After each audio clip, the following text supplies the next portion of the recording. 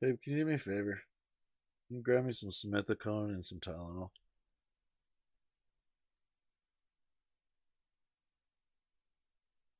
I don't feel good.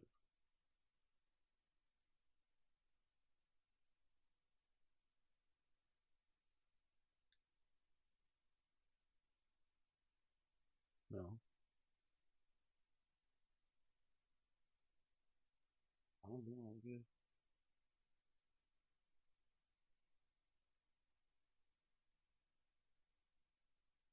It's Thursday.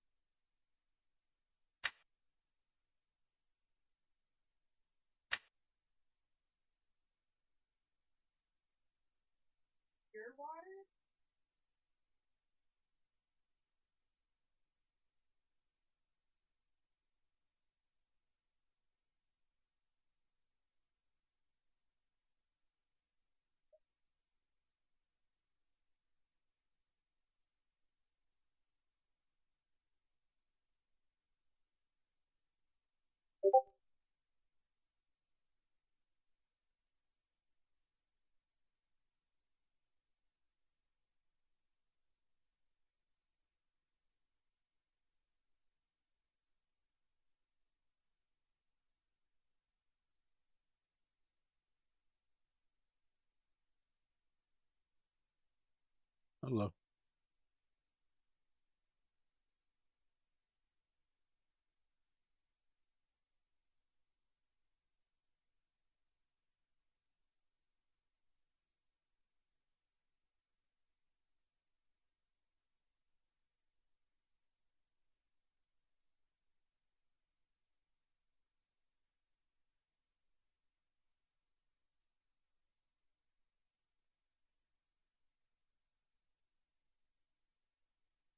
Yeah.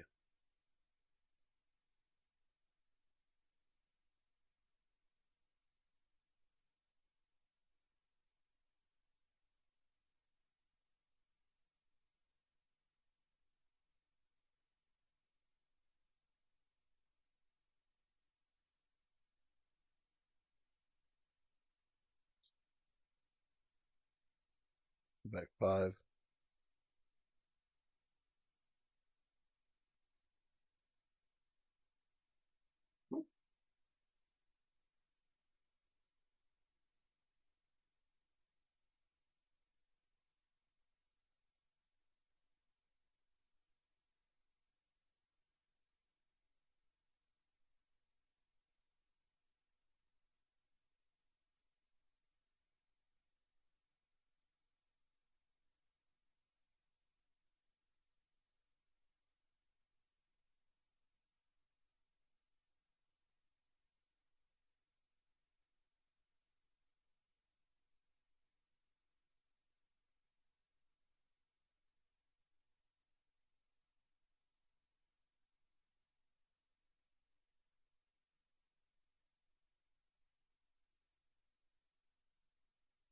Draw.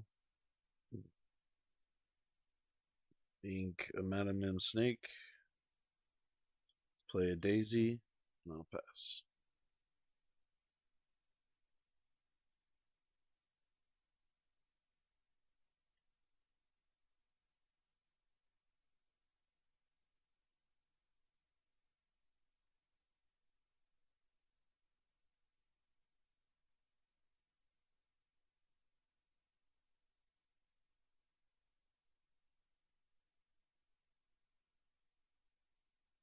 Draw for turn.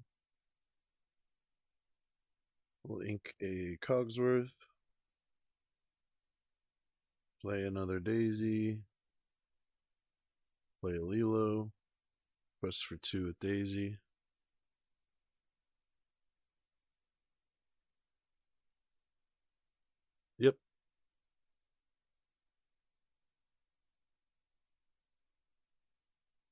Pass.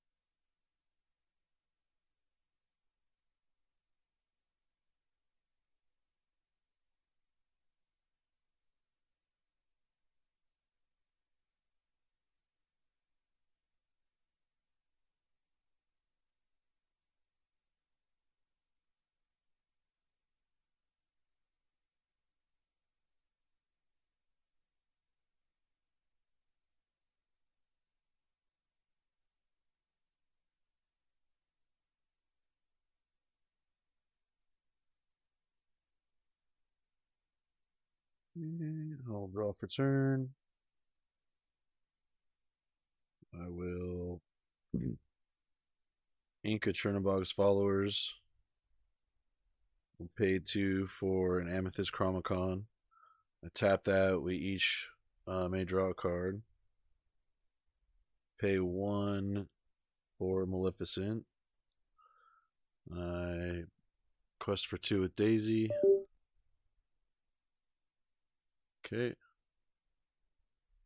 Quest with another Daisy. Damn. Lay low. And pass.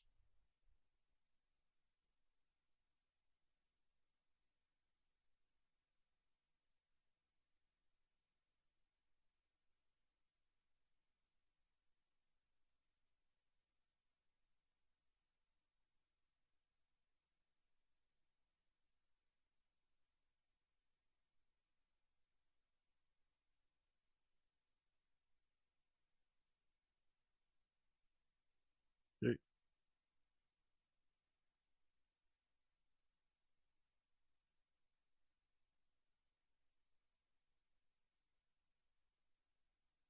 How much is that?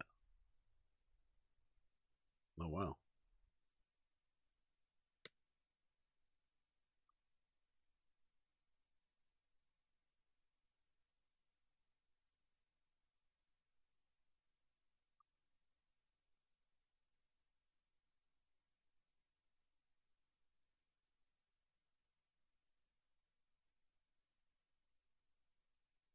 Draw for turn. We'll ink. I'll draw for Chromacon.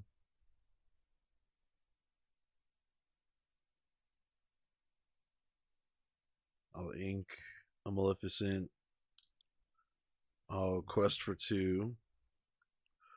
I'll pay 3 to play a Mana Mimpox.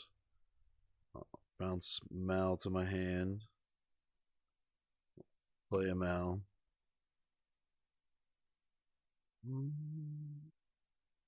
How much life does Flynn have? And how much attack does he do? He does 3? 2? Okay. I'll finish him.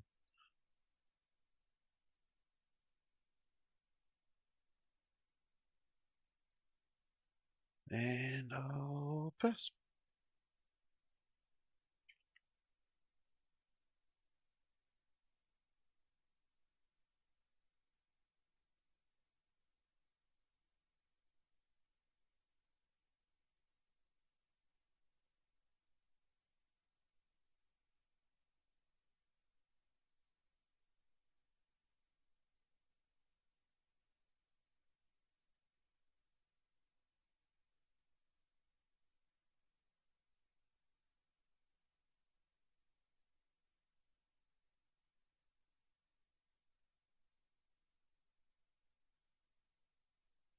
Okay.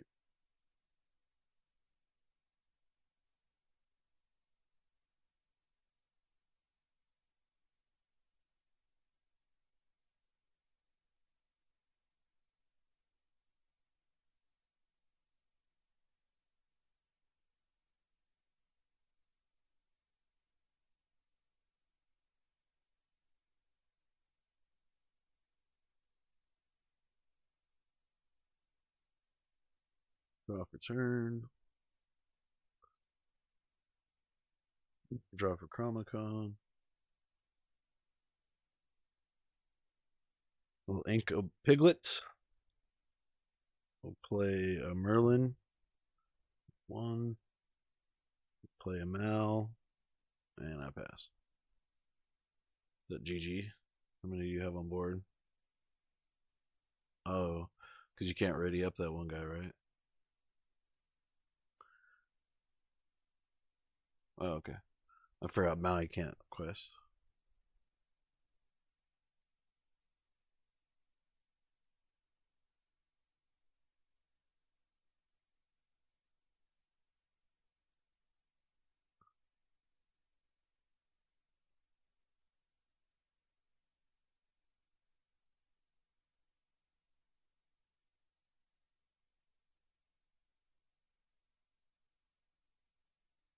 That does two to everybody, right?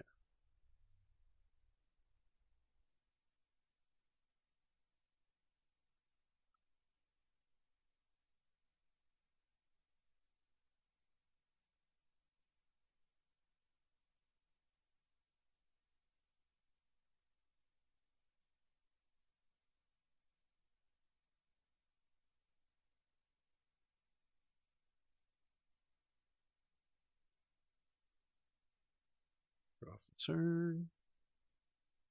Draw for Chromacon. Wow, I'm not going to be able to play the other one. Play Gathering Knowledge and Wisdom. Gathering Knowledge and Wisdom.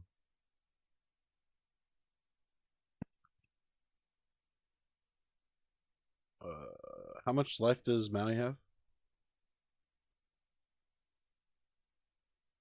How much does Robin have?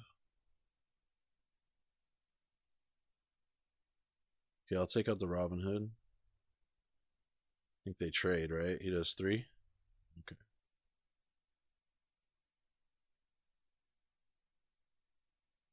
All right, really wanted to play blue here, but looks like I think you win.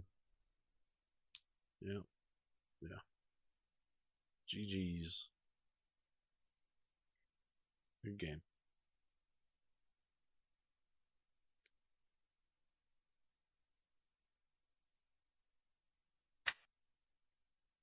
Fuck, we went down so far, chat. To be honest, this has to go off. This other light's gonna have to go off. My shit hurts.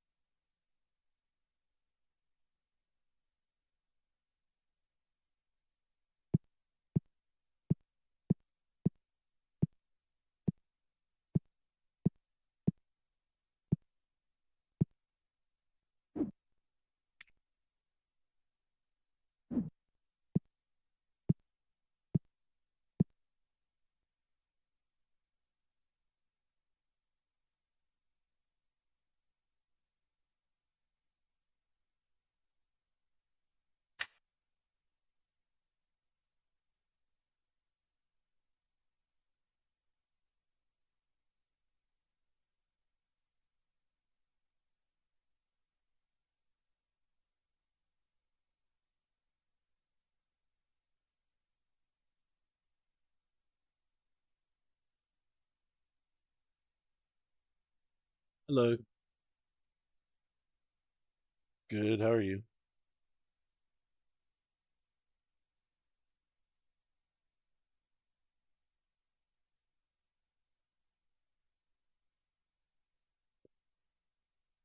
You're fine.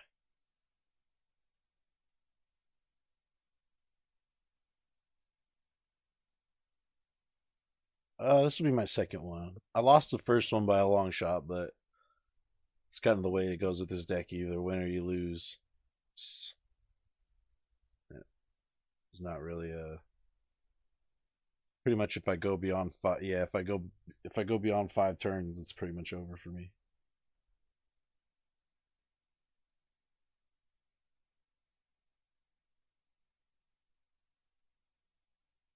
Yep.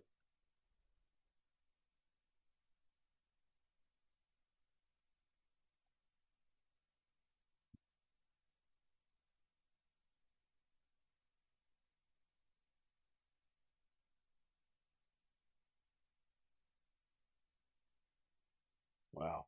I will put back 7.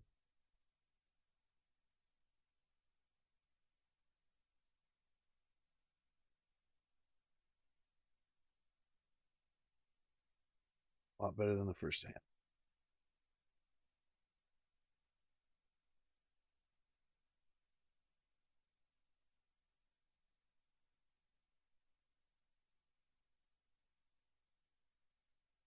Okay.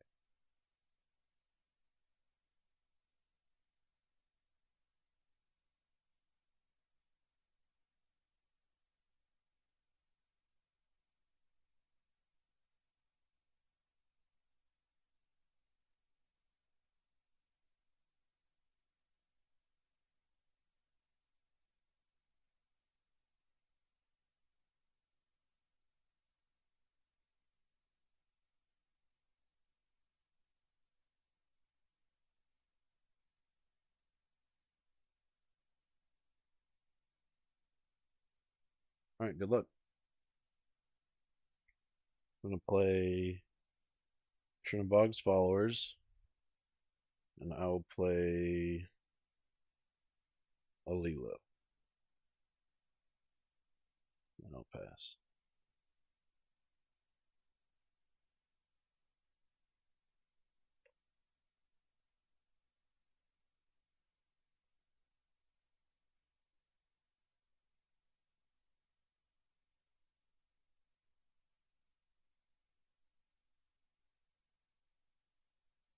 Okay.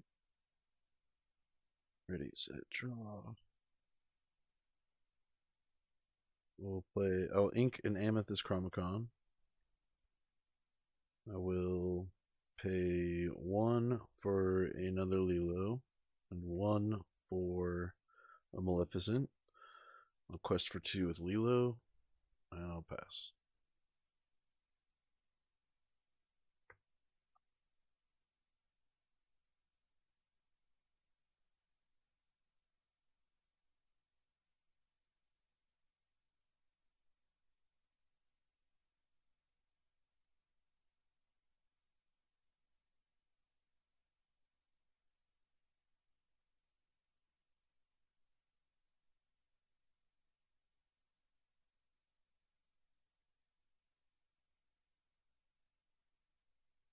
Oh no, it's not a good start.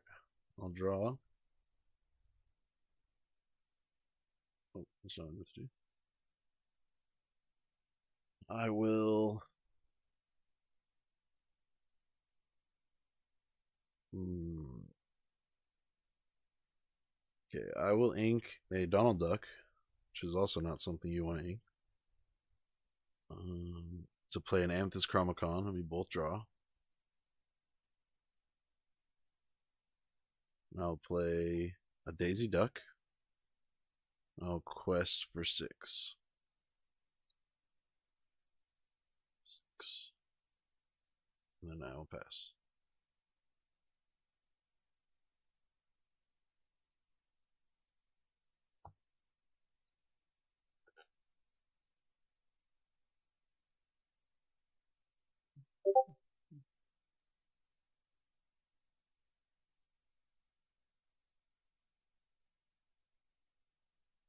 That's one to everything, right?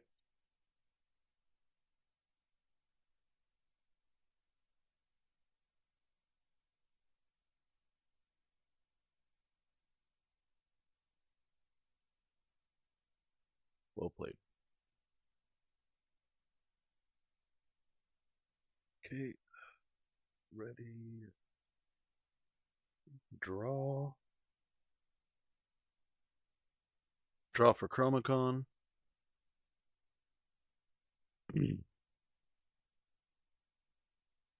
I will quest for Daisy for 2. To Smee. I will Inca Chernobog's followers. I'll pay 2 and bounce Daisy back to hand.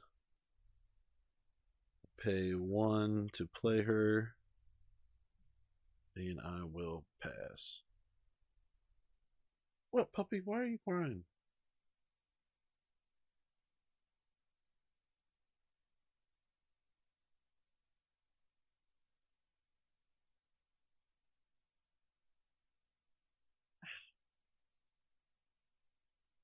No.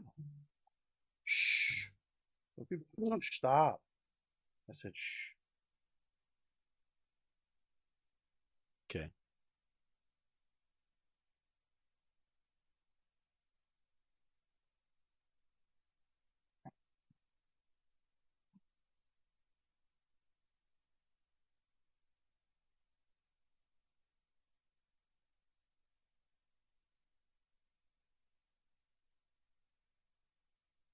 Okay.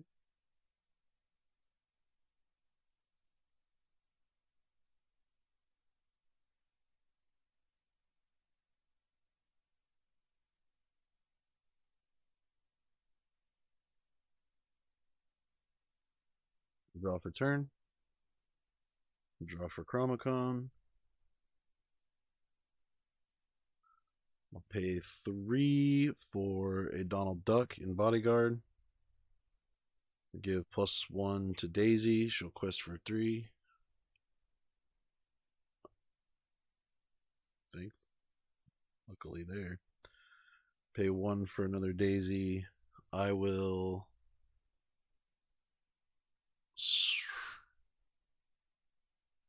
How much does Robin have? He's a 3-4? 3-6. Jesus. Okay, I will swing on him for 3.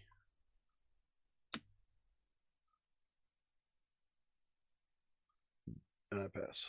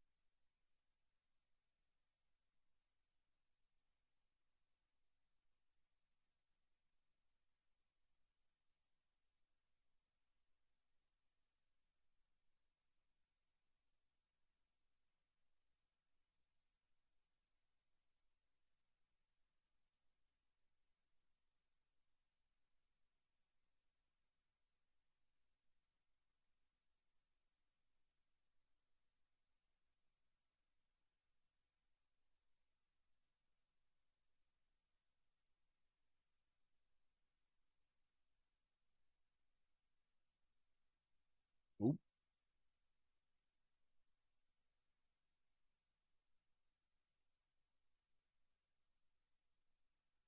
2-3. Yep.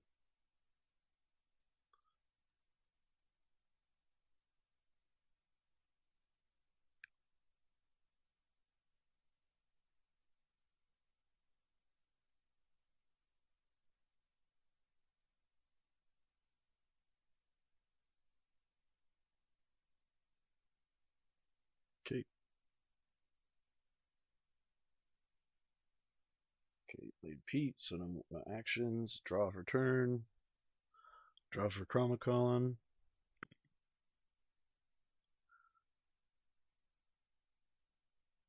I will pay 2 for a Piglet. Oh, do we just Yeah, yeah. I didn't see that we dropped out. Sorry. I played a piglet. I'm gonna pay 2 for an amethyst chromacon. I'll tap it. We both draw. Oh boy. I will ink a Madam Mim. I'll quest for 2 with Daisy. And then 2 with Daisy. And I pass.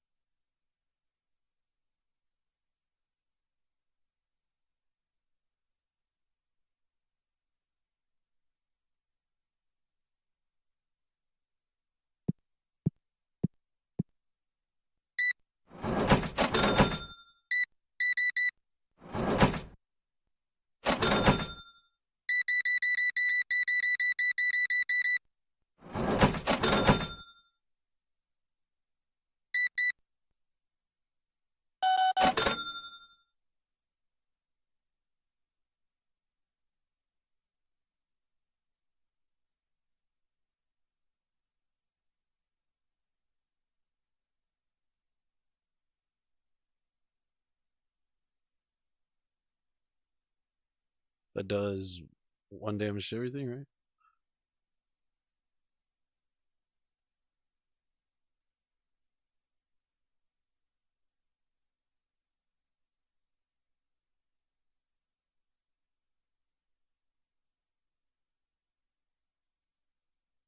Okay.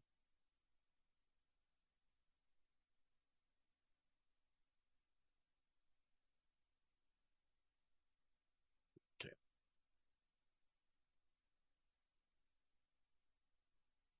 If you can play Pete again, I have gathering knowledge and wisdom. So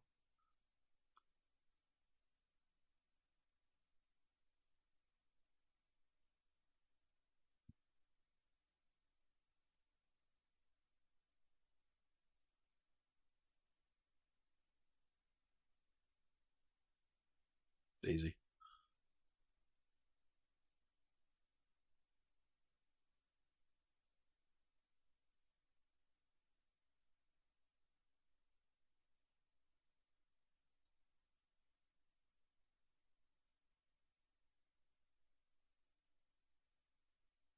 Get out of there, Falcor, now. Lay down. Yay. Draw. Draw for Chromacon. I'll play. I'll quest for 1, and then I'll play the gathering knowledge and wisdom. GG's.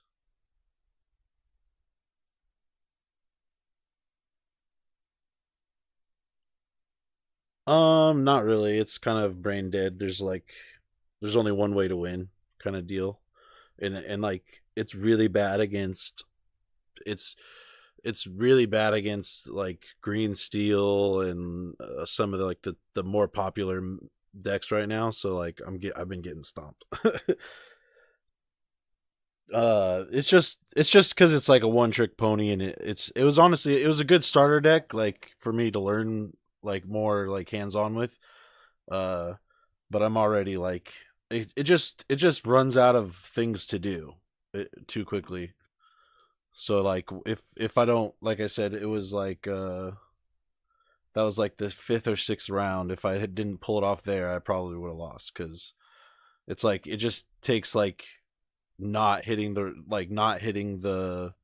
like the grab your swords that I buried with the AZ, that kind of thing. It just really relies too much on her.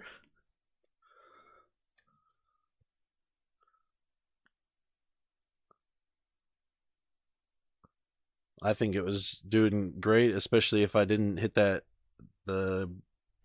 just the board wipe.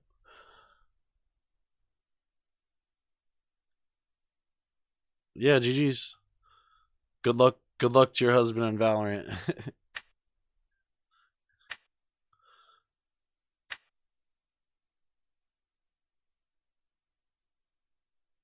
He's like, I can't.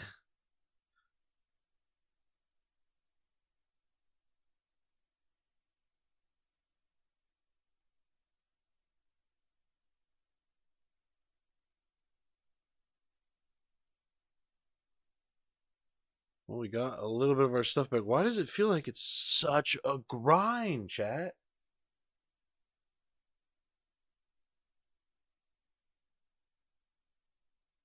Why does it feel like such a grind? Hold up.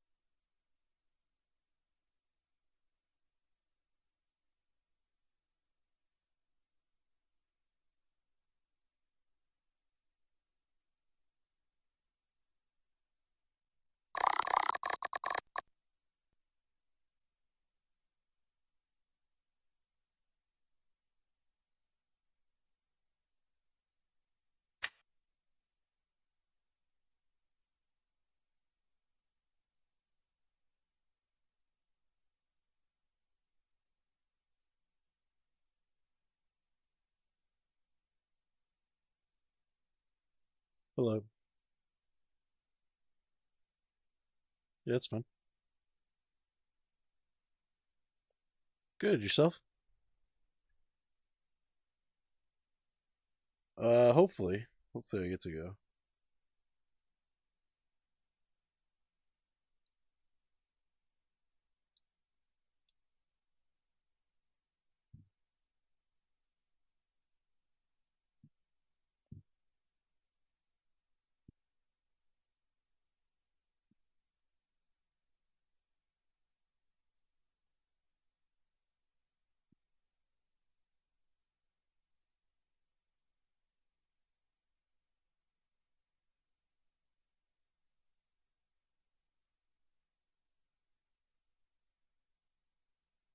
Put back 6.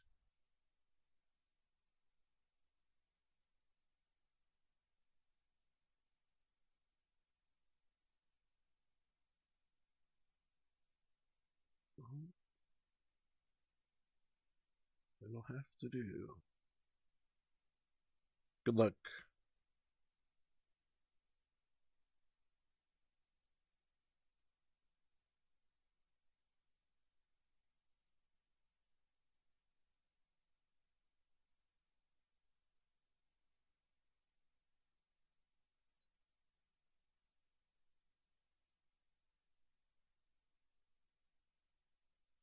Draw for turn. We'll ink a magic broom. We'll play a daisy duck, and I'll pass.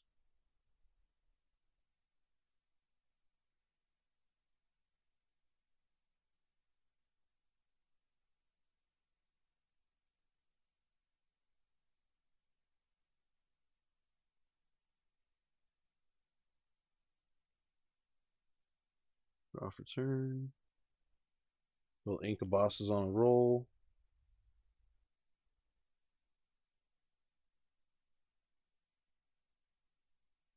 Oy.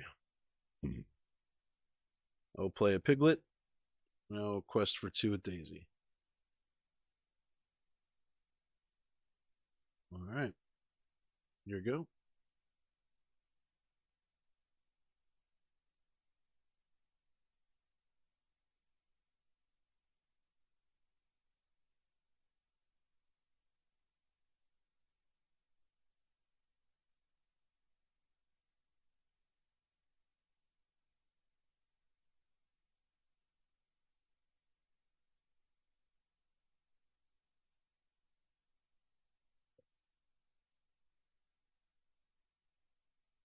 Off the turn.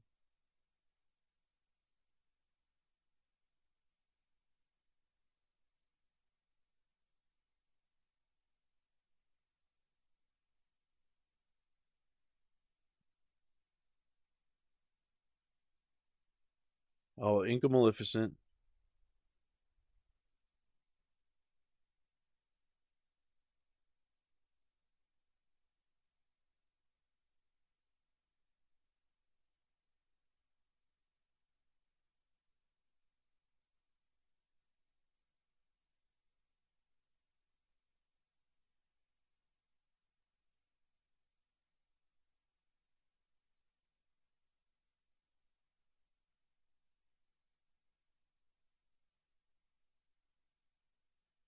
Ooh, spicy.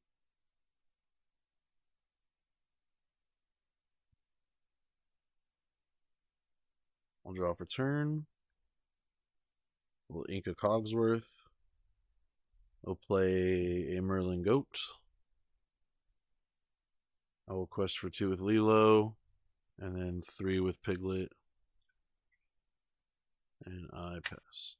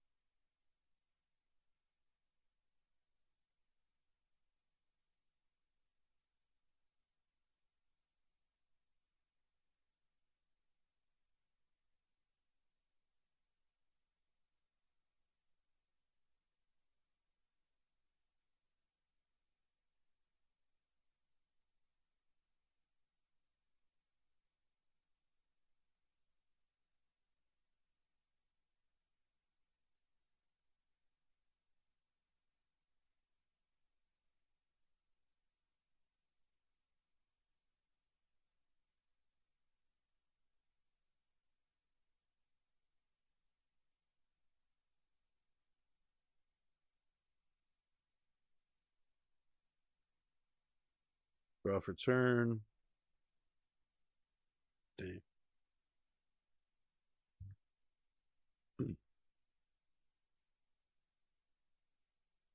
I will Inca Donald Duck.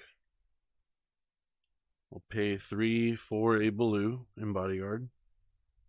I'll pay 2 for a Gathering Knowledge and Wisdom. 5 ink. I will. Who has more life, your fox or your goat? I mean, your crab.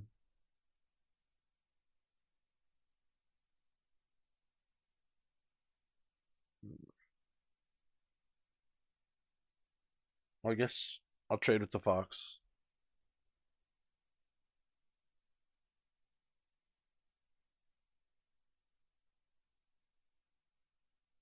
Okay. Oh yeah, I totally forgot about that. Should have left that out. I learned my lesson. I'll pass. Yep. So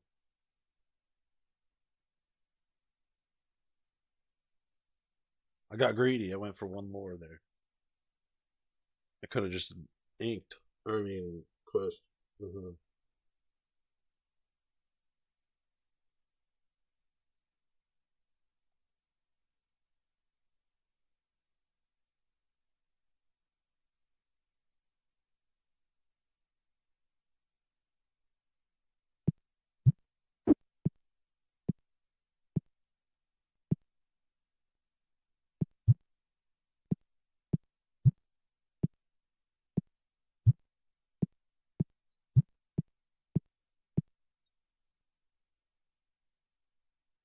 Good move.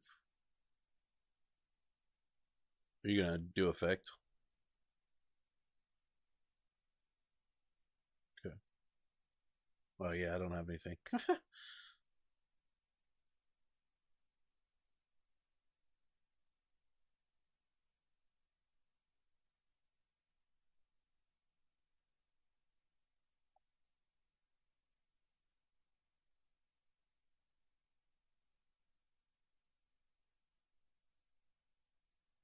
Okay. Draw for turn. Oh boy.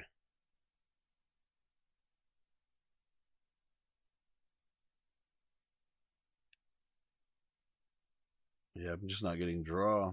Play blue and bodyguard and pass.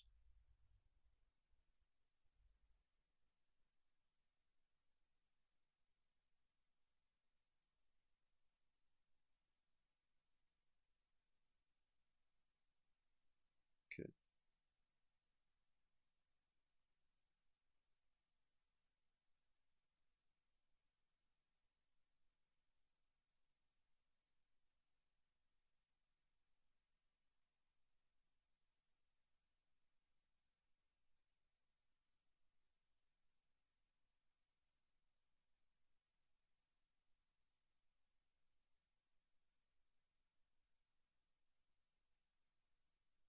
Damn, I should have played the goat.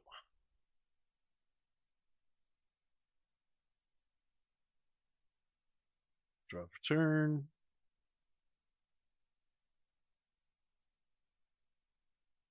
Or for the goats.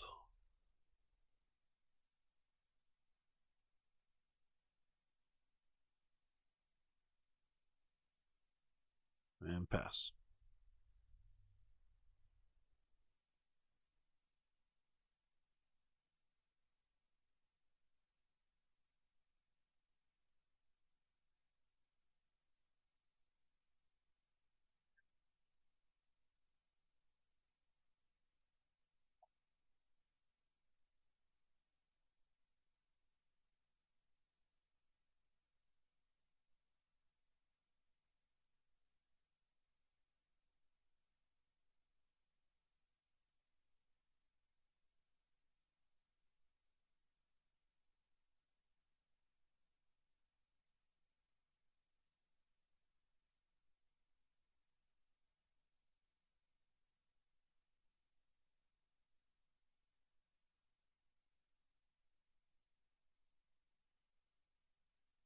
Okay.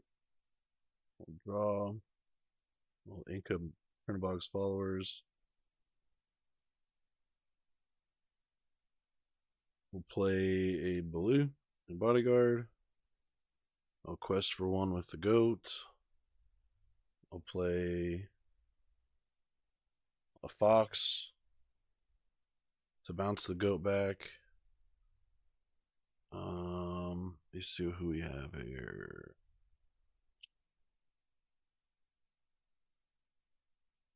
We have crab, rabbit, not rabbit, snake.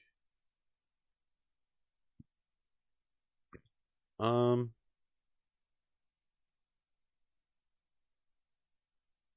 go for the snake.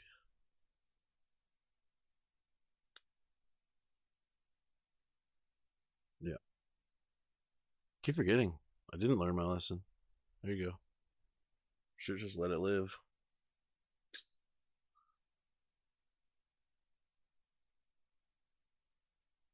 think that's going to be the game. Yeah. Yep.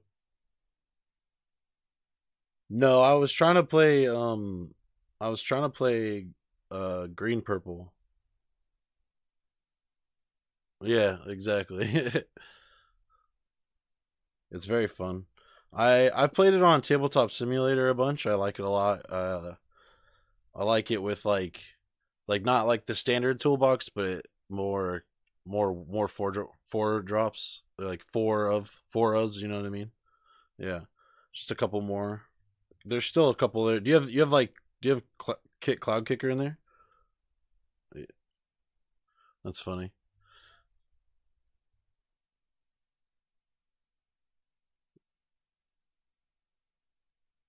Right, right. It seemed, I mean, it worked. I had two rounds where I messed up, but no, for sure.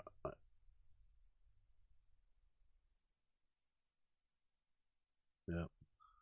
You have a good one.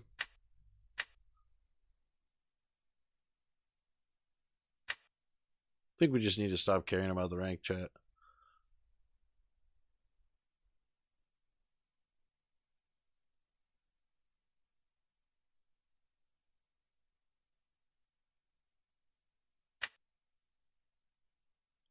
Kruger, leave it. I'm done hearing you.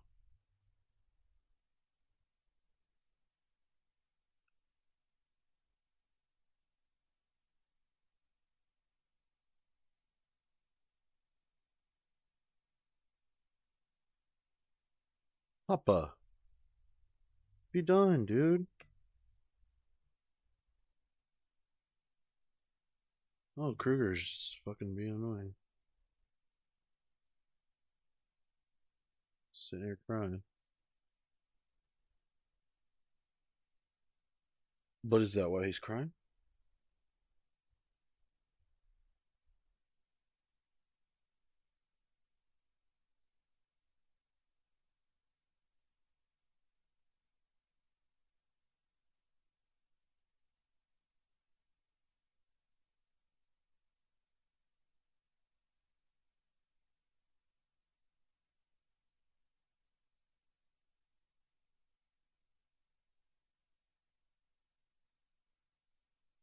I was thinking about getting those cards for that other deck. I was thinking about ordering those cards for that other deck.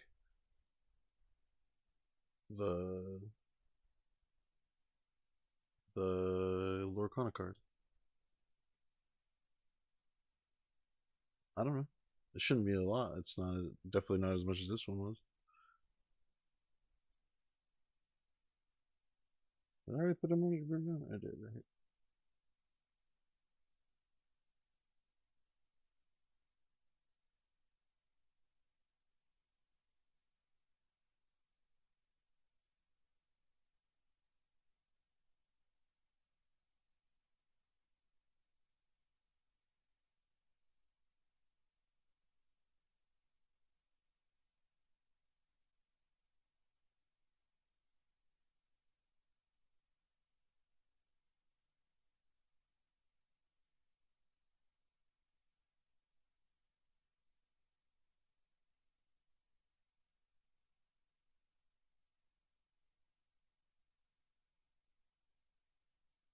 Where's the other Maleficent at?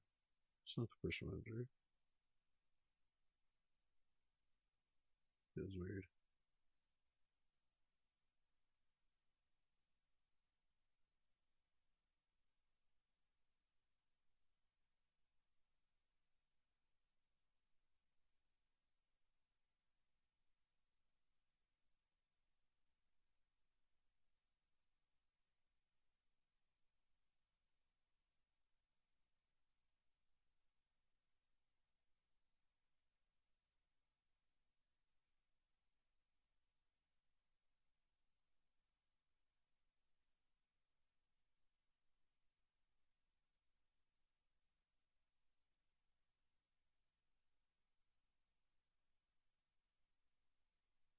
Need another blue.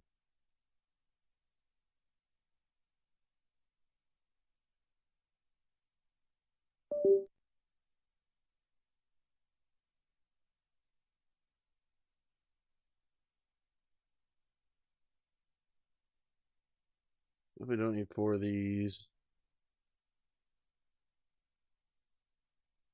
Don't need four of these. Already have three of these.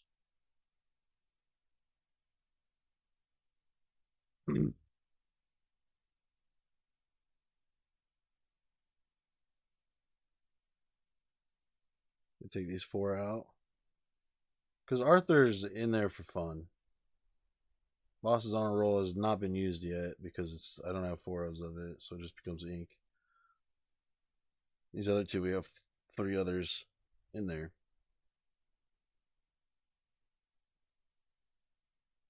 You could even leave Arthur, pull out a Chernobog's, but a Chernobog's is one of our better straightforward draws. I think we should leave that in there. So we'll just do these 4. We'll just do these 4, and then yeah.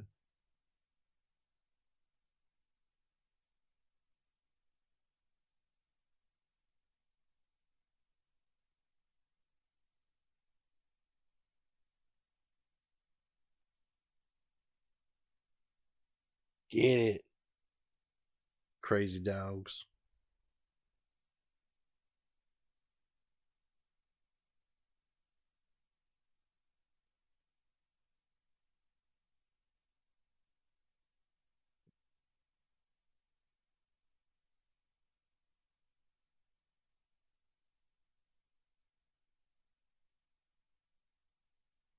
Ah!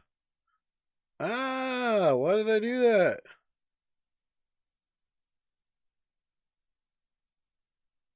I couldn't even pull them apart.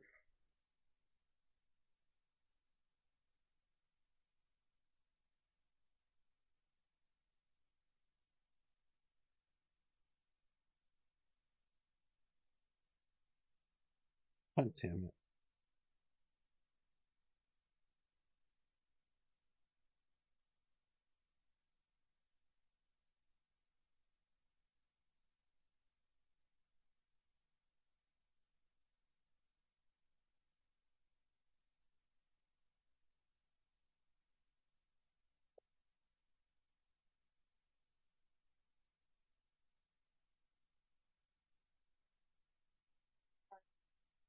Oh, yeah.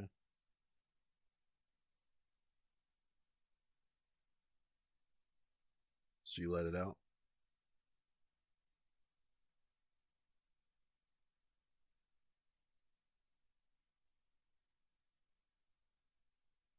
Chat, now I don't remember what we had.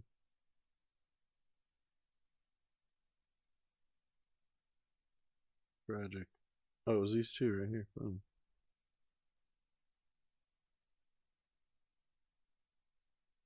We are replacing them with.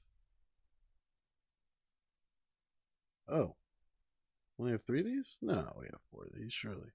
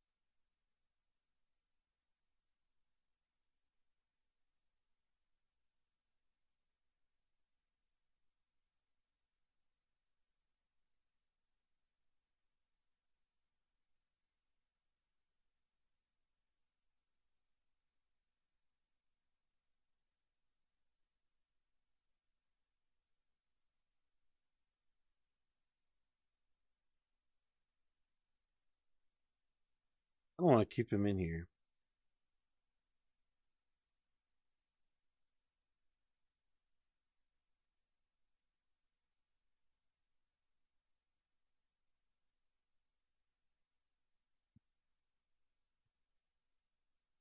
We'll try it. We'll try it.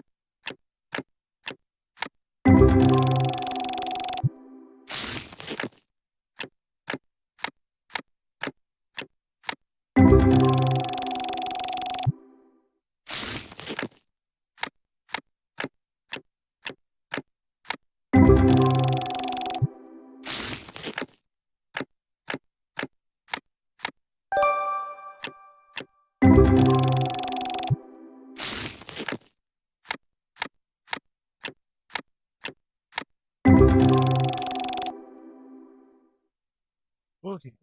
Let the air get out of the cards.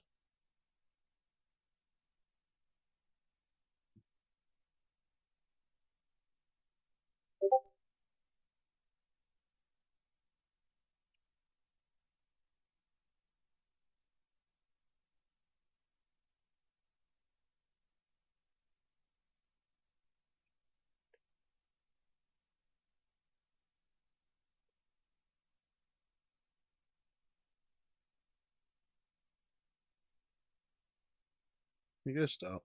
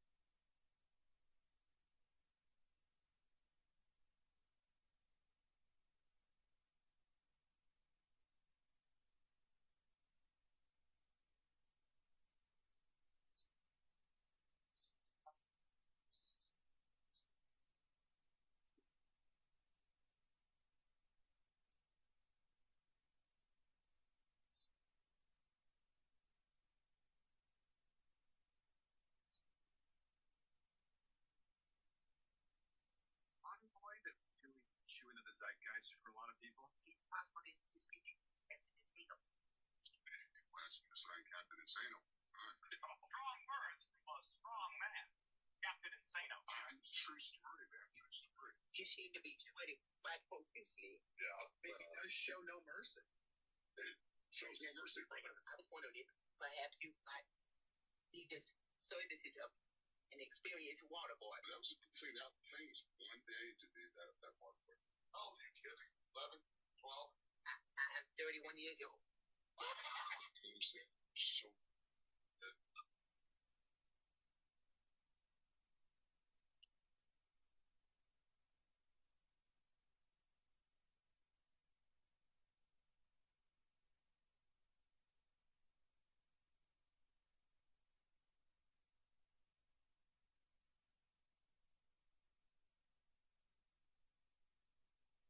Look at her toes. That's it. Why don't I look at her toes? She doesn't have to be a part of it. Put a curtain and cover Karina. Just have her toes come out of the curtain and let me sit there on the wolf screen. But you call it. Yeah. Look at her toes. That's it. Why don't I look at her toes? She doesn't have to be a part of it. Put a curtain and cover Karina. Just have her toes come out of the curtain and let me sit there on the wolf screen. But you call her that. Okay, you ready? Yeah, you ready? Yeah. Look at her toes. From me, where you from? Smearwoods. Be outside. Rate your outfit from 1 to 10. Let me know what you're wearing. I gotta drop a turbo tape. So I just can't even put on anything. Just like regular limit wearing ingredients. Wait, is this recent? So yeah, I'm not even mad at it. Yeah. Just want me away from where you from.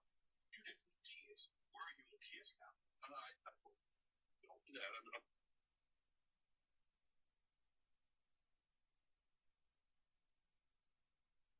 kids. Where are you little kids now? I don't want them. You don't. You know, I'm still there. I'm 47. I don't have them.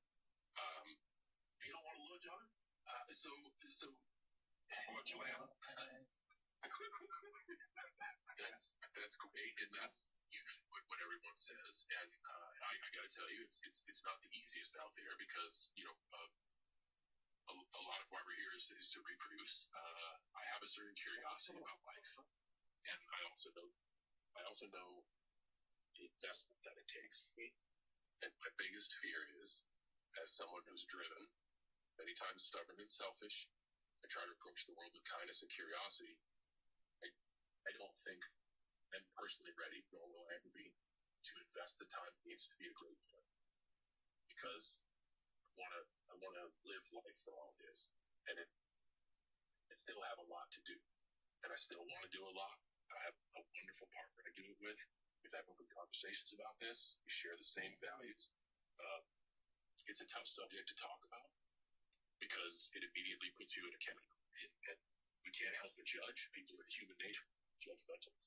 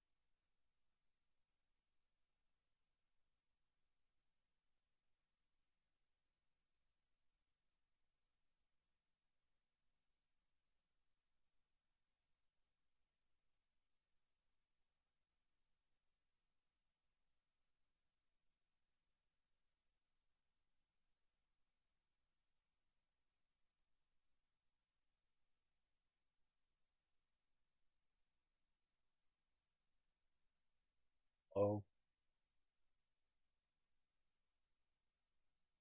Half cut okay? Yep.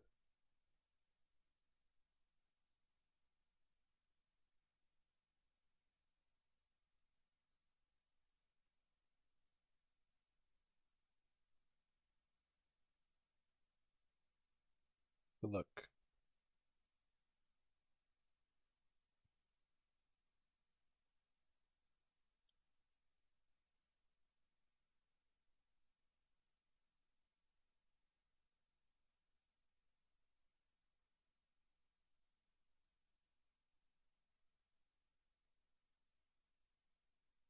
Go back 5.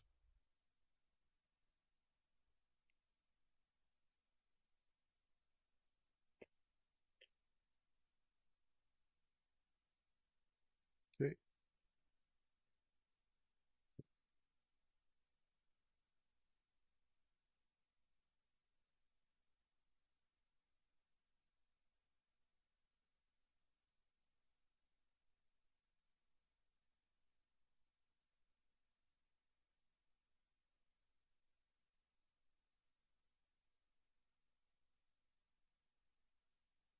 Good luck.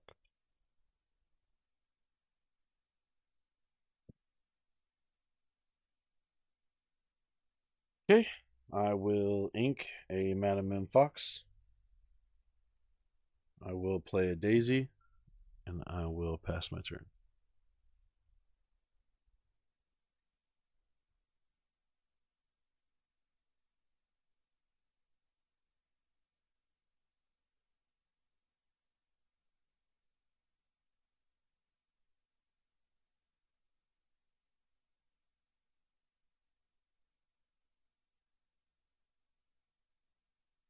Okay. Draw for turn. Ink a Cogsworth. Play a Lilo and a Maleficent. I will quest for 2 with Daisy. Oh, with you show the top card of your library. Goes to the bottom.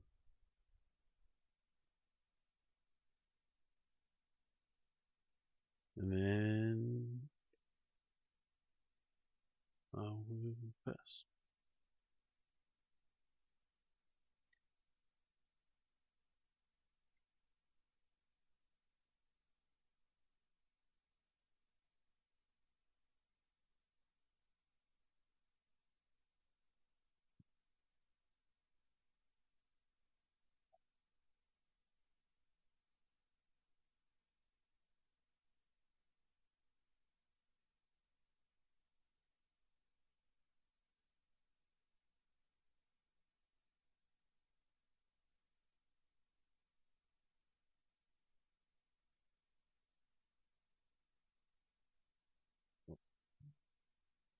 Draw for turn.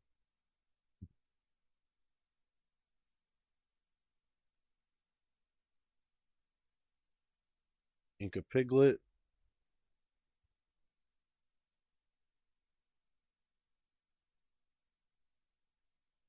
Pay 3 for a Donald Duck in Bodyguard. Give +1 lore to Daisy. She'll quest for 3.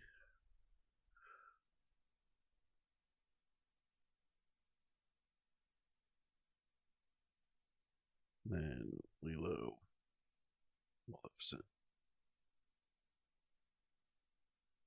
Pass.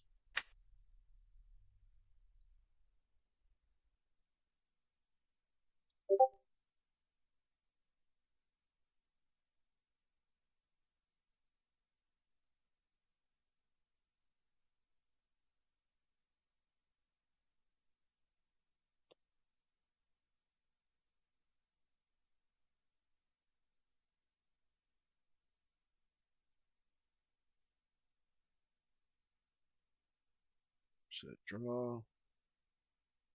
Ink a Madam Snake. Pay 3 for Blue.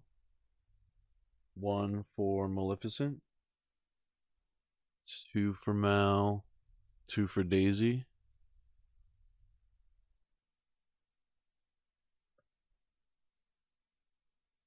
And pass.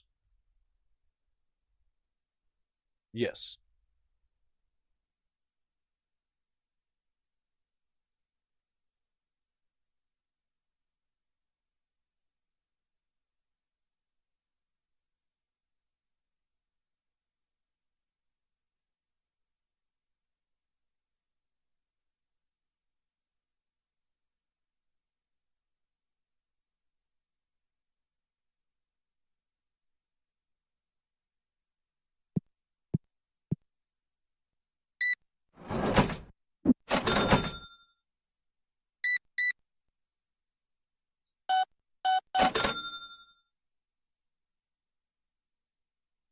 Oh, you didn't just play him? Oh, damn.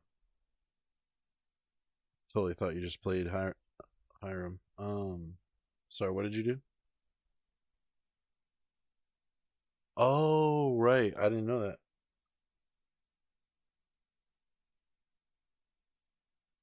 So into blue.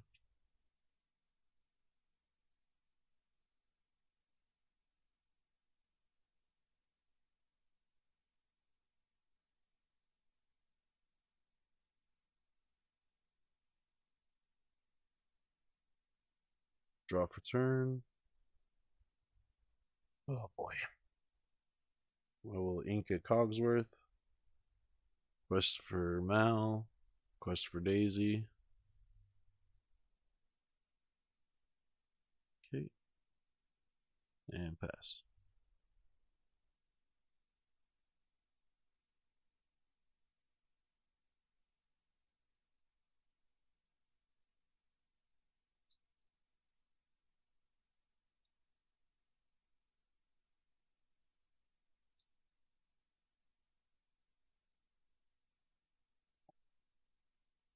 Um, because if I pull a gathering or a Chromicon, I want as much ink as I can, just in case I that way I can pay for it and then still pay for something else afterwards.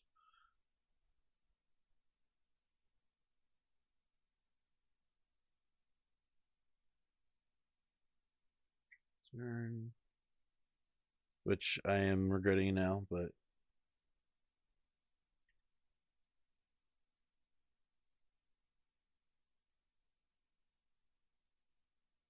I knew I was gonna pull that. I'll pass.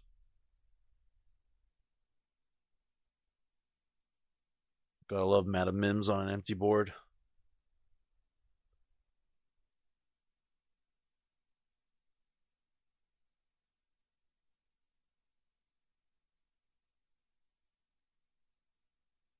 What are you banishing? Okay.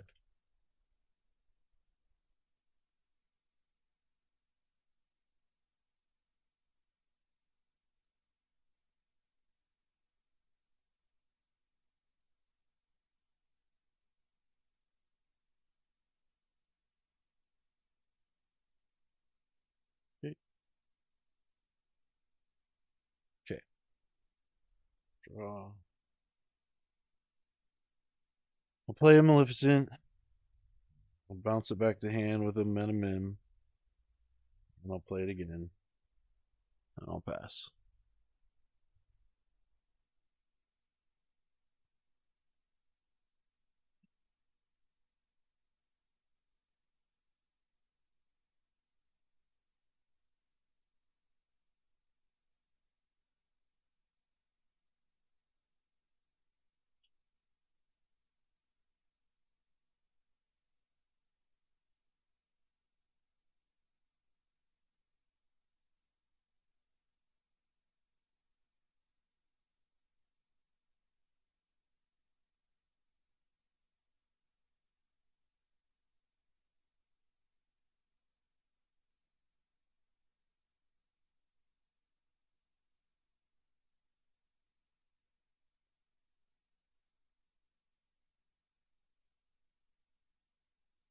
Good game.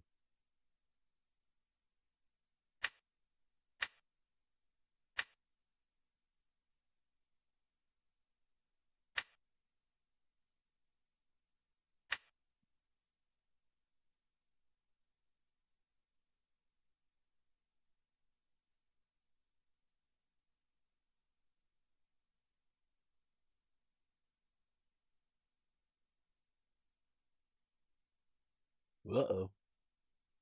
Client outdated.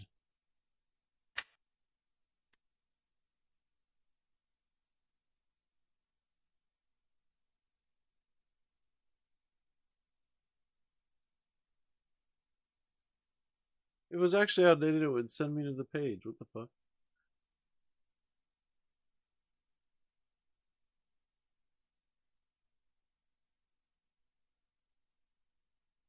He's tripping.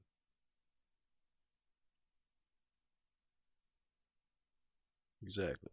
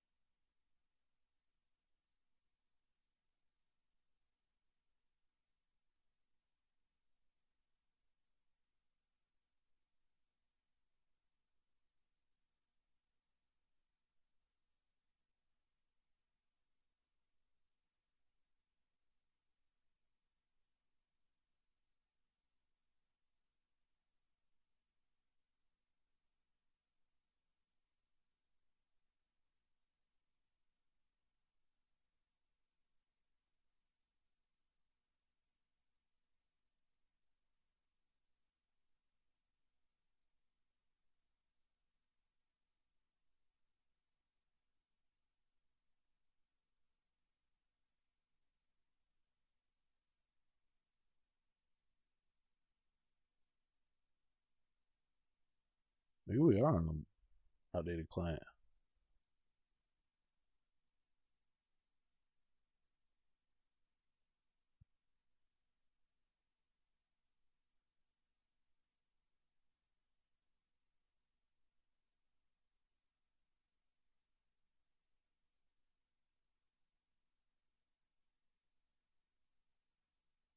Hello. Your camera seems to be off.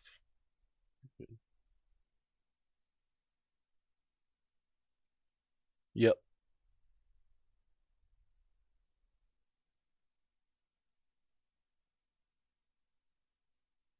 Half cut is fine.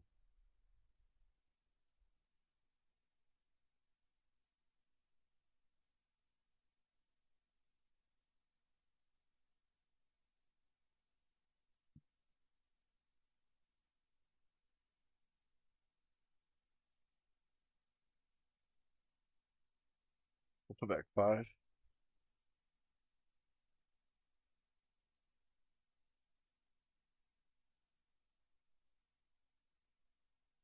Oof. Rough start.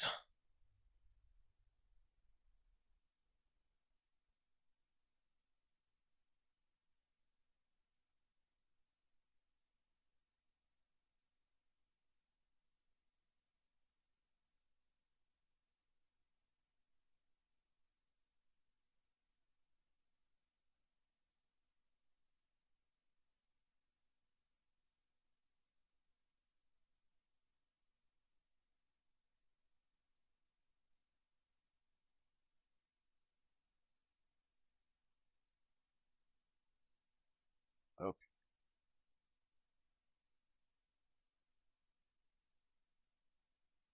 Good luck.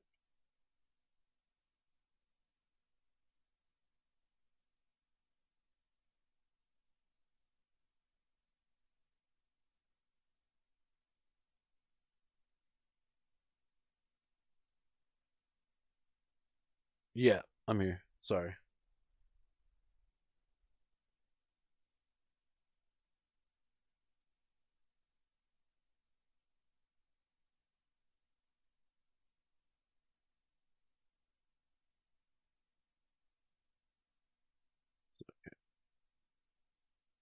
Draw for turn. Okay, I'll anchor Chromicon. Play a Daisy. And I'll pass.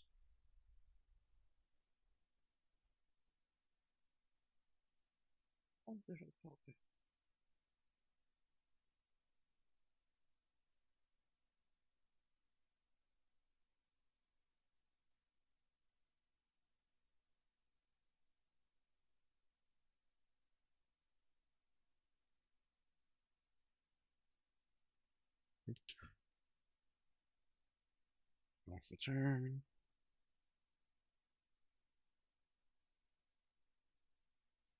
I will ink another Amethyst Chromicon. We'll play a Magic Broom and Cogsworth.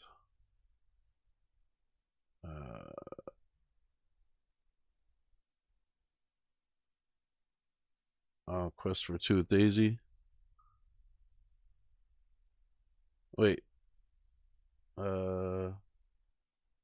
Yeah, Sudden Choke goes.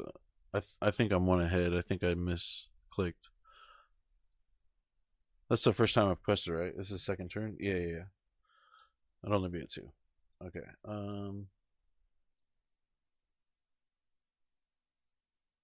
Your turn. I have 4.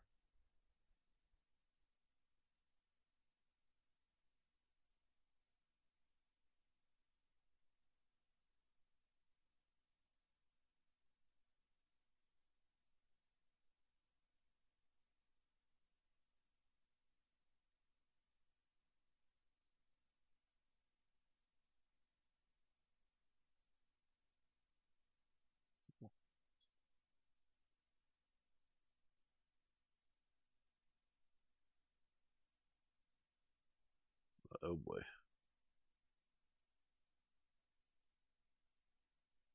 Draw for turn.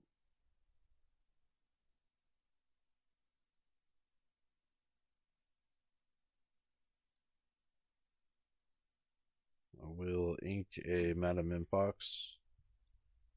Play a Amethyst Chromicon. Draw for 1. Yep. I'll quest for 1 with the Broom.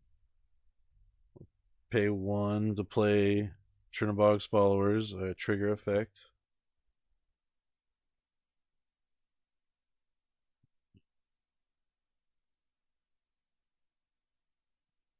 One for Cogsworth and 2 for Daisy.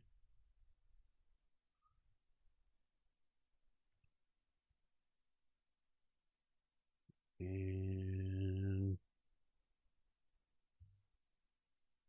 pass.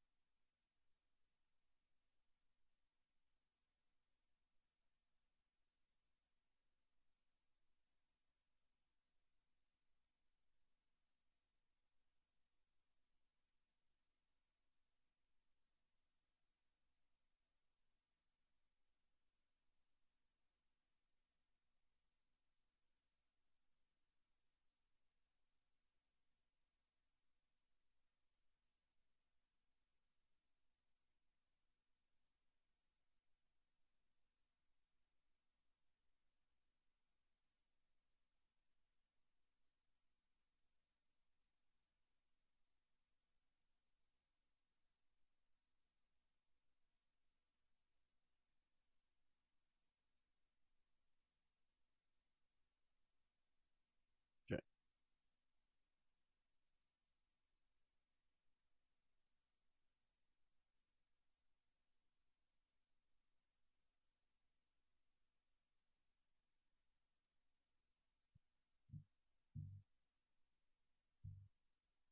Draw for turn.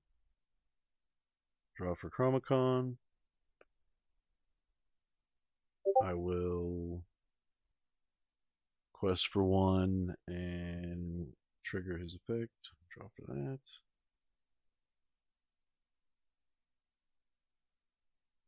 I will ink a Madame Mim. Pay 4 for Merlin Goats. I will quest for 1 and pass.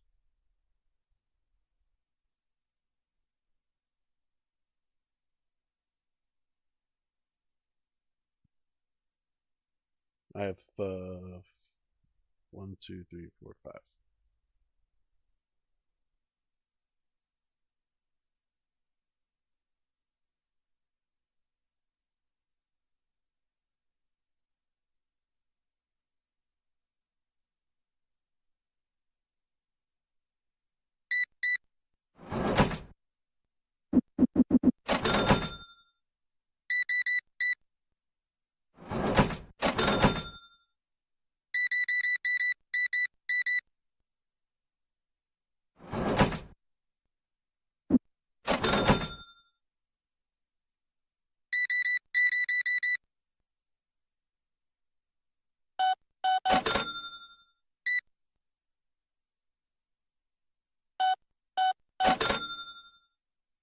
What does that one do? Sorry. Oh shit. Cogsworth and Alilo.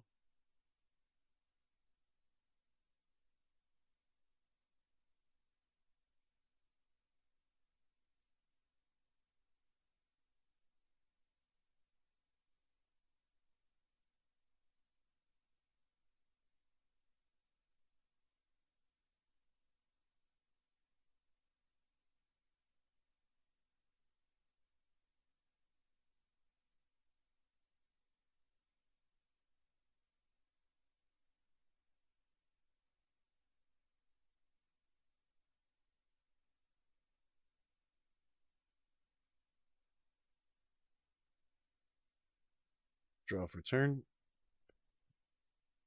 Draw for Chromacon.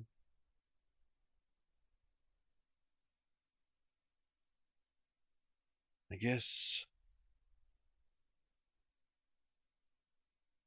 since you're going to make me discard cards, I will ink them out of Mim. I'll pay 2 for a Gathering Knowledge and Wisdom. I'll pay another 2 for another Gathering Knowledge and Wisdom. I'll pay 1 for a Maleficent. We'll quest for 1. And what am I at? 5 ink now. Pass.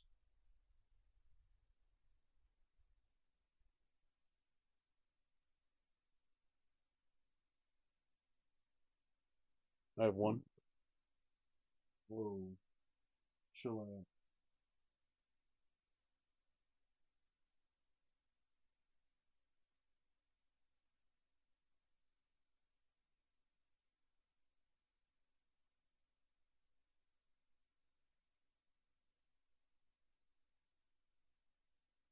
Okay, what does that one do? Sorry.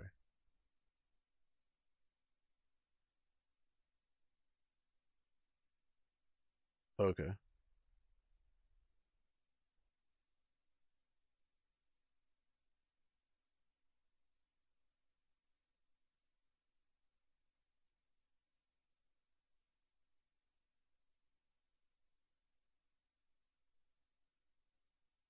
So they go under the deck, right? Is that for? Oh, because they're all because you did Kita. This is a good combo.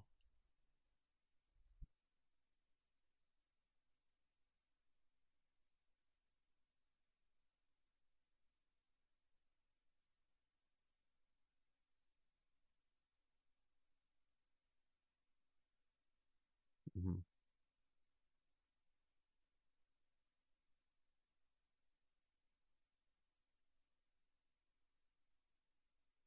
Draw for turn. Draw for Chromacon.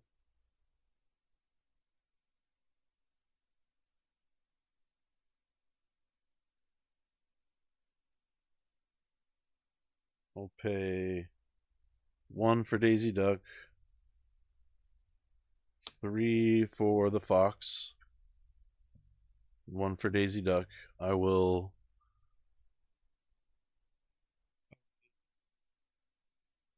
swing on the cove for 4.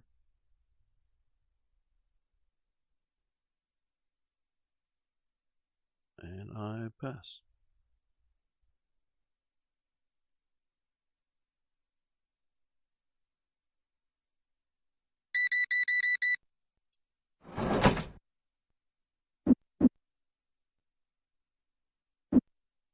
None. Wait, one.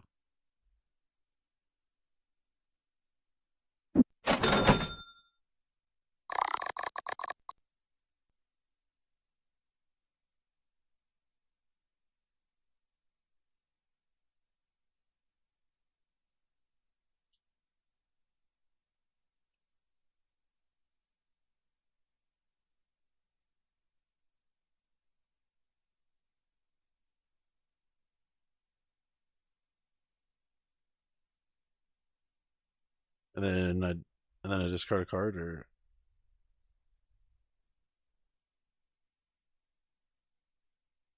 okay. Evens or odds? This will be even. Okay. So it was a Donald Duck soldier.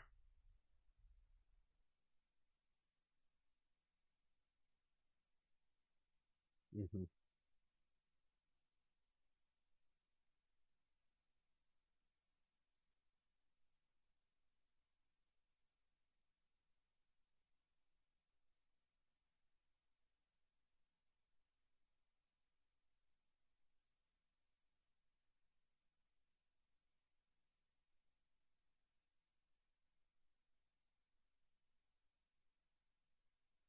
Okay.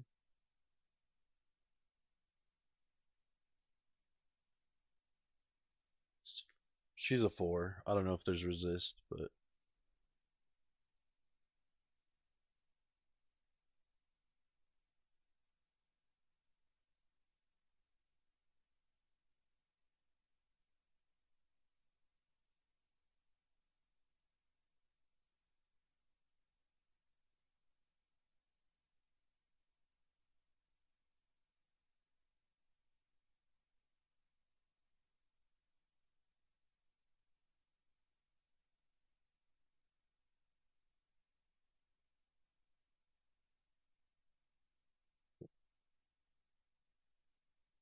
draw for turn. Draw for Chromicon. Pay 3 for blue in Bodyguard. 1 for Maleficent, and 1 for Daisy. And I pass.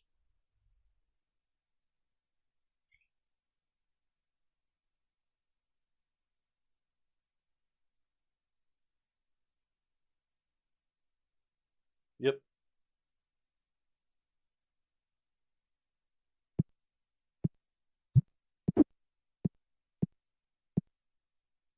So when he's banished, I gain 2 lore.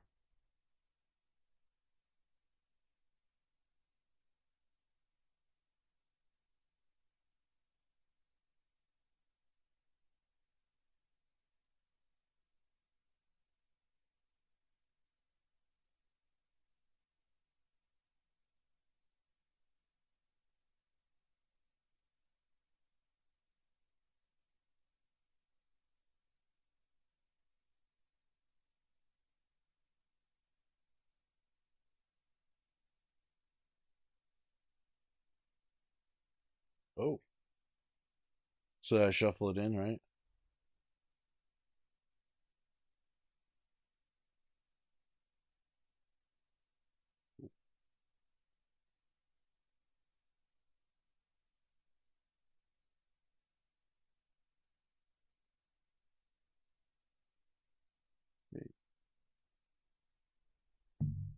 All right, I show you. Okay.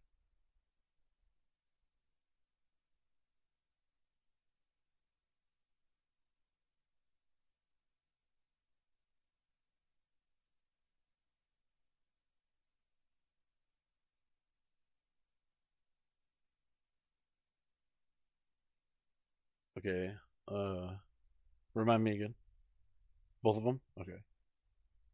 There's a blue and an Arthur.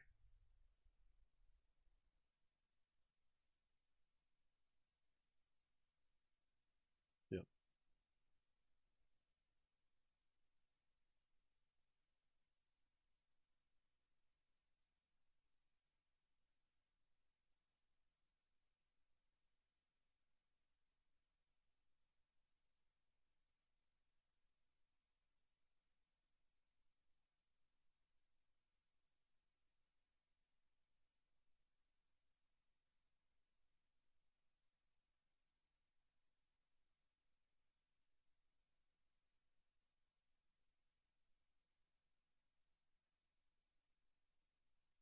Okay, that goes in my hand and then discards, right? Very, very good move.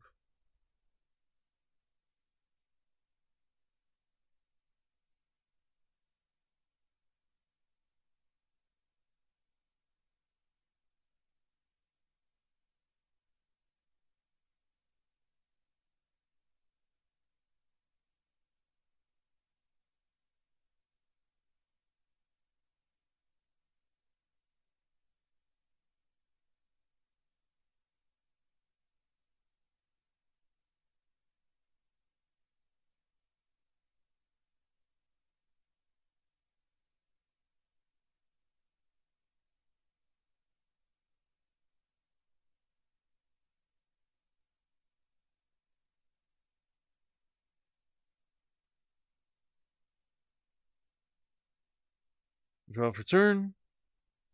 Wow. I'll play Daisy Duck. I'll quest for 2 with Daisy. Quest for 2 with Mal. And pass.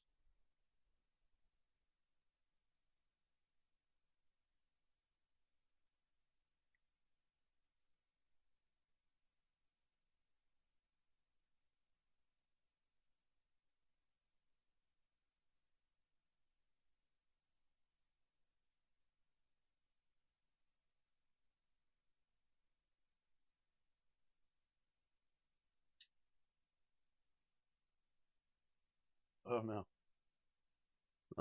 So they all go under the deck, right? Well played.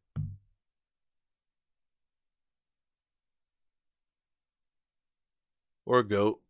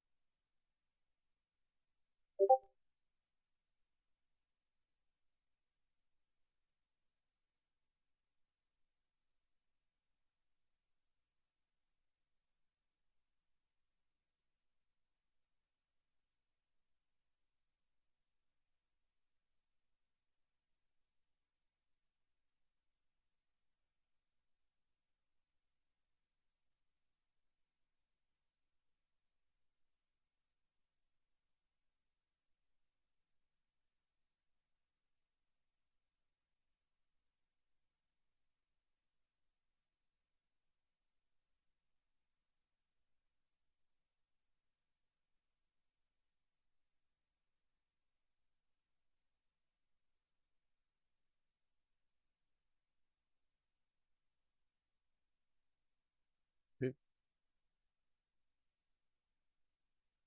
Didn't get it. How many do you have on board?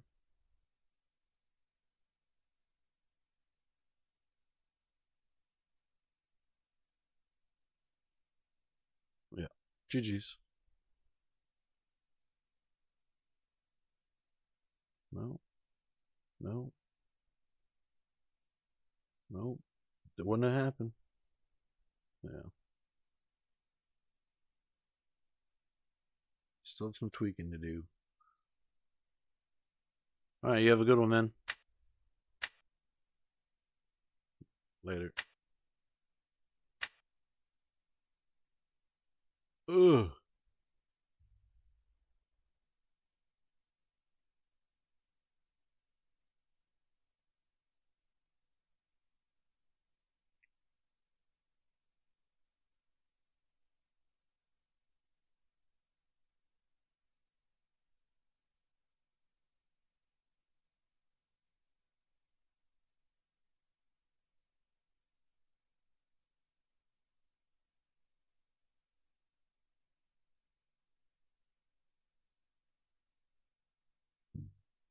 Okay, Arthur's just taking up space, putting them bosses on a roll back in there for gaining lore.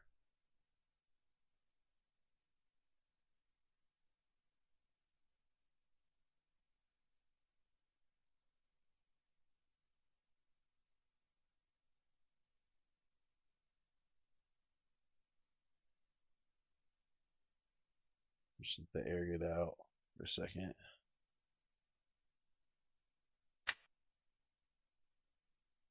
I'm not going to document that one.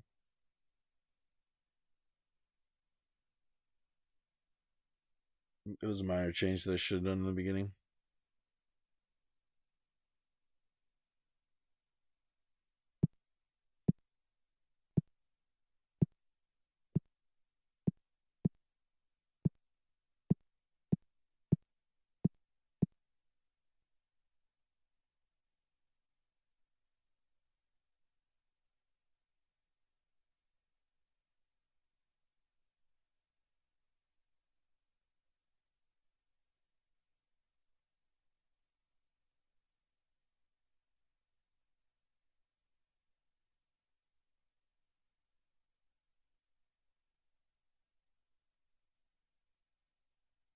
Feels like it's already out.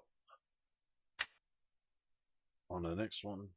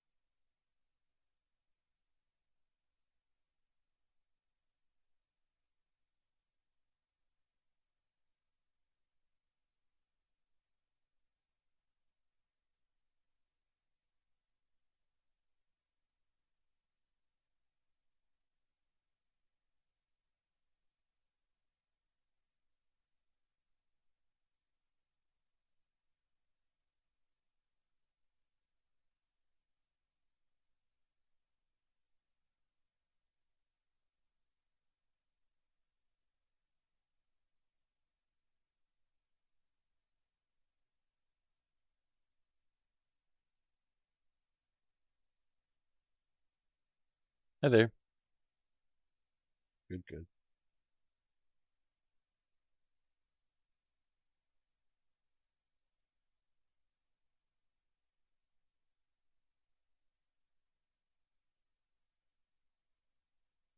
Yeah.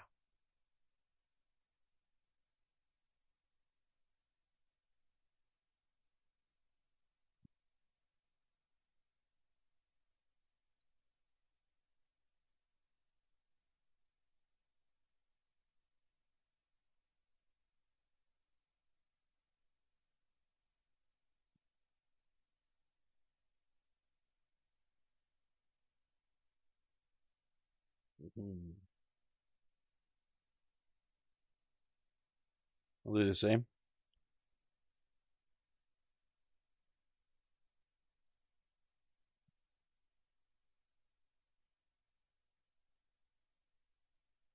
Okay.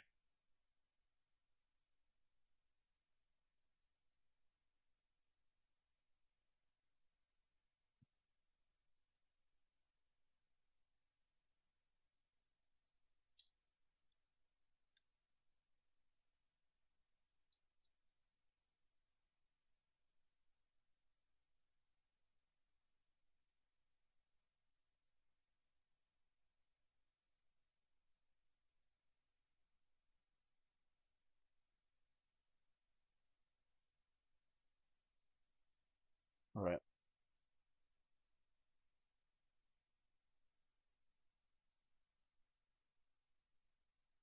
Good luck. I'll ink a magic broom. I'll play a daisy, and I'll pass.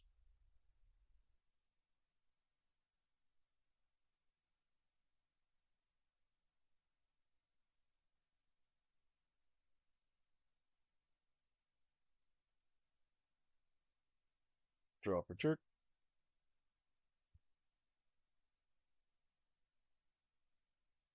Ink of Maleficent. And I will play a Piglet. Quest for 2 with Daisy. So yes, sorry about that. Okay. Pass.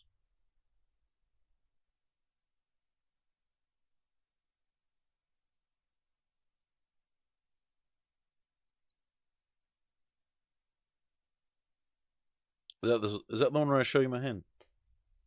Okay.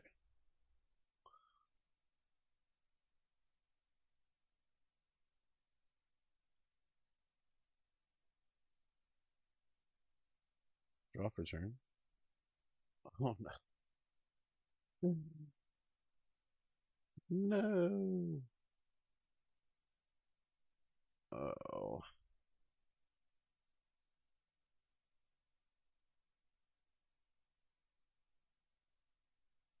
Okay. I will ink a Donald Duck. Not what I wanted to do. I'll play a Lilo. I'll play Gathering Knowledge and Wisdom. I'll quest for 3. And 2 for Daisy. Do the Daisy trick. Alright. It's all yours. And I pass.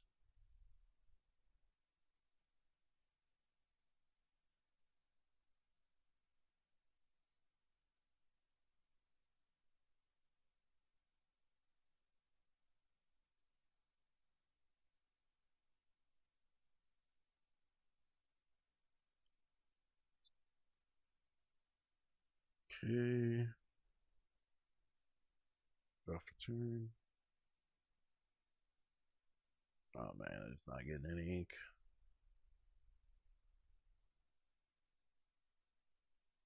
We'll play a Daisy. We'll play Gathering Knowledge and Wisdom. Quest with Lilo for 2. Piglet for 3. Daisy for 2. And pass.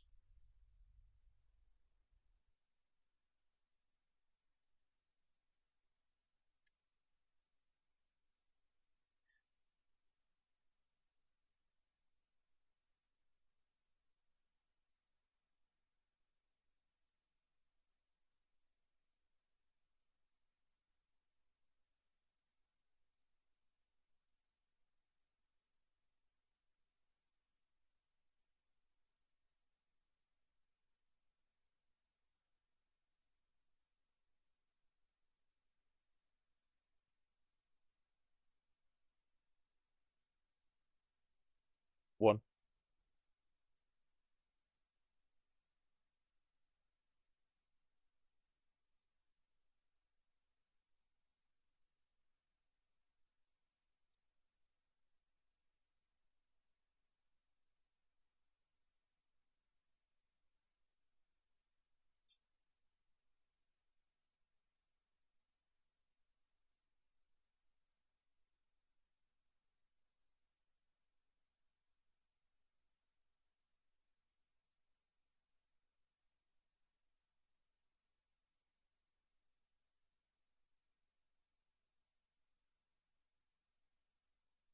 Doesn't look like it.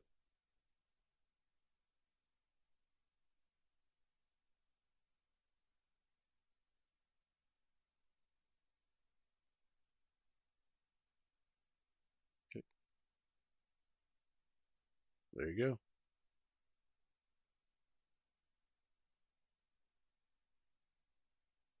Wow. Draw for turn.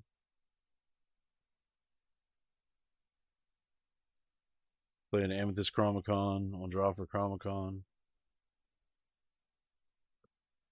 I'll play a Daisy and I'll pass.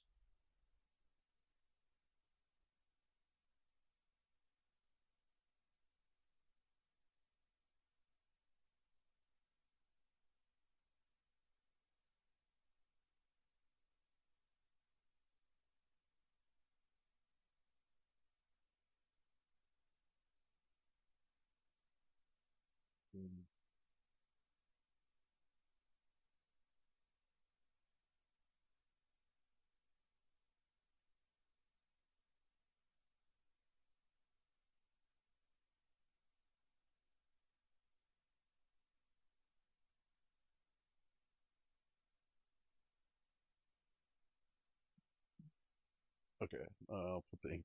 I totally messed up. I should have inked that last turn. I forgot.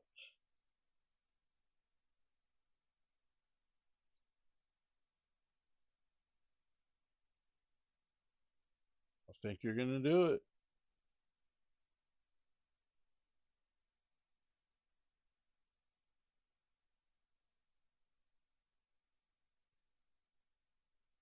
Keep that up. Draw for Chromacon. I'll ink a Chromacon. I'll play Goat, and I pass.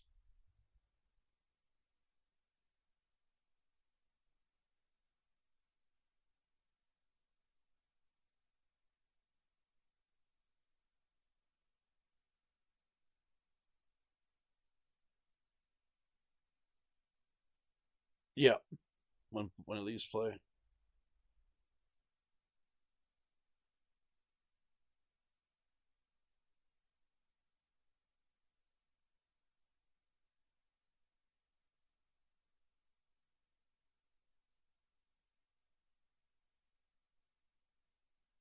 GG's.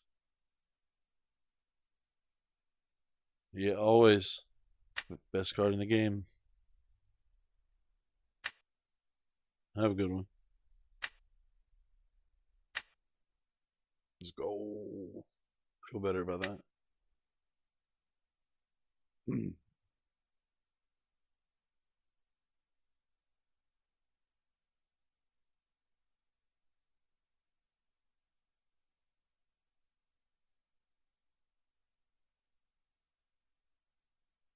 What, my internet go out?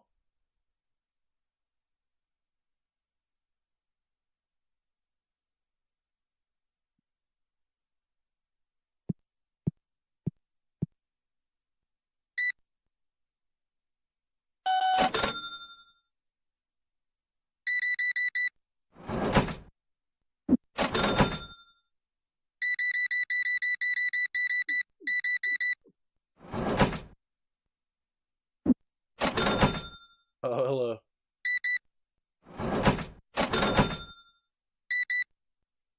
Hasn't done that in a while.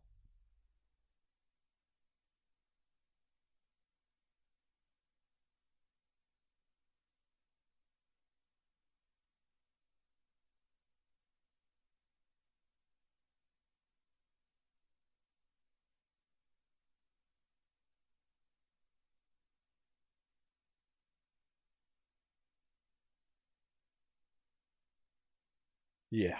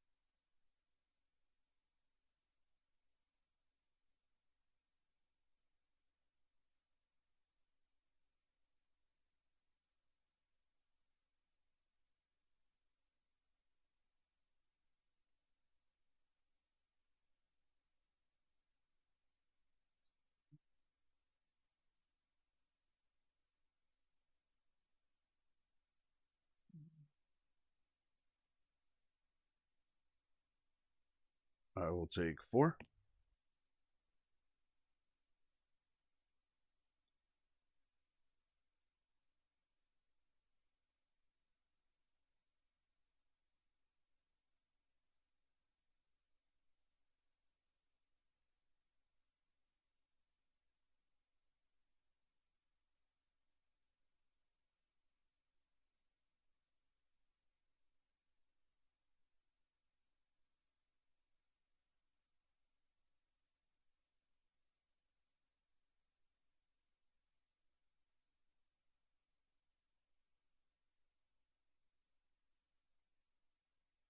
All right.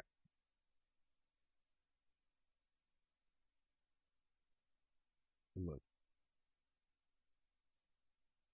Sheesh.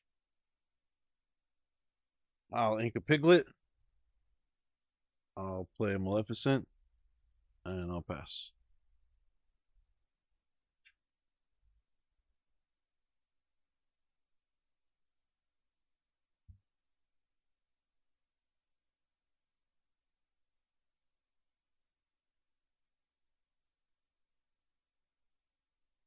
Draw for turn. Ink a Chromacon. Play another Maleficent and Alilo. Quest for 2 and pass.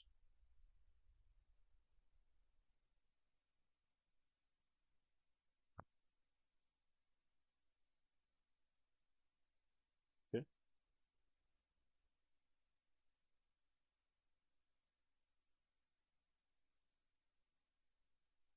Doesn't matter.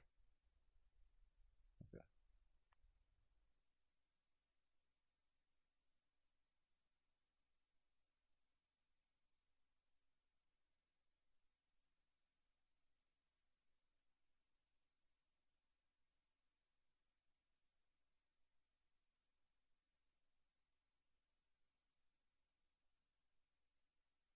Draw for turn. I will ink an Amethyst Chromacon, or sorry, pay for an Amethyst Chromacon. Tap it to draw.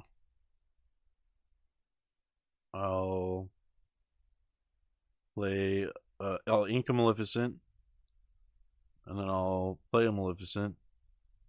Quest for 2 and 4. Pass.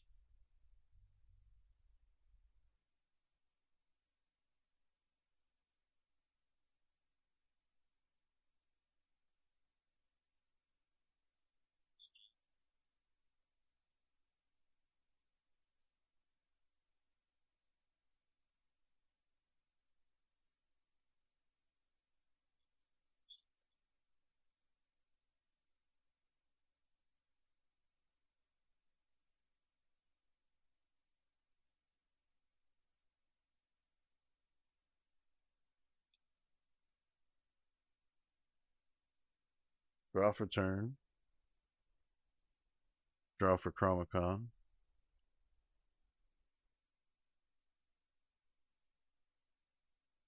I'll ink a Cogsworth. I'll pay 2 for a Gather Knowledge and Wisdom. And then 1 for a Daisy. I'll quest for 4. Yeah, pass.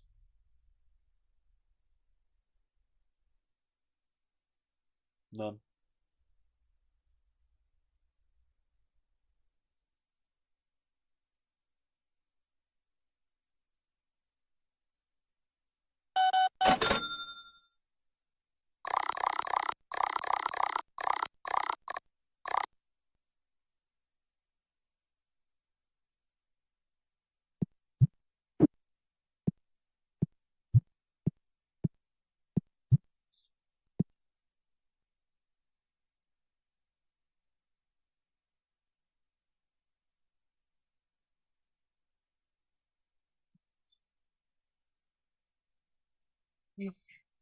Hush.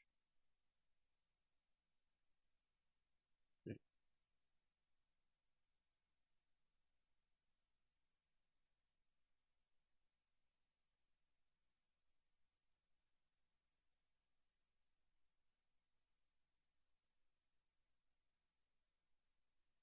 Draw for turn.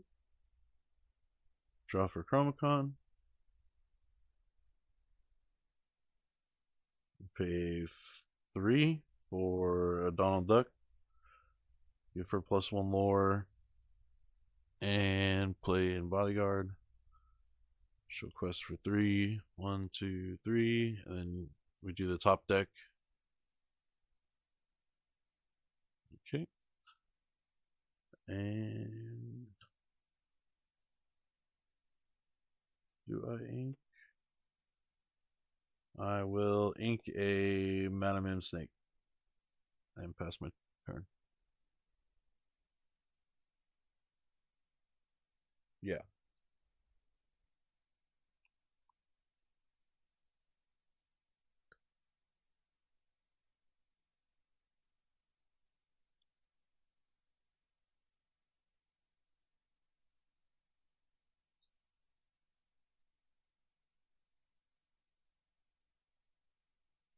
Okay.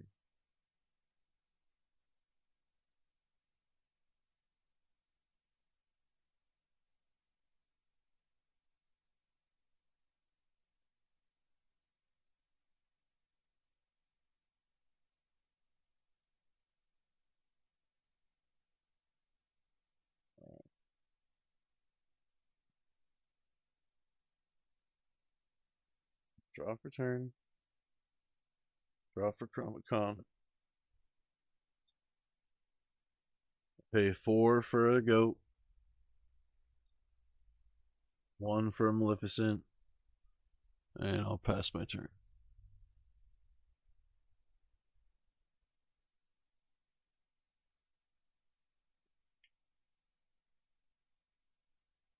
Yep.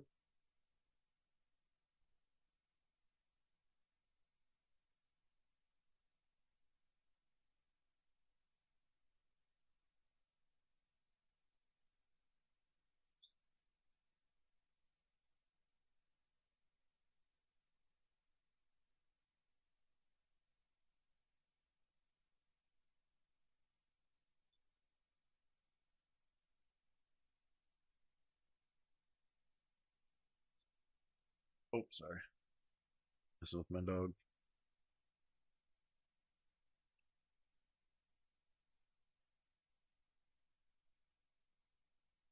Sorry, what was that? Okay. Up to him. And then.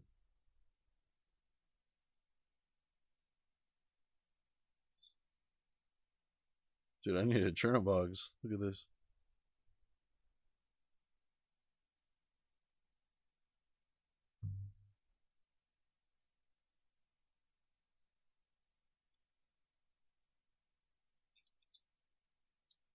Draw for turn. Draw for Chromicon. Pay 2 for gathering knowledge and wisdom. And I will pass. Yep. Unfortunately, I couldn't play her without banishing her. Only good with a Lyle on board. Hopefully my next deck.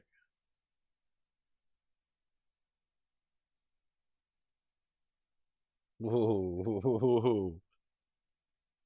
That just cut my win conditions in half right there.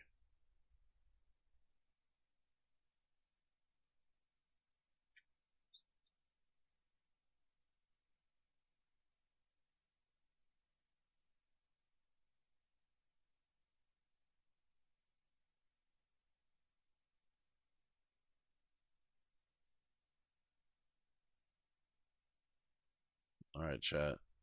You just won. I think you just won with that because.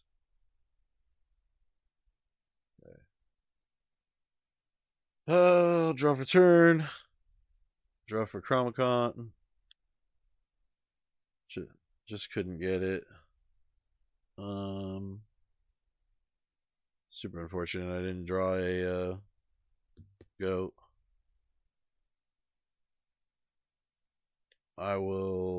We'll try to do something. I guess we'll play Cogsworth. Bounce the Cogsworth. Play the Cogsworth. How much life does Beast have?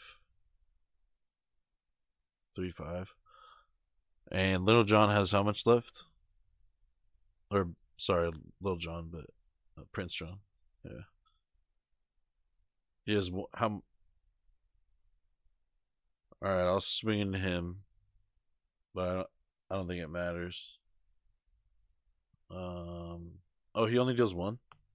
Yeah. Okay.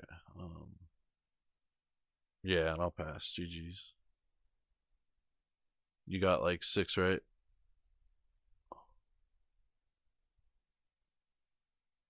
Alrighty. That's we're 1-1 now.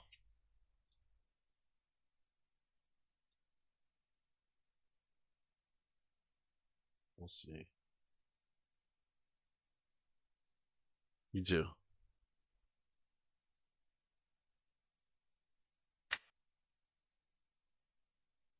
We're gonna give it a second. He knows our tricks.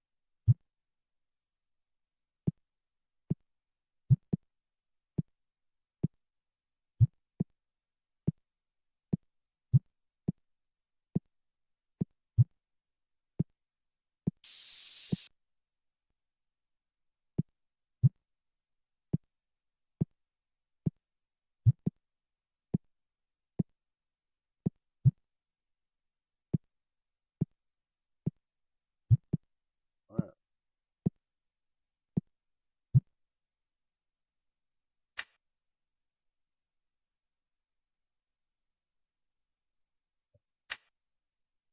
You get my drink. No, absolutely not. Absolutely not. No. I'm getting my drink.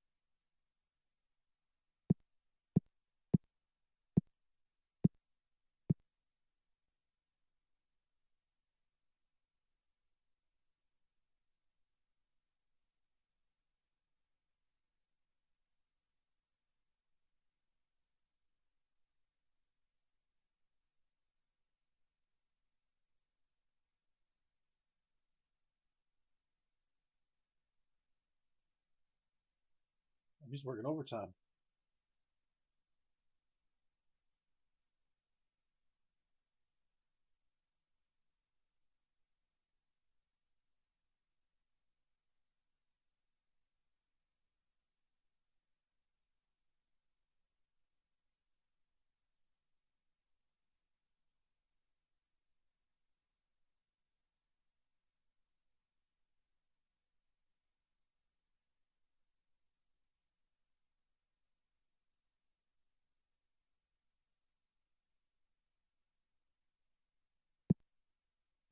No.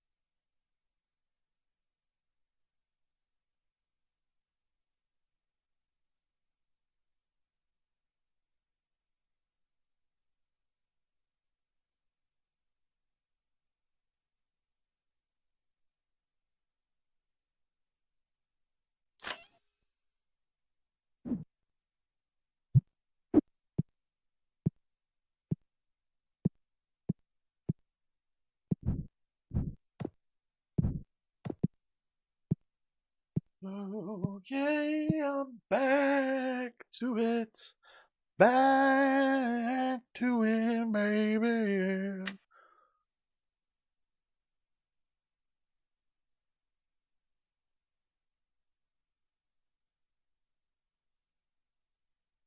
Oh, wow. What's up?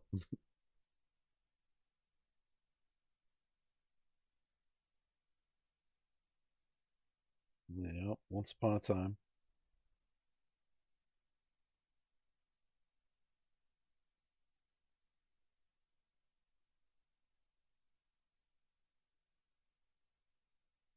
Yeah,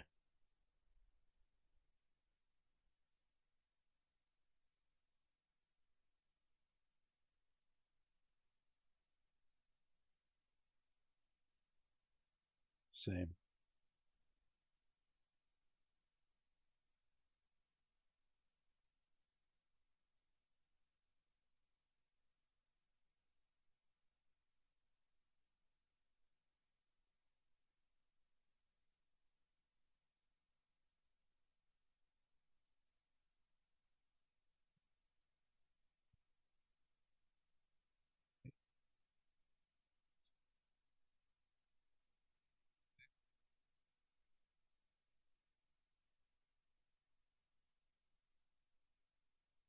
I will put back 6.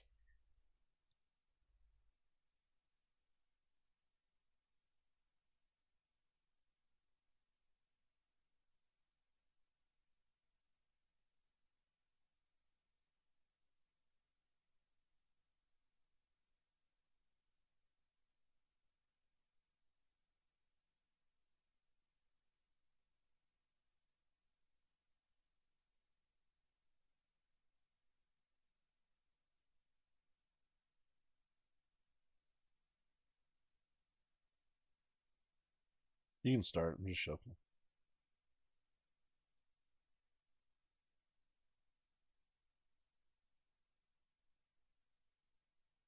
Draw for turn.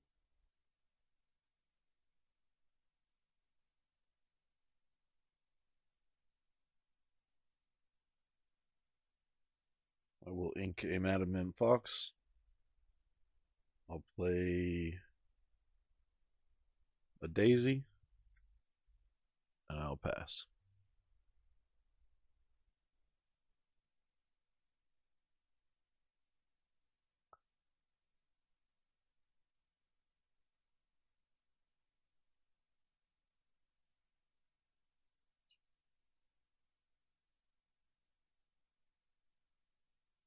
Draw for turn. Ink a Magic Broom. Pay 1 for a Maleficent. Pay 1 for a Lilo. Quest for 2 with Daisy. Okay. Pass for turn.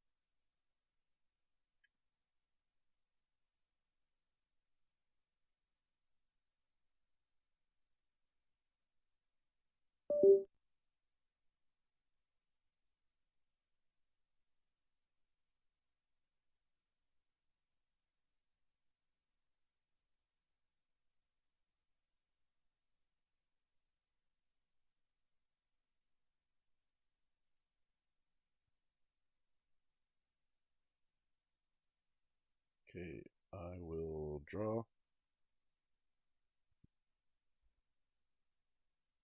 I'll ink a Chromicon. I'll pay 3 for Donald Duck and Bodyguard. Give +1 to Daisy. Daisy will quest for 3. Lulu will quest for 2. And pass.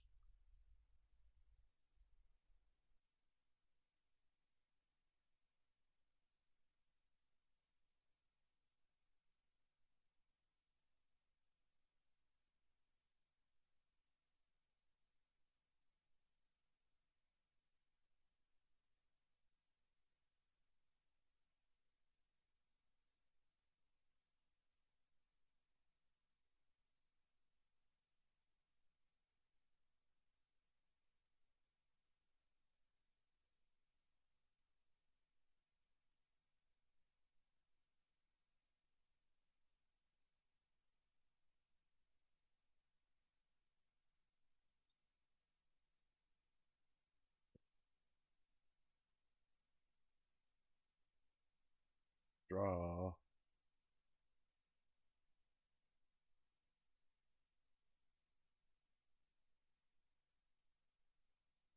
We'll ink a Madam Fox. I will play a Chromicon, an Amethyst Chromicon. Both draw.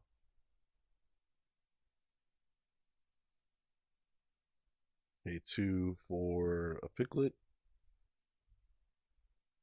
Quest for 2 with Lilo and 2 for Daisy. Pass.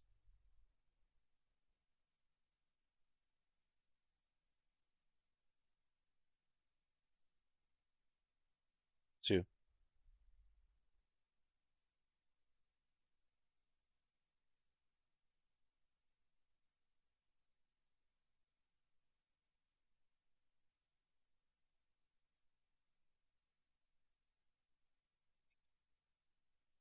Okay.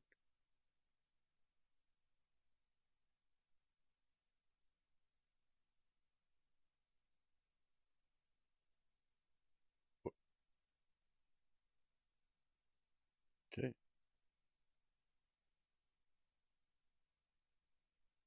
Madam Fox.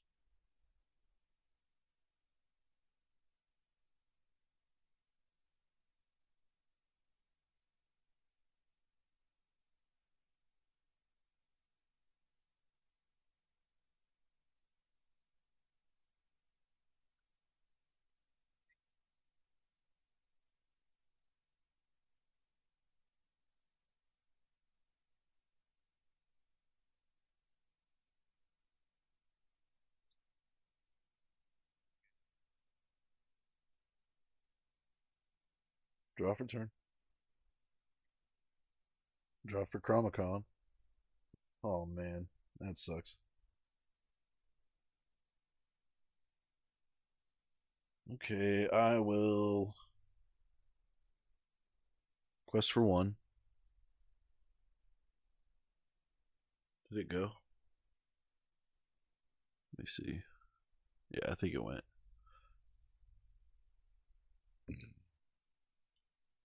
Pay 2 for Snake. And 2 for a Piglet.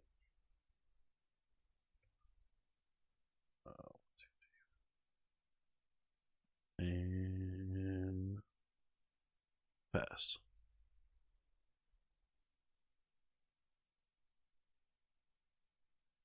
Two.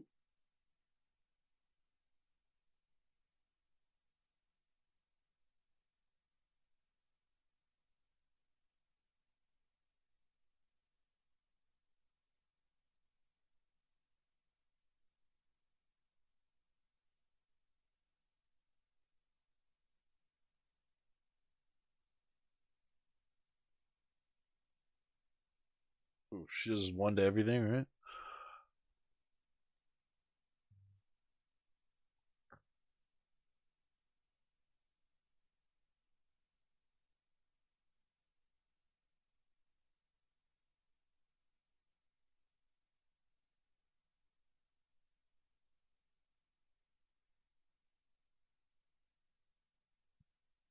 Draw for turn.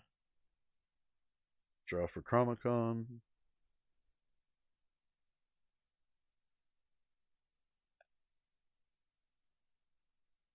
We'll ink a Madam Mim Snake. We'll pay 3 for a Donald. I'll give +1 to the snake, so she'll quest for 2. And then he'll quest for 3.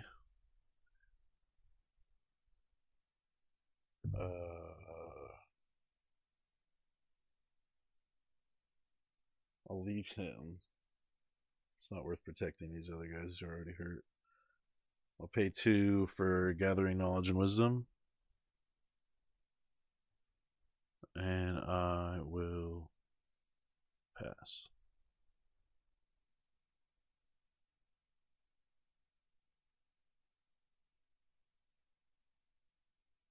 One.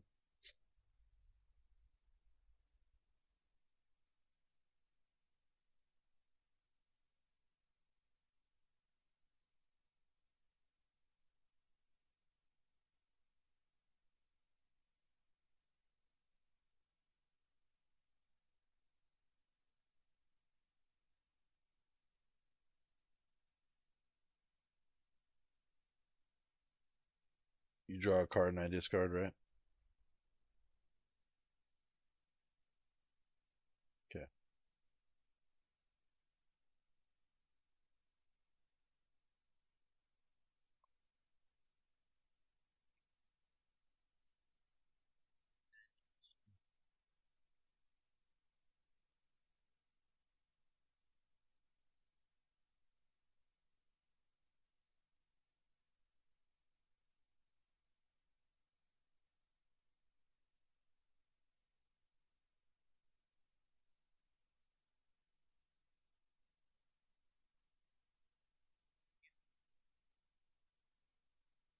I do?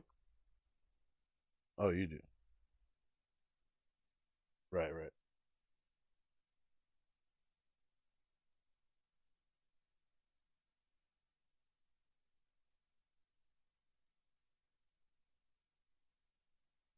Come on, goat. Just a goat. Good game. Had to summon it for the heart of the cards there. You have a good one.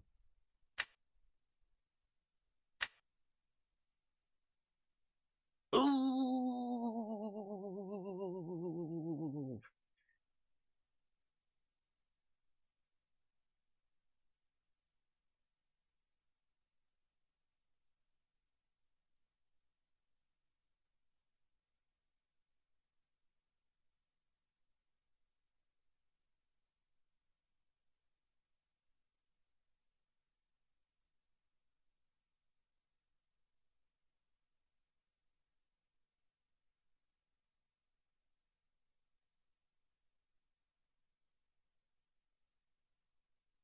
I'm hungry. So let's see what there is.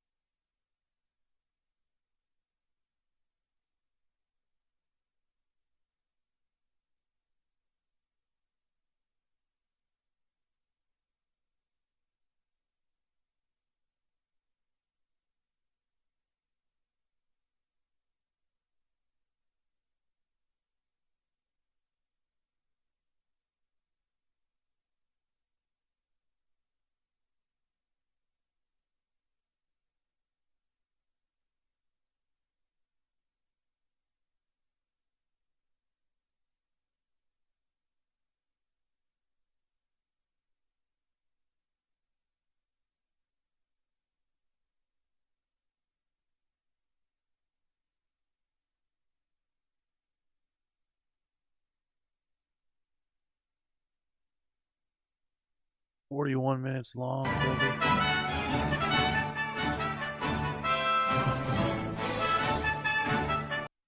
Wait a minute. Didn't we get rid of this? I thought we quote unquote banned Bucky, eroded Bucky. Why is this list still dominating people? Why does it feel like discard is still as strong as ever? Why should you take this to a set championship? Well, it's still alive because Prince John is a very good card. Being able to discard your opponent's resources while also still making sure you're keeping your own is very good. It can also do the fabled Shift Diablo, either use a removal spell or a discard spell, singing and as well as playing an Ursula on the same turn. So, and a lot of decks still can't deal with Diablo effectively. So, unless you're playing Steel or a Ruby-based deck, it's very hard to get rid of that card. Yeah. I also think that Green Steel won the event because it was very well positioned for it. Obviously, you could see based off of the top cut representation and its conversion. I think there was 3 Green Steels in top 4 at Vegas. Yeah, 1, 2, 4.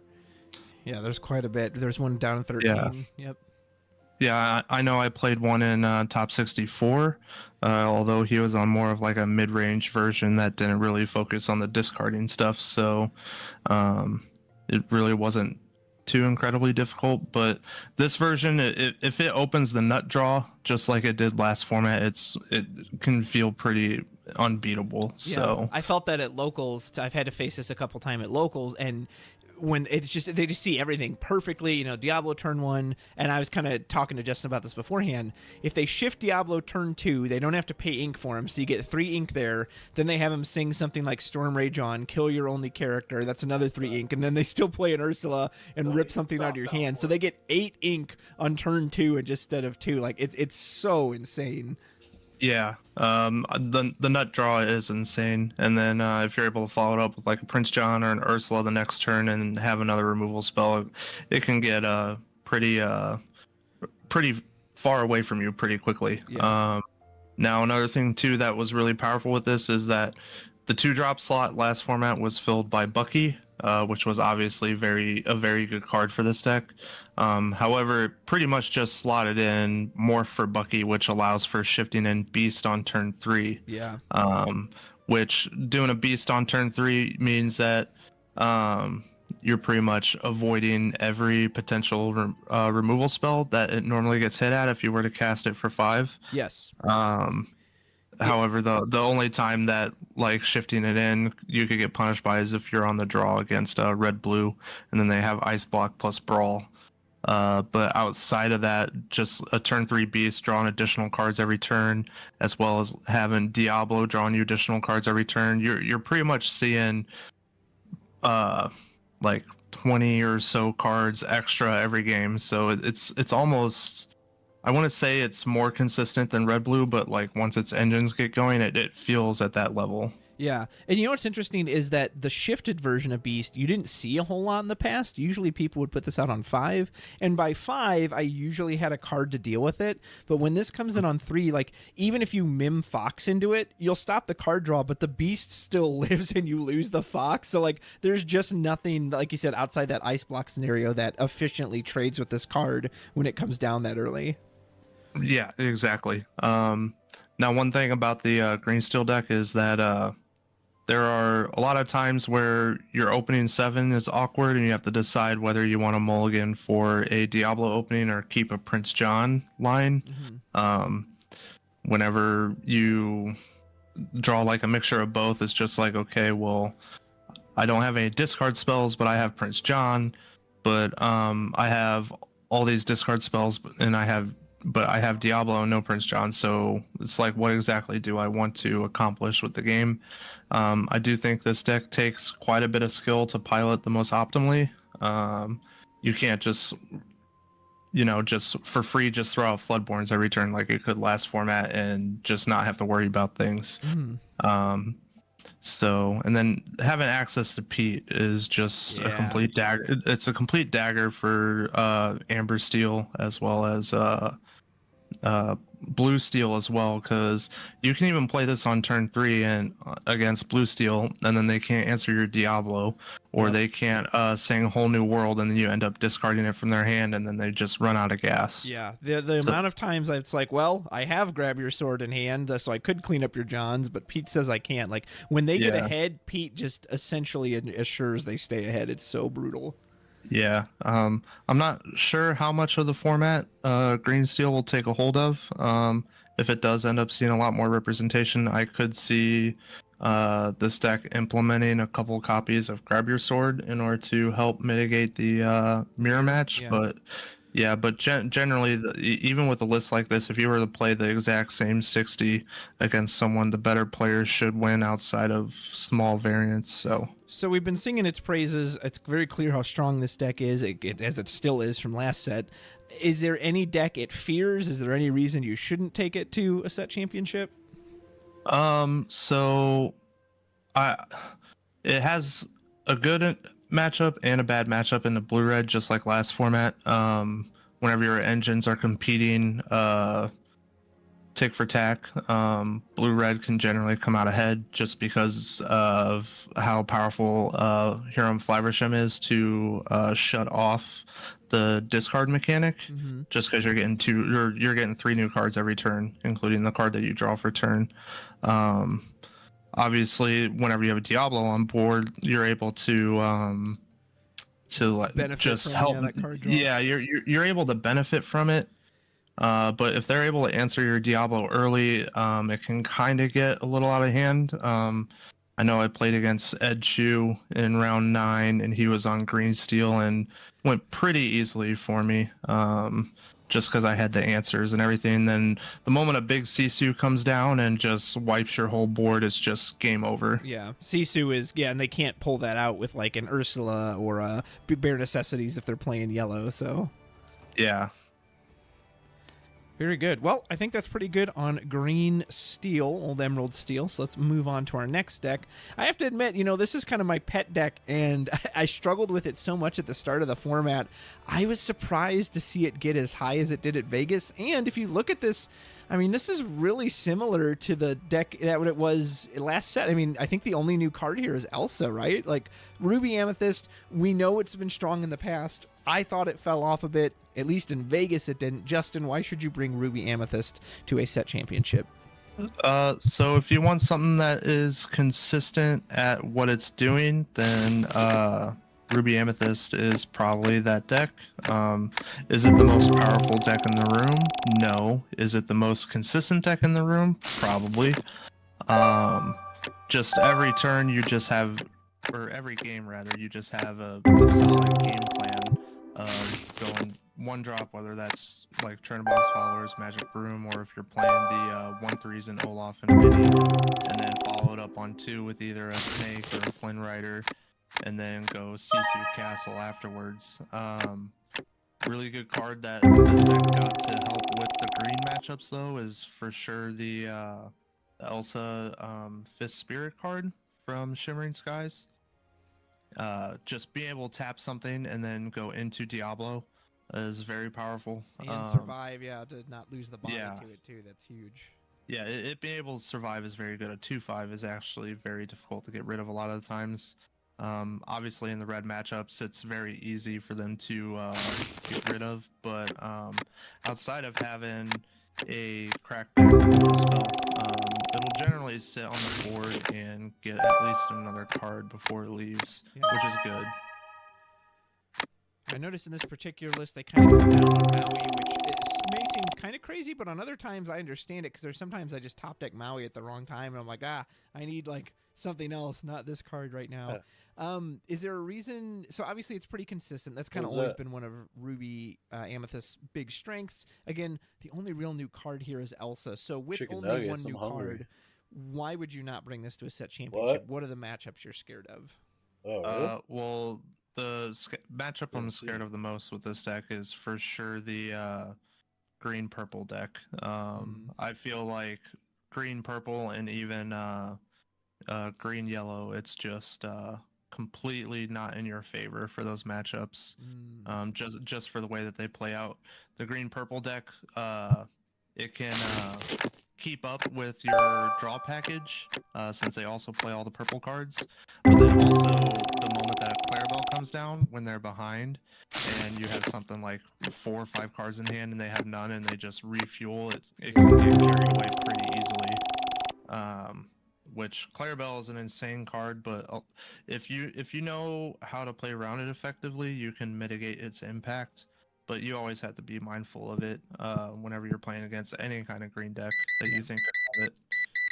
What do you think about its red-blue matchup? Because I made a deck tech video on it earlier where you and I had some matches personally, and I just felt like sometimes it was even too slow for your red-blue. Like, if your red-blue got off to a good ramp, it's inefficient to get your dime. I can't hit the items at all. It's hard to get rid of a Tamatoa. How do you feel about it into that matchup? So I would say that red purple is slightly favored in the matchup. I want to say it's as overwhelmingly favored as it was last format. Interesting. Mainly because of red blue getting not only Hideaway but also Cusco. Yeah.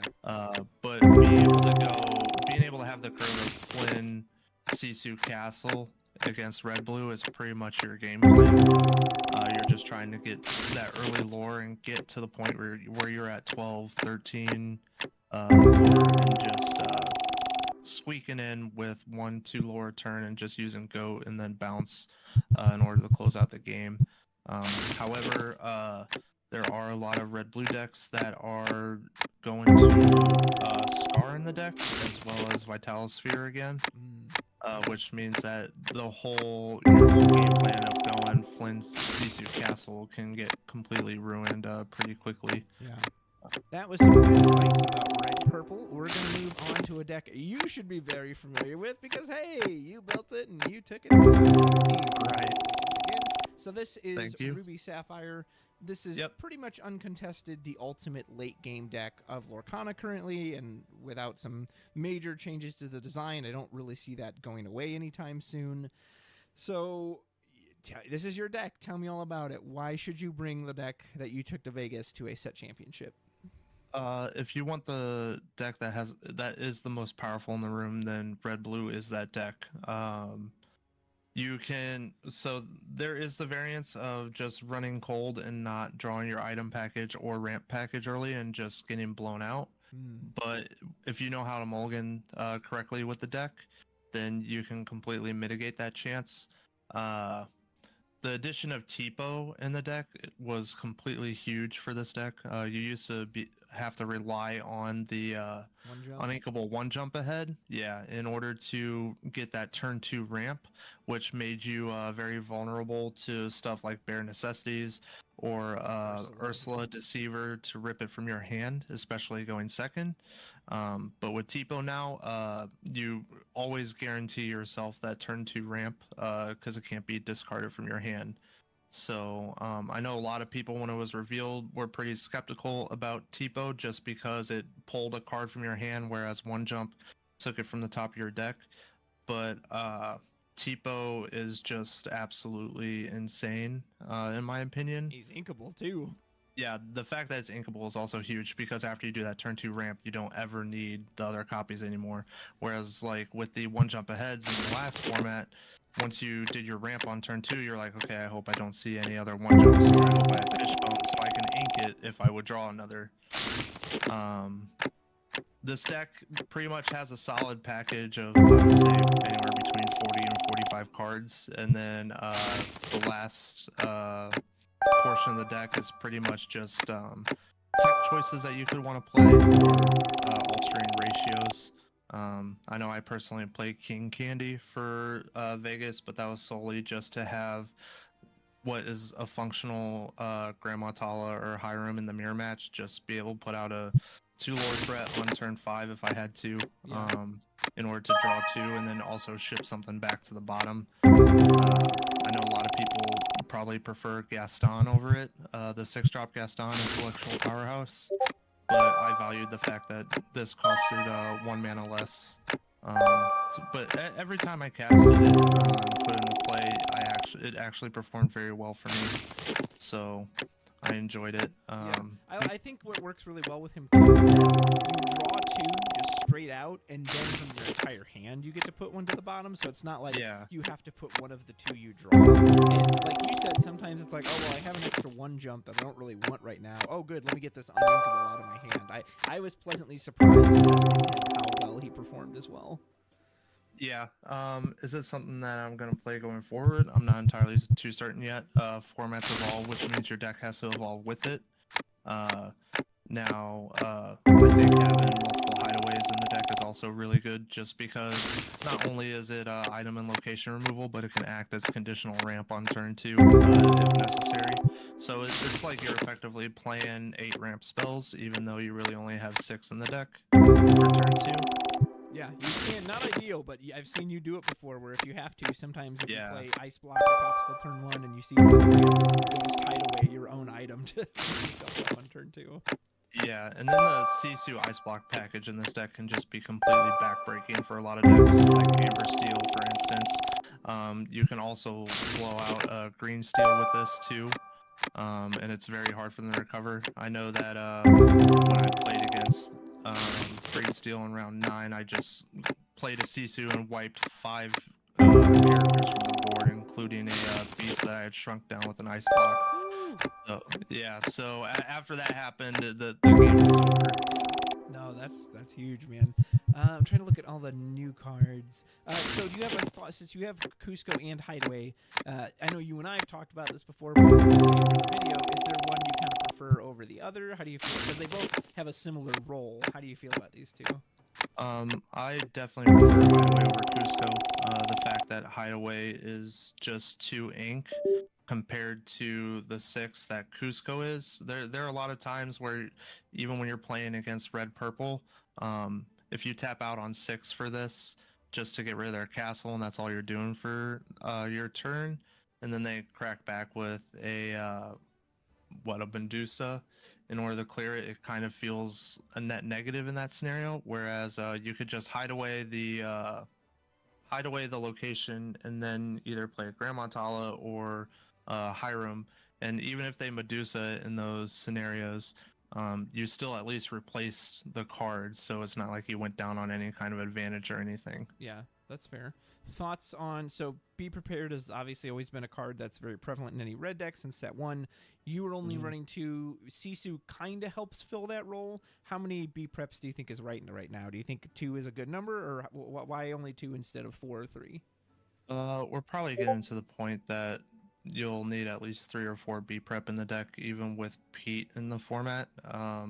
I think Green Steel just threatening Diablos and Prince Johns makes it to where you want to be able to get that board wipe on 7 off the top of your deck, even if they're discarding cards, in order to stabilize the game. I know I only personally played 2 because I was worried about the green decks, like green purple in particular, which is also why I played the Chromacon. Yeah. But yeah, I just didn't want songs to really get ripped from my hand during the tournament. So only having 6 was pretty good. However, I do think B prep should probably be more than a 2 of at this point.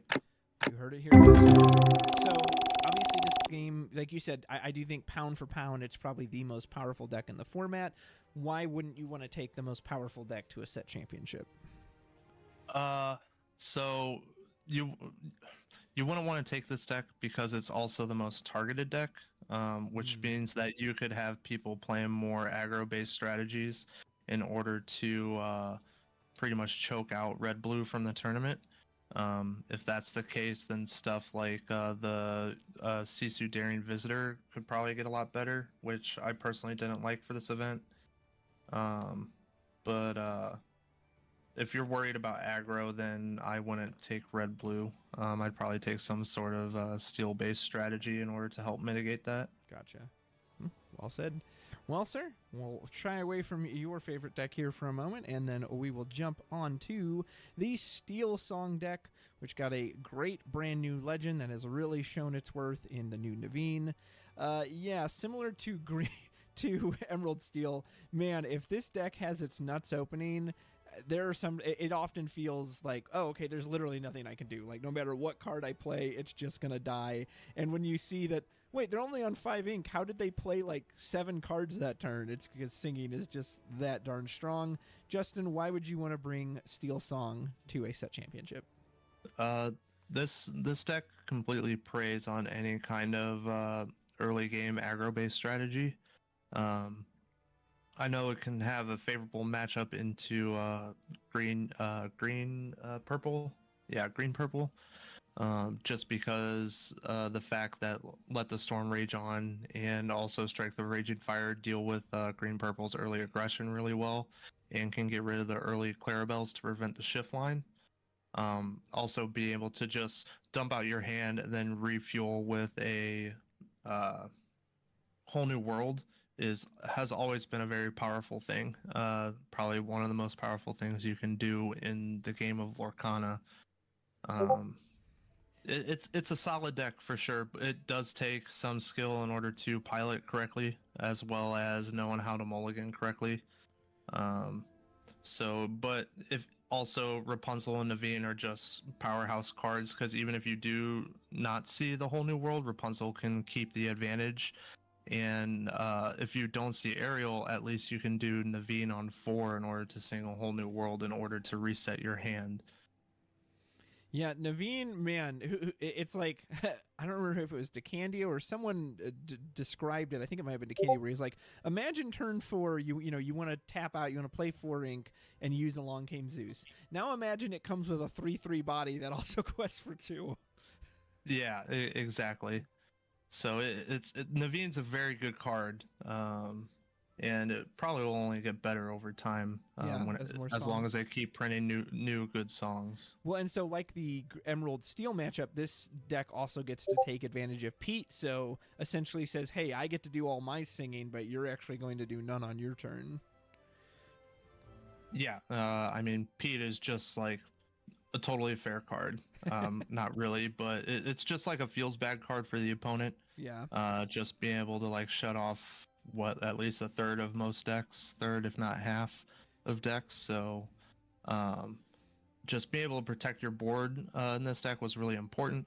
However, doesn't protect you against the board wipes in the form of Scar or Sisu Empowered Sibling. So even though it may stop Be Prepared, a lot of the red decks have pivoted in order to play other mass removal. It's interesting to me that this deck has also kind of pivoted to some early lore pressure. Like in the past, it didn't really tend to run like Piglet, but now it's got Piglet, Smee. It's not running. It's running something like Lantern, and that was always the one quote unquote saving grace against it in the past, is that it tended not to get lore super fast, but it can clearly pivot and shift now with cards like this. It's like, actually, oh, you're setting up. Yeah, I'm just gonna quest out in front of you. Do you like the kind of shift to the Lantern over a card like Flute? I think Lantern plays better into the steel-based mirrors, to where you can dump out your hand and then wheel and get more advantage out of it. It also allows you to keep up against red-blue at times, but Flute is better into the more control-based matchups like red-purple and red-blue. So it's just all preference. I do understand not playing Flute though, just because it's a do nothing card by itself, whereas Lantern can help facilitate you playing extra cards in a turn. Sure. No, that makes sense.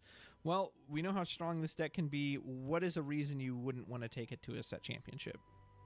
It has a very, very, very difficult matchup into red blue, or almost any blue deck. I think it can actually be somewhat favored into blue steel, but if blue steel just has their nut draw, like I don't think even amber steel could win. But red blue just eats this deck alive. Yeah. Also, I think the deck is not fairly consistent. It feels like it's consistent, but it also feels like it isn't. Yeah, there's times I've seen it almost defeat itself because I don't know if they're just hitting their uninkables or they're just not seeing the cards in the order they want to see, or what it is. Yeah, there's a lot of times where amber steel can beat itself more than it being beat by the opponent. So, for instance, if you see Aerial but don't see Whole New World, then you can run out of gas pretty quickly. And then also, if you see a Whole New World but none of your singers, then you're casting a Whole New World for its full retail, which is not what you want to be doing in this deck whatsoever. Yeah, absolutely. It's all about cheating ink. No, yeah. Well said. Was there anything else you want to add about this one? I personally don't like the deck, although I've never been a fan of it, even back in the set 1 days. So yeah. Agreed. Not a fan of singing in general for me. Well, let's move on to our last one. This is Emerald Amethyst. Now, this one, let me think. Probably compared to all these other ones we've gone over, I think this one looks the most different than it has in the past. And obviously, a lot of different versions of this I've seen run. But in the past, it was very heavily an aggro deck that could kind of switch up if it needed to a bit. But these versions that we tended to see in Birmingham over the weekend, as well as in Vegas, they still have some aggro, of course, with the Merfolk and the Pegasus. But we've really seen this like mid-range power of it come out with the Clarabelles. Tiberius Rourke, I think, has really shown his power as well. What do you think of Amethyst Emerald here in set 5? I think this is a solid deck. It has good early game and it also has good mid game. And then Ursula and Clarabelle can help close out games as well. Yeah, then Clarabelle can also help you keep up against a lot of decks too. And then a 5/6 body is something that is not to be scoffed at for sure. Yeah. The only card that can cleanly answer it is Maui, and that comes down after you've already drawn your cards off of the Clarabelle. Yeah. So, I think the early aggression that Bonsai provides too is a lot better than what Flynn Rider provided. Yeah. Just because it comes attached to a 3/2 body instead of a 1/2. Even though Flynn Rider got a card out of their hand when it was challenged, even if the Bonsai is trading into something, you're still getting that 1-for-1 trade, but they're not leaving a character behind on the board. So having the 3/2 body is actually very relevant a lot of times. It's pretty much this deck's version of Smee whenever you think about it. Yeah, it's a nice comparison. Now, he's been a great addition. This Clarabelle, this one drop has been surprisingly good too into like red-blue matchups where sometimes you see it come down late. Like, all right, I'm just going to break that dime if you don't mind. Yeah, so that card is, I like how it's multifunctional. It can be a 1-drop card or it can be a 3-drop with a solid effect. Then it's also a pretty good shift target for Clarabelle. So pretty much gets a thumbs up from me for the deck. Obviously using the new Elsa as well. I Yes. remember you were really high on this Your Welcome card when the spoilers were released. Do you still really like this one? How do you feel about it? Yeah, I still really like it. At least back in set 3, Into the Inklands. Yeah. Into the Inklands. The green purple deck struggled a lot whenever big characters came down on the board, as well as locations too. Some locations were just backbreaking, just because all your characters were small, and the really only way you could pump up anything was with the fox crab combo. Yeah. But being able to have a clean answer to stuff like Tamatoa, even though they get 2 cards back in return, it's pretty good. This deck is all about tempo, so as long as you're controlling the board and progressing your way further towards the win, then you don't really care about giving them those 2 extra cards. Yeah. Do you like the shift with the Lyle Tiberius work? He was putting up good results on the streams, man. He looked very strong in a lot of those matchups. Yeah, so I think Lyle's power doesn't lie in the ability to give something reckless, but more so the fact that makes your opponent lose a lore for every time another character of yours is banished. Yeah. Just because I can completely mess up with math and stuff. I know when I played against green purple at Vegas, this was more of a card I would target with Brawl first before anything else, just to prevent from losing lore, just because red blue, it's especially in the early to mid game, it's difficult for red blue to accumulate lore. So whenever you're getting rid of that lore, it can mess up with their Tamatoa math in a couple turns down the line. So I think Lyle is a very good card. Also, being able to give reckless to stuff like Tamatoa and Hiram is really good. Yeah. Even Diablo too, because you can force a Diablo to trade into something like Bonsai. Yeah. No, that's huge. So you said this deck was very solid. Why would you not want to take this to a set championship? If I think it doesn't play a whole lot well into steel-based decks. So like if there's a whole lot of amber steel, and even green steel now can be a little difficult, I would be pretty wary of taking it. I generally try looking at a metagame and thinking of what the best deck is to take for that specific event. And right now there's a lot of hype around the green steel deck, and then as well there's still people playing amber steel as well as blue steel. So it's something that I would take if there was a lot of red blue, but if in red purple, this deck completely just feeds on red purple. But if there's a whole bunch of steel in the room, then I would kind of be uneasy having this sleeved up in my deck box. Yeah, it does have some very extremes, it feels like, with certain matchups where it'll just dominate one set of ink colors and then just get obliterated by others. Yeah, I mean, this deck can play decently well in the steel, I guess, if you're able to do like the Ursula shift line early on or consistently. But if they are just constantly removing your board, it's pretty difficult to regain that lost footing. Yeah, no, that's a fair point. One thing I've always liked about this deck too is it actually tends to have less uninkables than a lot of these other decks. We always know, blue-red's known for having a pretty high amount, but as is some of the sing-songy decks. But yeah, this one has always been able to keep it relatively low. Yeah, that's one good thing about it. Even red-purple was always able to keep low uninkables. And I think the uninkables you play in the deck are just Fox and the early lore pressure characters. Yeah. So yeah, I mean obviously Lyle, but Lyle's a card you want to be putting on the board every time instead of inking anyway. Exactly. Yeah. No, that's a great point. Well, sir, those are the main 5 we wanted to cover. Were there anything else you wanted to mention? Anything else you wanted to say? I mean, I know some people are going to be like, where's the blue steel at? But I think it's in a really weird position in the format. So yeah, well, so blue steel has been so popular in the past. Let's take a moment real quick. What makes it in a weird place?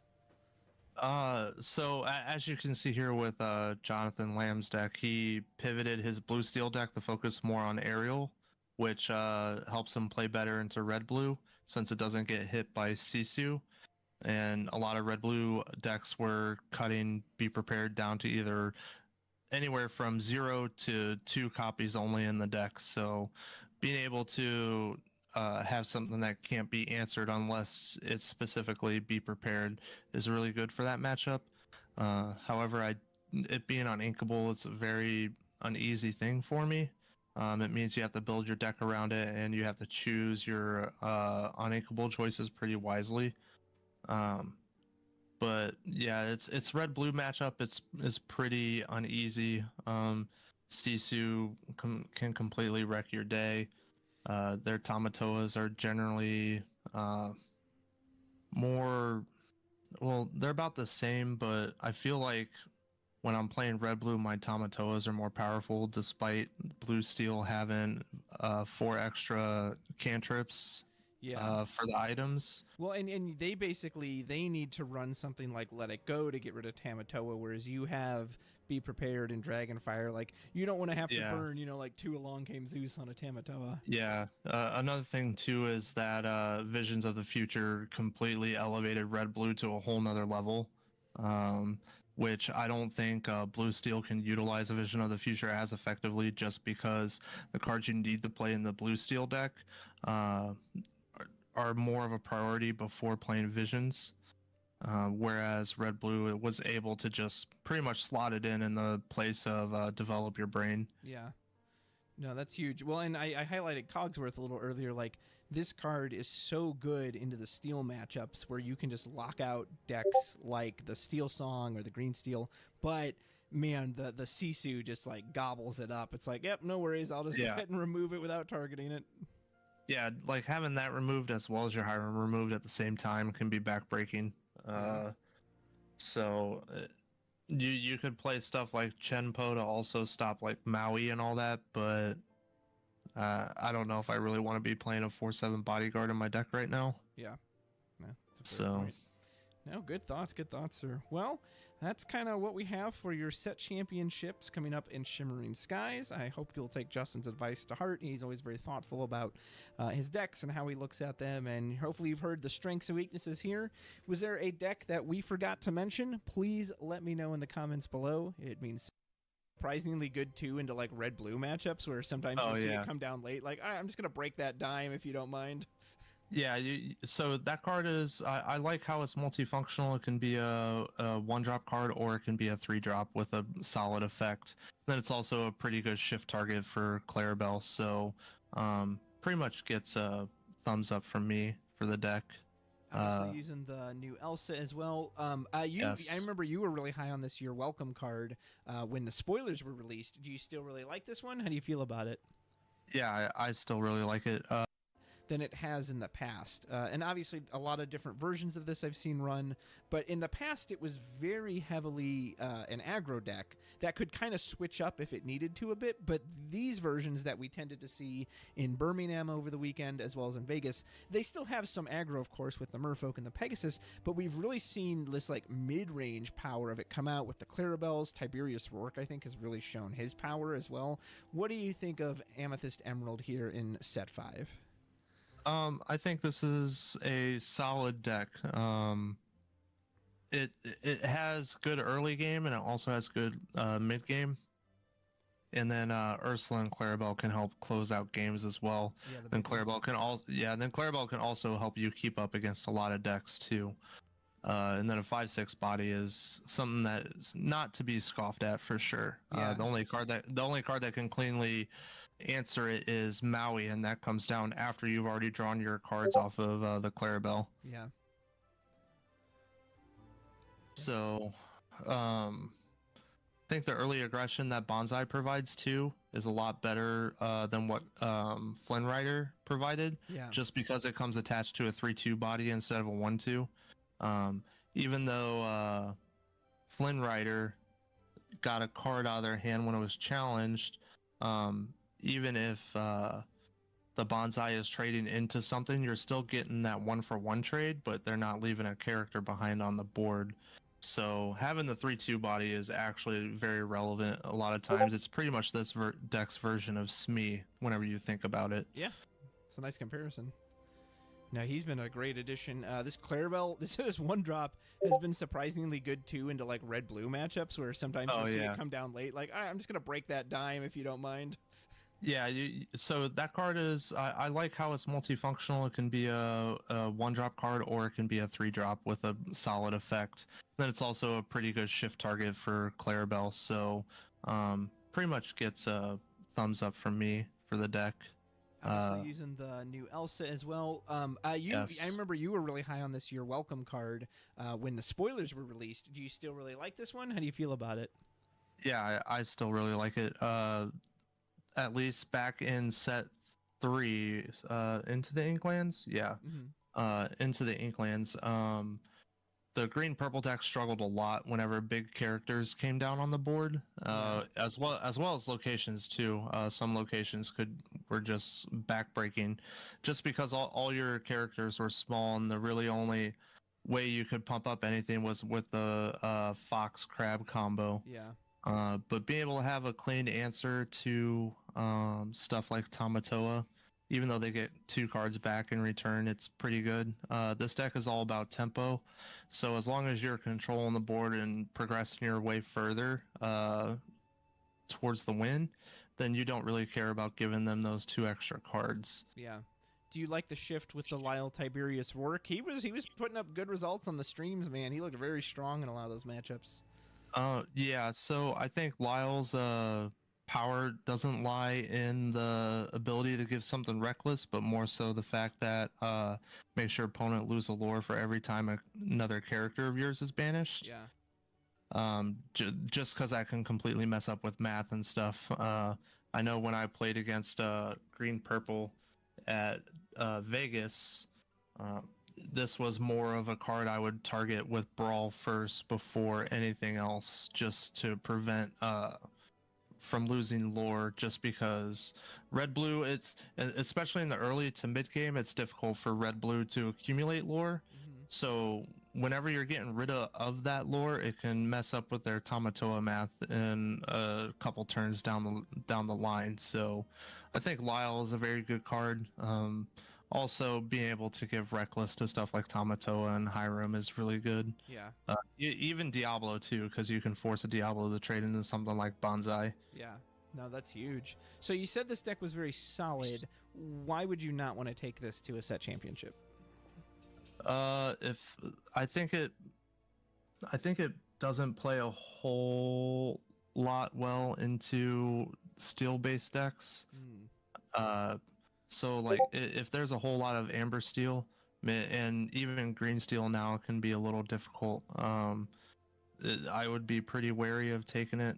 I generally try looking at a metagame and thinking of what the best deck is to take for that specific event. And right now there's a lot of hype around the green steel deck, and then as well there's still people playing amber steel as well as blue steel. So it's something that I would take if there was a lot of red blue, but if in red purple, this deck completely just feeds on red purple. But if there's a whole bunch of steel in the room, then I would kind of be uneasy having this sleeved up in my deck box. Yeah, it does have some very extremes, it feels like, with certain matchups where it'll just dominate one set of ink colors and then just get obliterated by others. Yeah, I mean, this deck can play decently well in the steel, I guess, if you're able to do like the Ursula shift line early on or consistently. But if they are just constantly removing your board, it's pretty difficult to regain that lost footing. Yeah, no, that's a fair point. One thing I've always liked about this deck too is it actually tends to have less uninkables than a lot of these other decks. We always know, blue-red's known for having a pretty high amount, but as is some of the sing-songy decks. But yeah, this one has always been able to keep it relatively low. Yeah, that's one good thing about it. Even red-purple was always able to keep low uninkables. And I think the uninkables you play in the deck are just, Fox and the early lore pressure characters. Yeah. So, yeah, I mean, obviously Lyle, but Lyle's a card you want to be putting on the board every time instead of inking anyway. Exactly, yeah. No, that's a great point. Well, sir, those are the main 5 we wanted to cover. Were there anything else you wanted to mention? Anything else you wanted to say? I mean, I know some people are going to be like, "Where's the blue steel at?" But I think it's in a really weird position in the format. So yeah, well, so Uh, blue steel has been so popular in the past. Let's take a moment, real quick. What makes it in a weird place? so as you can see here with Jonathan Lamb's deck, he pivoted his blue steel deck to focus more on aerial, which helps him play better into red blue since it doesn't get hit by Sisu. And a lot of red blue decks were cutting Be Prepared down to either anywhere from 0 to 2 copies only in the deck. So being able to have something that can't be answered unless it's specifically Be Prepared is really good for that matchup. However, it being uninkable, it's a very uneasy thing for me. It means you have to build your deck around it, and you have to choose your uninkable choices pretty wisely.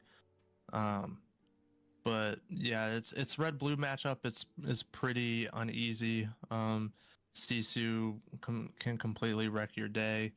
Their Tamatoas are generally uh, more, well, they're about the same, but I feel like when I'm playing red blue, my Tamatoas are more powerful, despite blue steel having 4 extra cantrips Yeah. for the items. Well, and they basically they need to run something like Let It Go to get rid of Tamatoa, whereas you have Be Prepared and Dragonfire. Like you don't want to have to Yeah. burn, like 2 Along Came Zeus on a Tamatoa. Yeah. Another thing too is that Visions of the Future completely elevated Red Blue to a whole nother level, um, which I don't think Blue Steel can utilize a Vision of the Future as effectively, just because the cards you need to play in the Blue Steel deck uh, are more of a priority before playing Visions. Whereas Red Blue was able to just pretty much slot it in the place of Develop Your Brain. Yeah. No, that's huge. Well, and I highlighted Cogsworth a little earlier. Like this card is so good into the steel matchups where you can just lock out decks like the Steel Song or the Green Steel. But man, the Sisu just like gobbles it up. It's like, yep, no worries. I'll just go Yeah. ahead and remove it without targeting it. Yeah, like having that removed as well as your Hiram removed at the same time can be backbreaking. Yeah. So you could play stuff like Chenpo to also stop like Maui and all that, but I don't know if I really want to be playing a 4/7 bodyguard in my deck right now. Yeah. No, that's a fair So point. No, good thoughts, sir. Well, that's kind of what we have for your set championships coming up in Shimmering Skies. I hope you'll take Justin's advice to heart. He's always very thoughtful about his decks and how he looks at them, and hopefully you've heard the strengths and weaknesses here.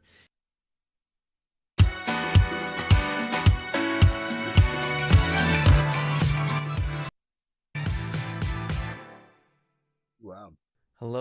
Hello. Welcome back. Today we're going to be talking about my DLC Las Vegas winning list, Emerald Steel Discard. All right, here's the deck. It's pretty straightforward, but the path to getting here was not so straightforward. I want to thank my testing partner, Lorcana Bro, and I wanted to thank my Atlanta local friends for helping me throughout the DLC tournament. I couldn't have won that tournament without them. So let's dive into it. All right, so the deck is unusual on one front, and that is we only have one drop, which is for Diablo. We do have Cove, but that's not necessarily a one drop thing that you often play on turn one. You sometimes just don't play anything on turn one. So in this deck, you are really trying to get this Diablo, right? Because that's going to help you in your aggro matchups, and it's going to help you in pretty much every matchup, because the threat of shifting this Diablo is just incredibly strong, as we know from last set. But the major innovation in this deck is Morph. That's not a card that we really saw when Bucky was around, because Bucky was kind of in that slot. since we don't have Bucky, we need to have access to more incredible starts, and Morph is one of those incredible starts because you can go Morph into Beast. But sometimes, if you don't have this Diablo, then you can still go Morph into Diablo a turn later and follow up with a Pete, which is incredibly strong, which allows you to dodge a lot of the ways that they would remove Diablo, which is amazing.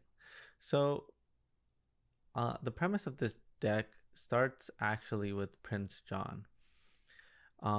Like Bucky had a requirement for Floodborn, right? Prince John has a requirement for discard. So we have to play some unusual cards that just say discard on them. Anna's one of them that allow you to discard but allow you to deal with some weird situations, with one of its modes being each opponent chooses and discards a card, but +2 power or attack this turn can be vital for you taking out a location. But the unusual one is banish chosen damaged character, which as a steel deck is pretty easy for you to do. Anna just being like deal with any type of situation type card. In addition, you can bounce it back to your hand with the Muses. So one of the matchups that was questionable, had a giant question mark on it, was the Amber Steel matchup. And so the Muses kind of shored that up. Of course, it's great in the mirror match just because it can bounce Diablos and Morphs and Ursulas. It's just such a versatile card, and it's really hard to get off the board because it's got Ward. And we know it's powerful from Emerald. So yeah, the Muses is just, it was one of the last additions, but once you played it in the deck, you saw how much application it had against the field. So love that. And then we have Tinkerbell as an additional card that we can shift onto the Morph. That can get you back into some questionable situations, especially against against like green purple. Figuring this out. Additional card that we can shift onto the Morph. That can get you back into some questionable situations, especially against against like green purple. I mean, green purple is hyper aggressive. Purple yellow is also hyper aggressive, and Tinkerbell really does a great job at getting you back into the game. All right, moving on to the actions and the songs. Hypnotize was one of the cards that really intrigued me to go back into Green Steel. I feel like people haven't thought about this card in the right way, and it hasn't gotten its chance to see the right amount of play. But if you think of this card as You Have Forgotten Me, which is an amber 4 ink card that makes your opponent discard a card, this card is actually just that card but better rate and can never be dead, right? Because You Have Forgotten Me doesn't do anything when your opponent has 0 cards, or if they have 1 card, only half of its effect works. Whereas this card costs 1 whole ink less, and you get to draw a card no matter what. And so this is definitely a card that I think has been undervalued for far too long and was a key piece in me figuring this out. I actually started with Spessie's red-green deck that was playing the new Robin Hood, the 4-drop Robin Hood, and there were Hypnotizers in that list. And that's kind of how I circled back around to Green Steel by seeing the Hypnotizers in that list and being like, this would be better in Green Steel. So moving on, we got the songs, pretty standard. Sudden Chill, Let the Storm Rage On, Strength of Raging Fire, all great with 3-drop Ursula. But we don't talk about Bruno, which is usually like a 2 of or 0, and especially in the Bucky version. The reason why you have to play this card now is because now you're playing Prince John, and that requires X amount of discard cards. And so, early on in testing, a lot of people I was testing with would suggest that we should cut We Don't Talk About Bruno, or we should cut some Hypnotizes. And that doesn't work, because the more of those you cut, the weaker Prince Jean becomes. So if you are deciding to take this deck, try not to cut cards that say discard. Try to look from a different angle. I do think this is one of the rare decks that I've played after a tournament where I feel like I wouldn't make a single change. And I still feel like that, and it's been a week and a half, which is honestly a rare situation. And I think it's mainly because I don't think that there are that many cards that are viable in this deck.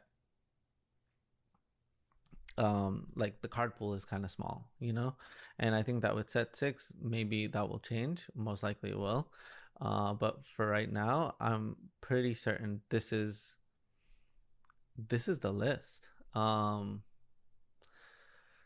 a while, I was thinking maybe I should cut one Prince John, because it can be the worst draw engine, but it is vital for you to beat red purple, and that deck is going to remain 20% of the deck, 20% of the format, no matter what you do. So Prince John just can't go. So there's not really anything you can, in my opinion, that I would change or cut. I think that this feels like the perfect 60. And moving on, so we got Hidden Cove.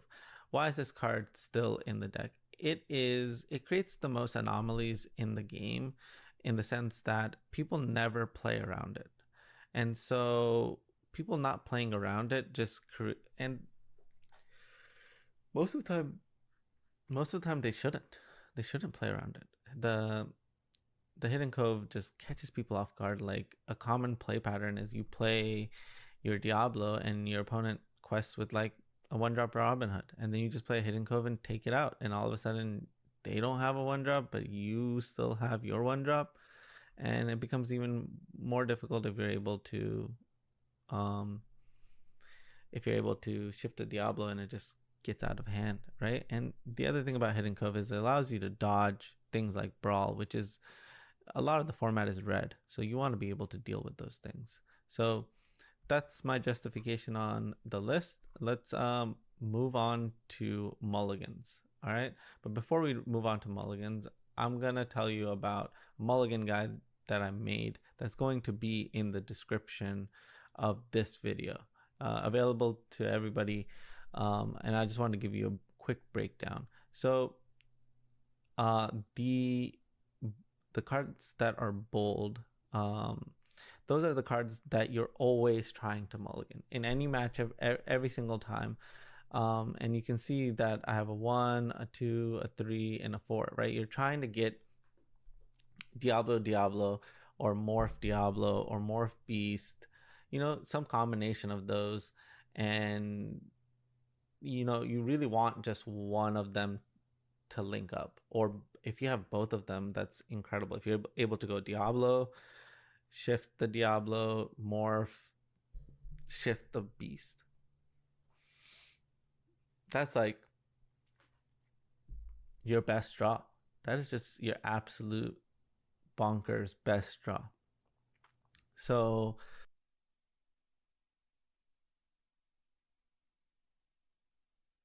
Just play.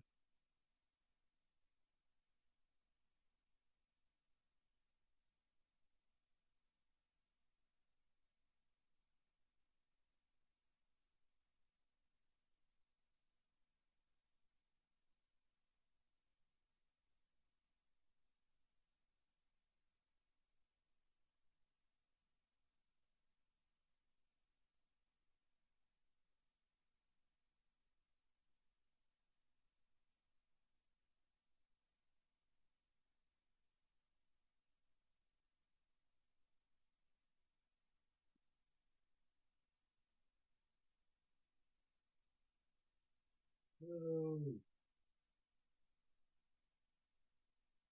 Fuck me up. Hi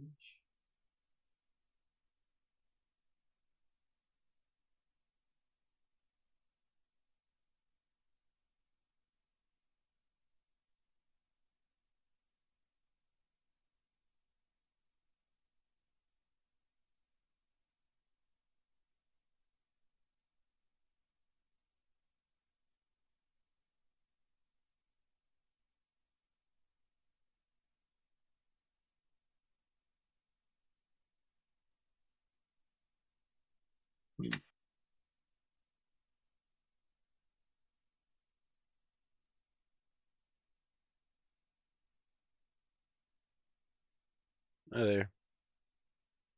Good, good. Yourself?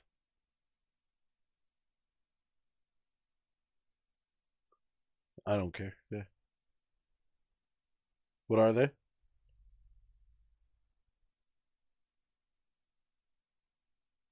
Okay.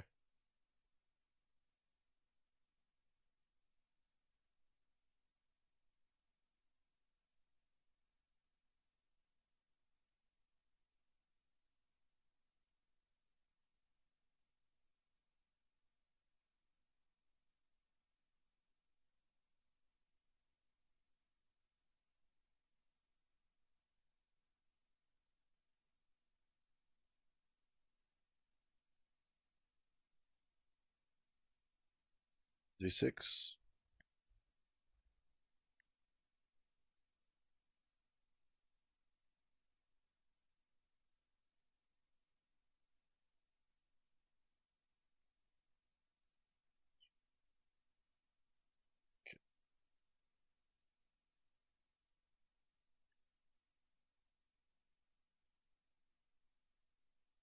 Good luck.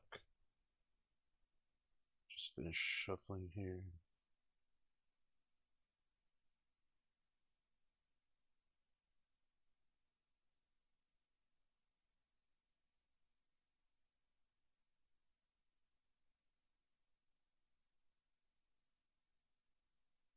Let's see. Well, Inca Chernobog's follower. Play Maleficent, and I'll pass.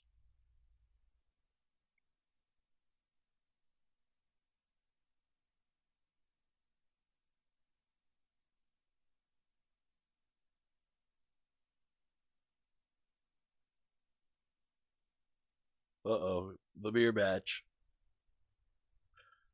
This is the first time I've played against anybody with... That's interesting.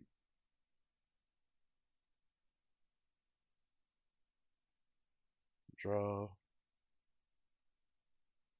We'll ink another Chernobog's follower. I'll pay a Lilo and a Maleficent. Quest for 2. And pass.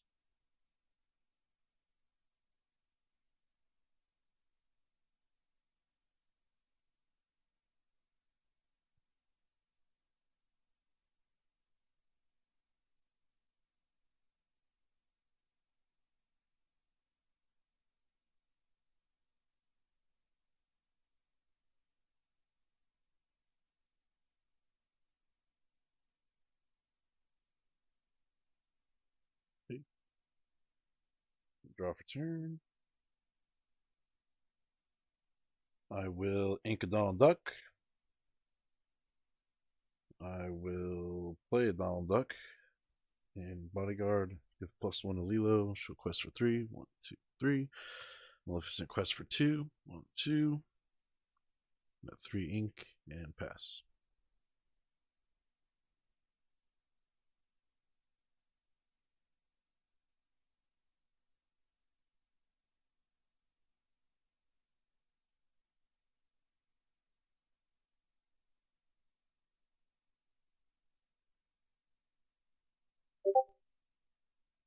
Yep. Good job.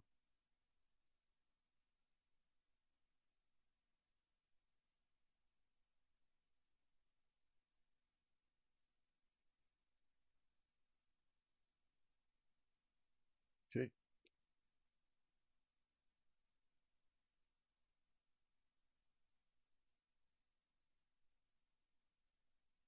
Draw.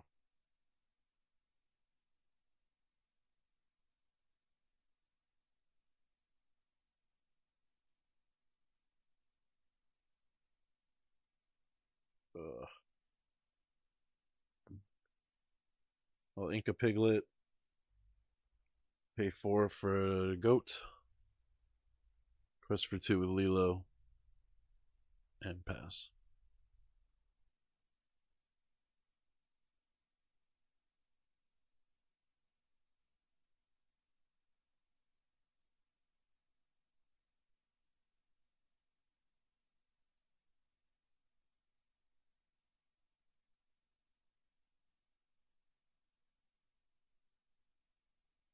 Okay.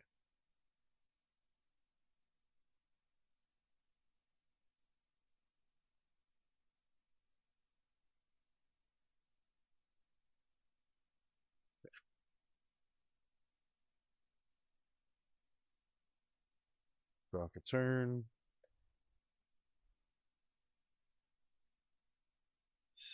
I play Donald Duck. Give +1 to Merlin Goat. He's in. Actually, I'll leave him up and pass.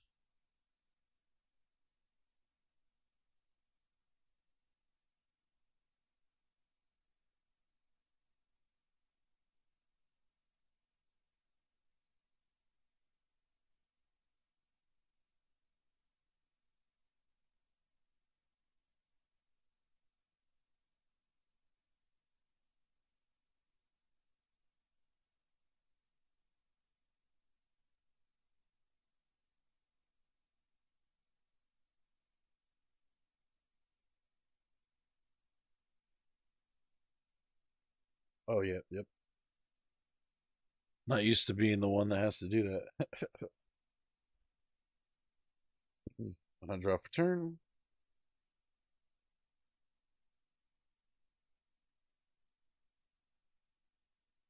I guess I'll Inca Chernobog's followers. I'll play a blue bodyguard and 1 for Maleficent. And I'll quest for 1 with Donald. And I'll pass.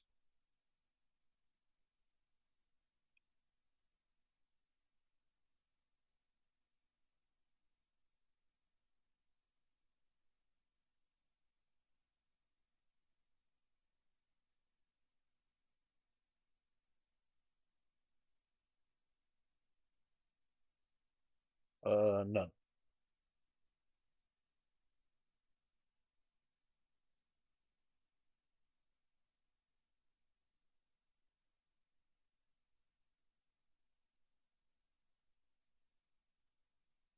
Okay.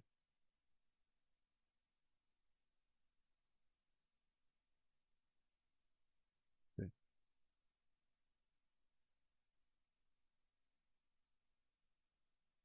Okay.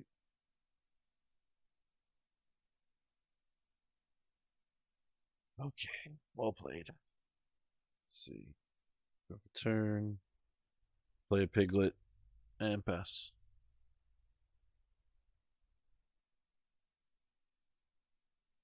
6, 8, 9.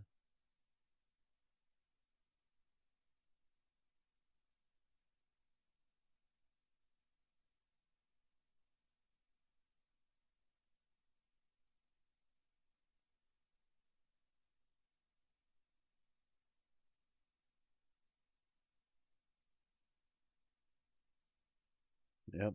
GG's.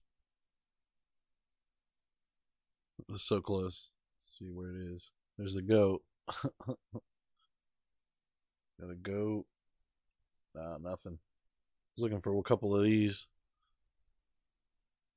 You put the one on the bottom. I forgot about that. Yeah. Sniped it. GG's. You too. Love your deck.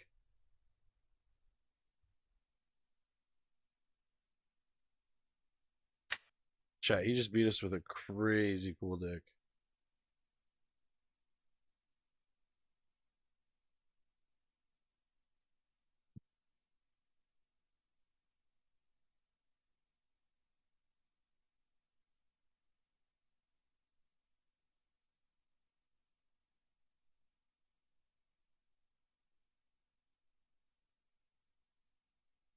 Talk about the mirror match, though. Oh my god, dude. Oh my.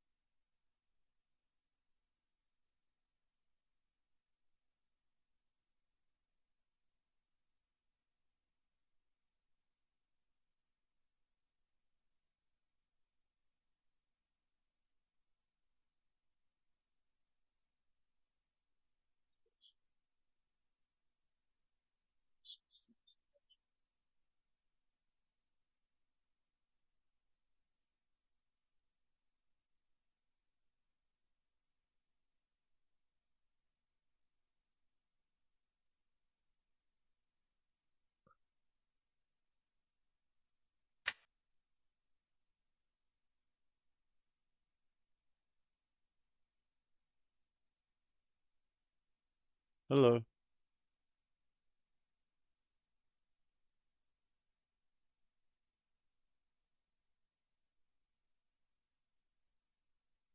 Hi there.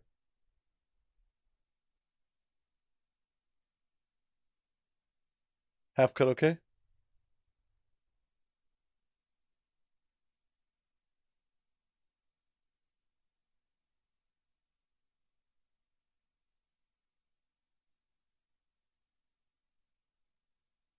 Oh,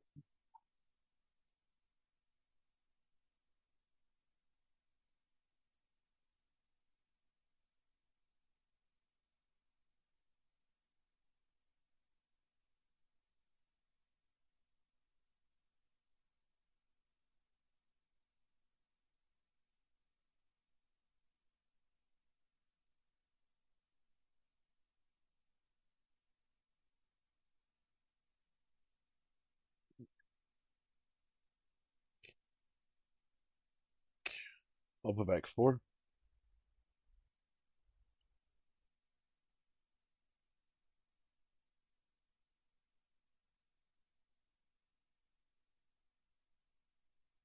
Okay.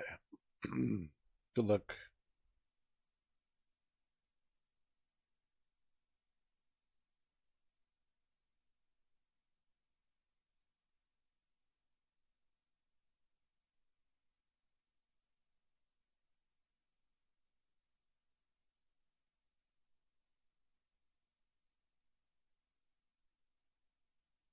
Draw for turn.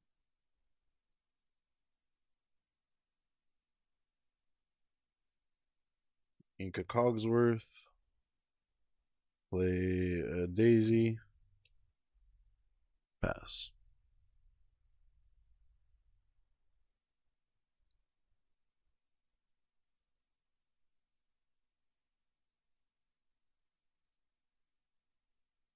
Oh,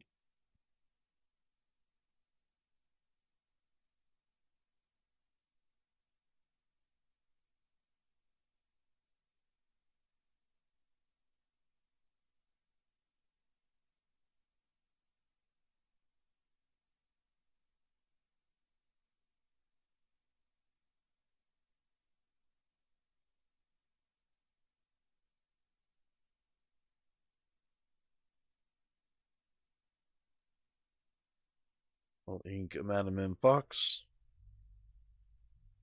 Play a Maleficent and another Maleficent. Quest for 2 with Daisy. Okay. Pass.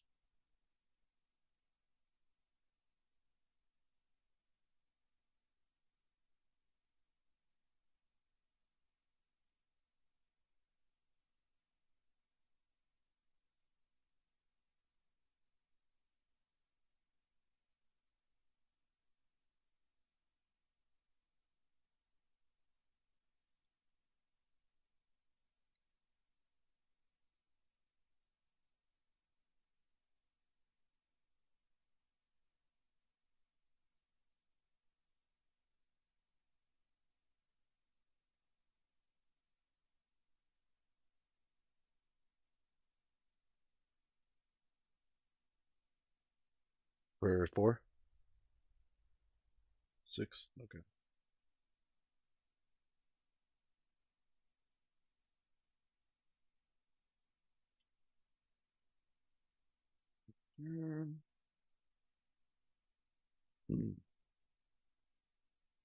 We'll play an Amethyst Chromacon.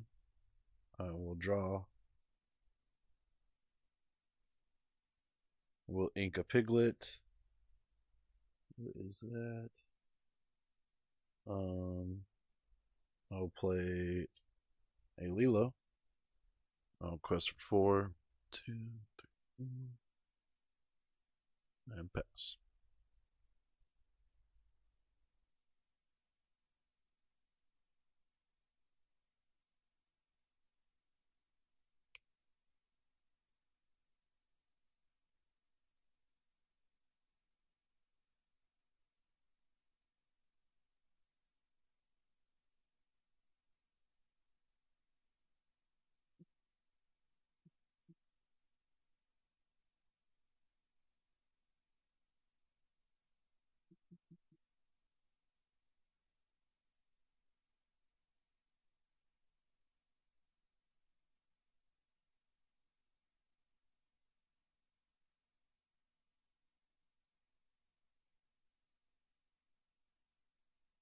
The other one as well?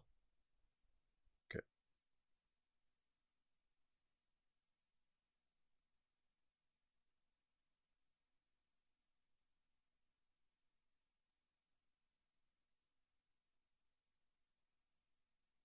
Draw for turn. Draw for Chromacon. We'll ink a Piglet. Play a goat. I will quest for 2 and pass. Oh, it didn't go. There we go.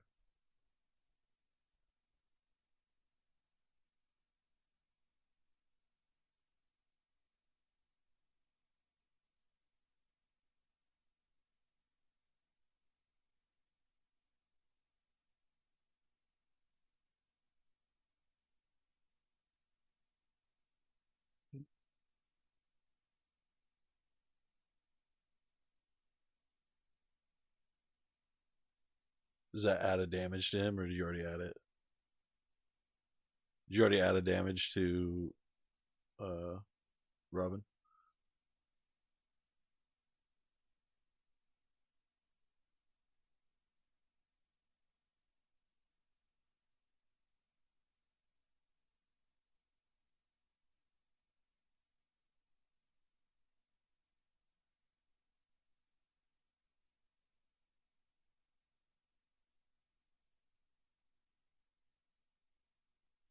Draw for turn. Draw for a Chromacon. Ink Madam Man Fox. Quest for 1 with a goat. Pay 2 to play Perplexing Signpost. Okay, banish this item, return chosen character of yours to your hand. So I will do that to the goat.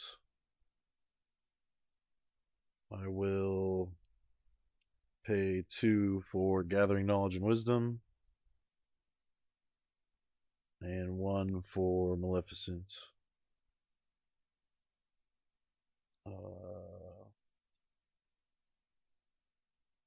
Pass. 2 in hand, by the way.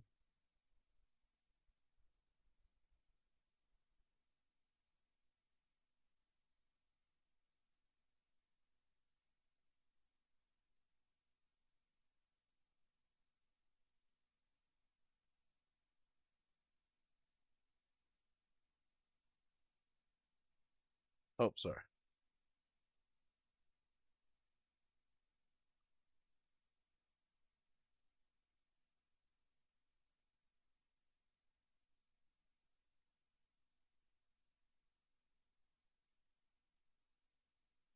Draw for turn. Draw for Chromacon. I'll ink a magic broom. 4 to play the goat.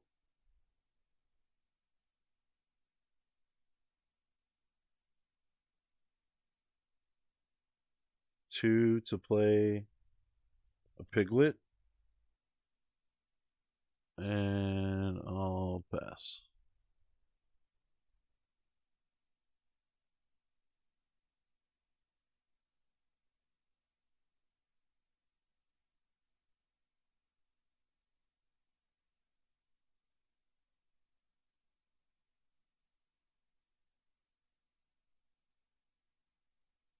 Whoa.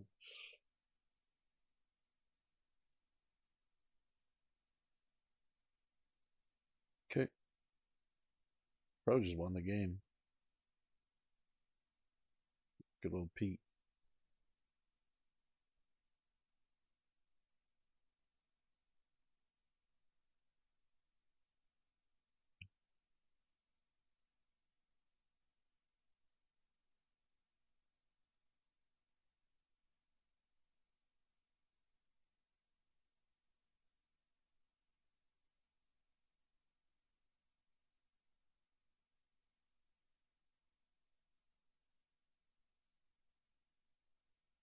Turn. Draw for Chromacon. Pay 3 for Maleficent. I will draw.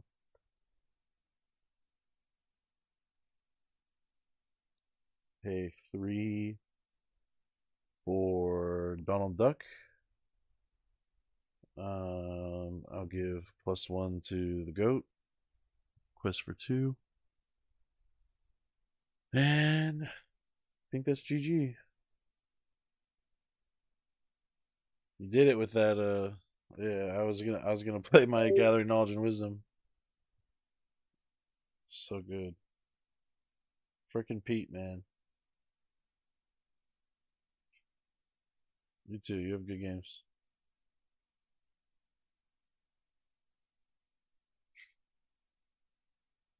Dang chat. We are losing RP. I'm having a lot more fun now that I'm not really paying attention to it.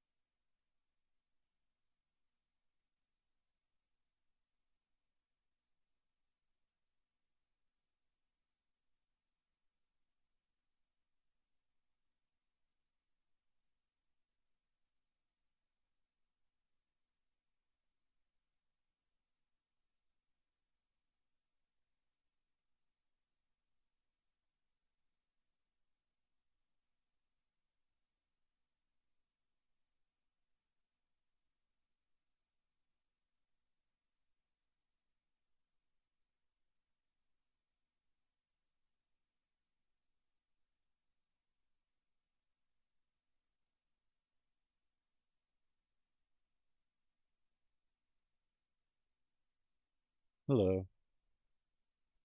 Good, good.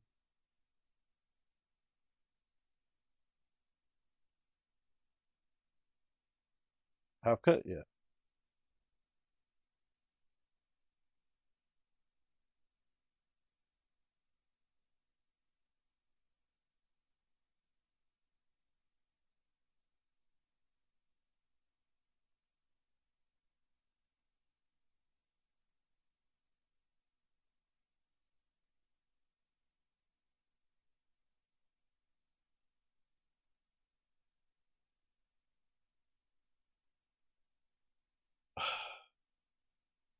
I'll put back 7.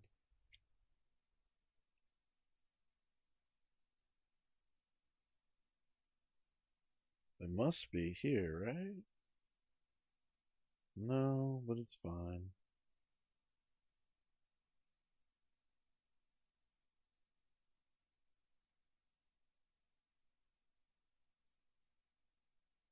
Look.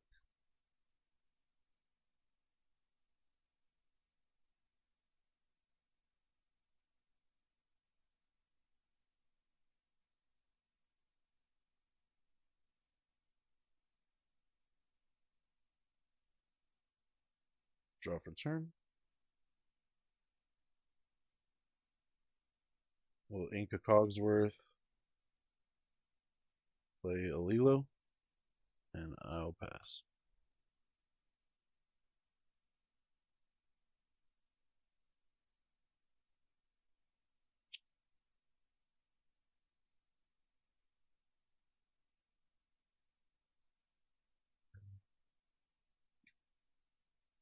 Draw.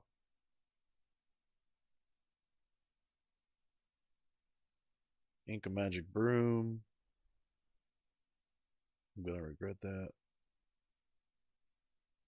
Play a Maleficent and a Lilo. Quest for 2. Pass.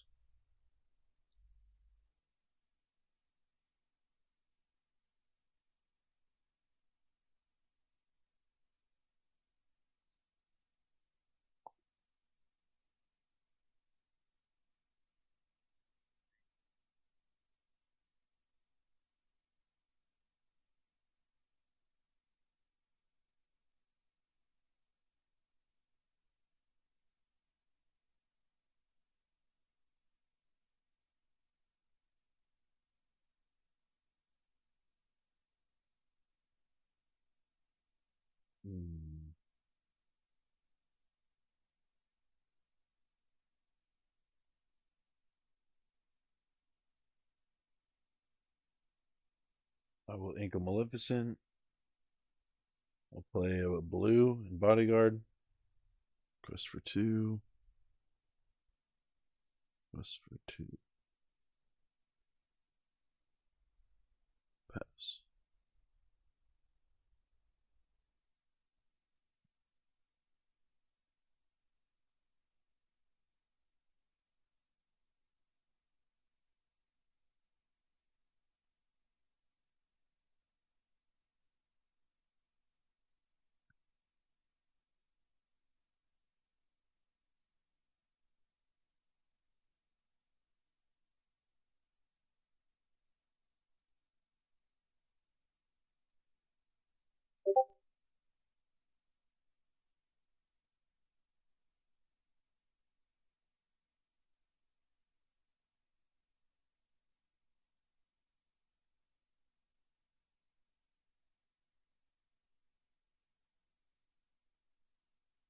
Stop the turn. Ink a Piglet. Play Goat. Pass.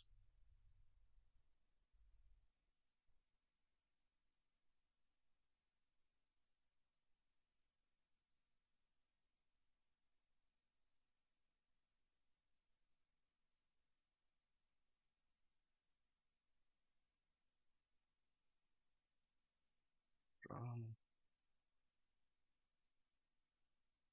Ink a Magic Broom.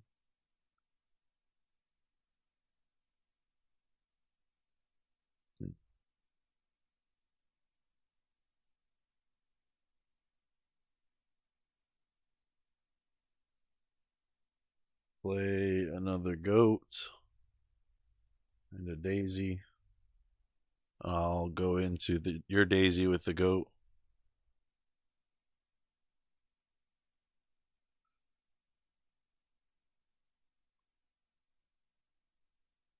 Pass.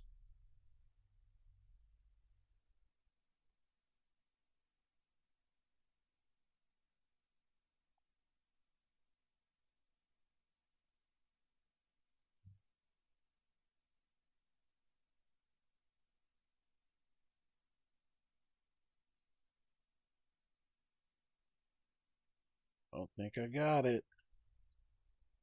Draw. I mean, I can quest for 2 with Daisy. I need to pay more attention. Keep misclicking. Quest for 1 with the Goat.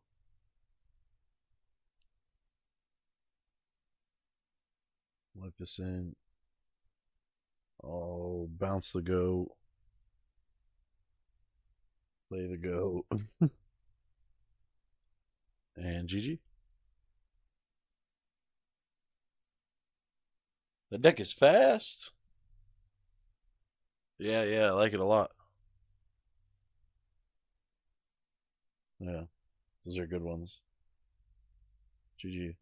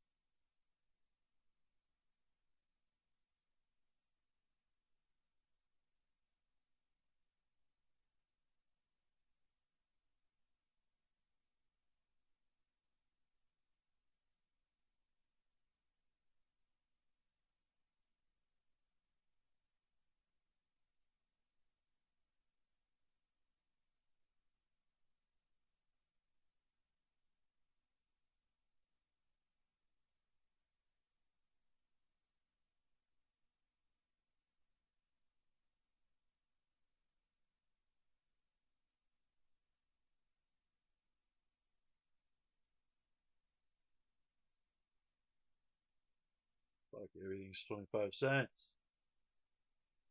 Fuck me.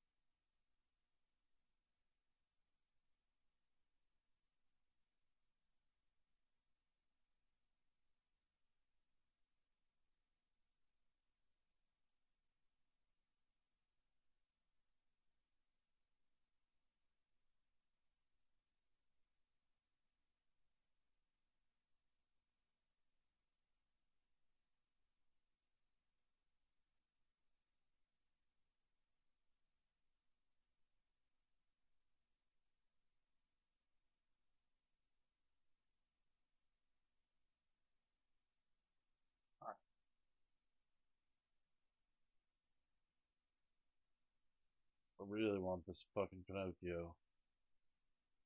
This Pinocchio that just got used against me.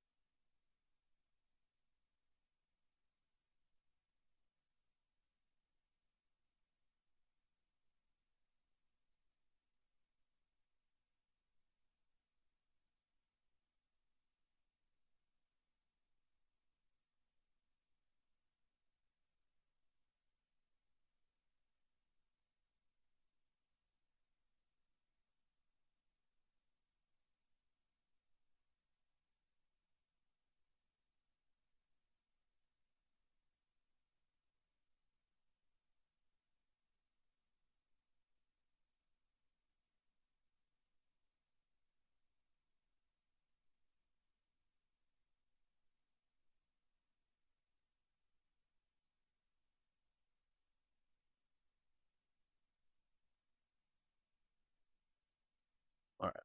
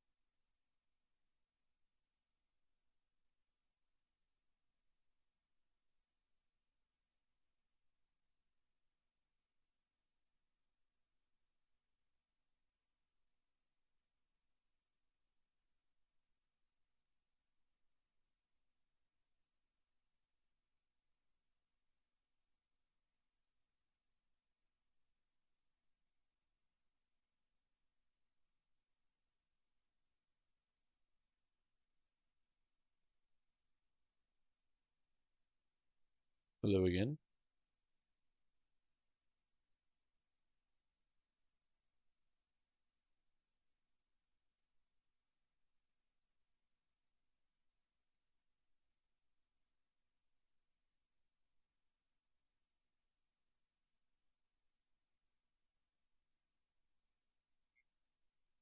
Yeah, and it's usually like 10 seconds.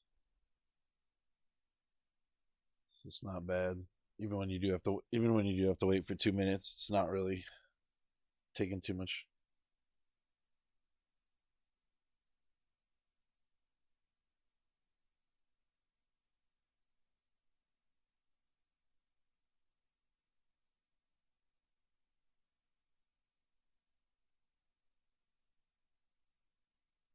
It's also nice being able to chat with people, you know?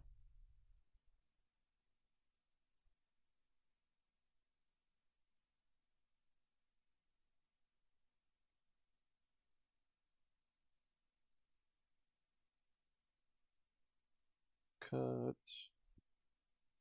Me too. 2, 2, 7. Put back 6. Big swing. 2, 4, 6. Swing and a miss.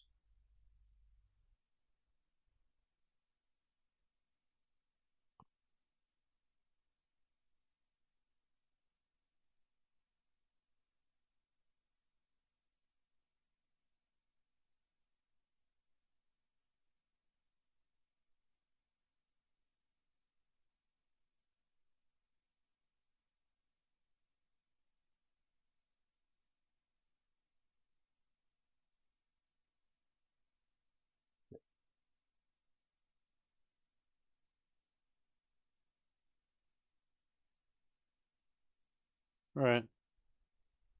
I will ink a Madam M Fox. I'll play a Maleficent, and I'll pass.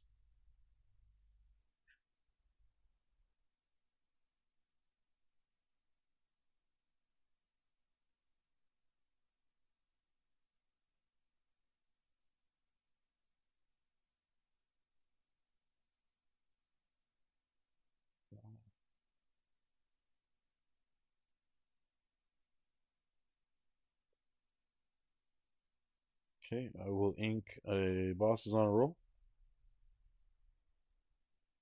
I will play a piglet.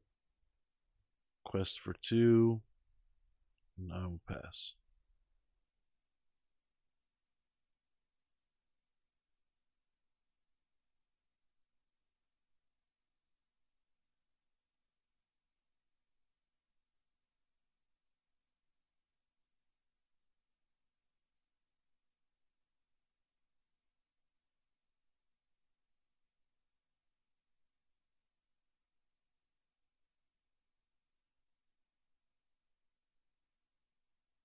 Turn.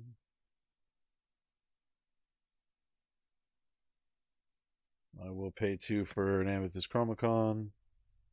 I will draw for Chromacon. Yep. I will ink a Chromacon. I'll play a Daisy.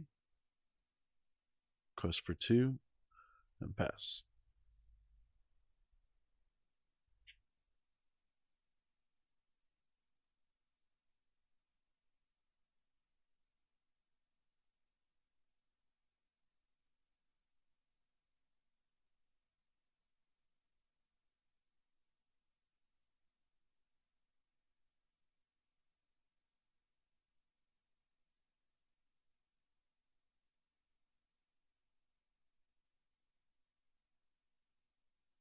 Zeus and a Daisy.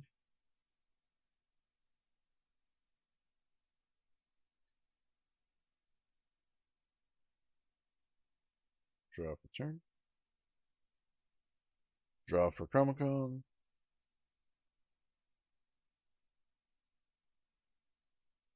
I will ink a Donald Duck. I will play a Merlin. And I'll pass.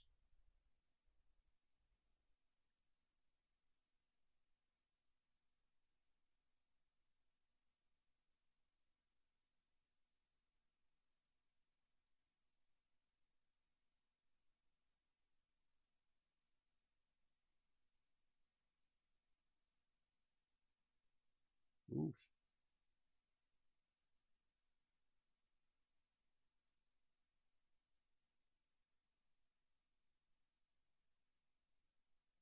Okay.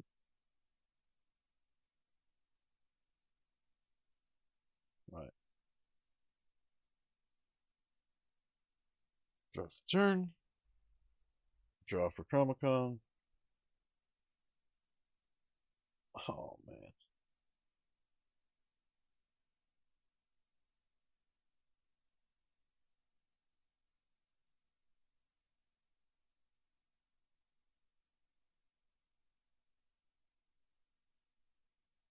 I will. I'll ink the goat. I'll pay 2 for a Gathering Knowledge and Wisdom.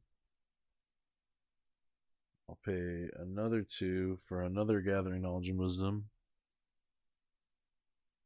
And I will play a Maleficent. Pass.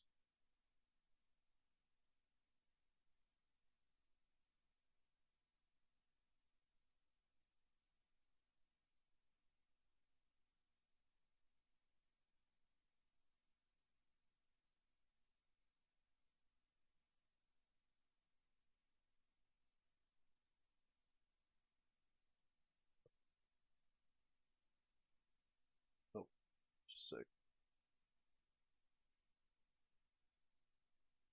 Strengthen the Maleficent. And you draw. Okay.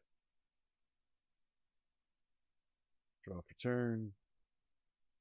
Draw for Chromacon. I'll play another Chromacon. Draw for that.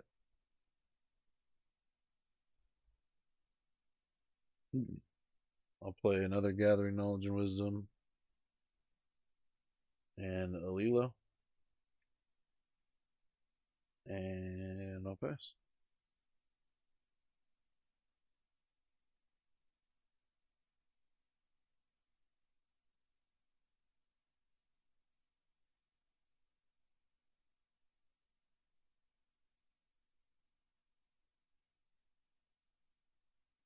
Yep.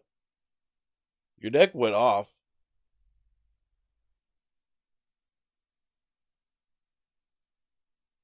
Everything's hitting. Everything's hitting right now.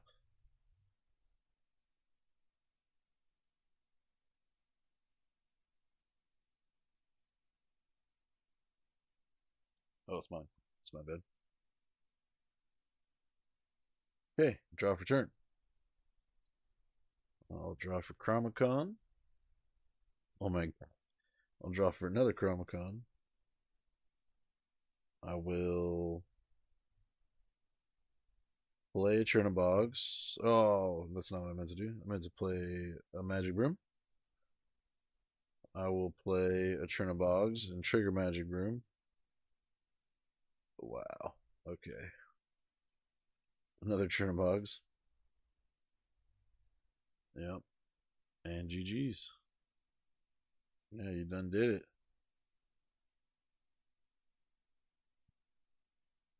Well, that's what it's meant to do, so.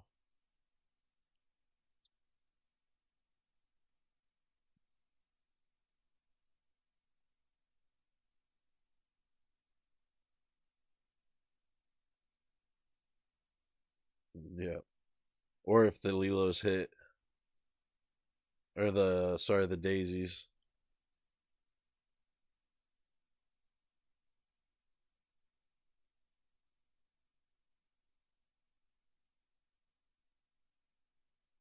Right. Have a good one. Yep, yep.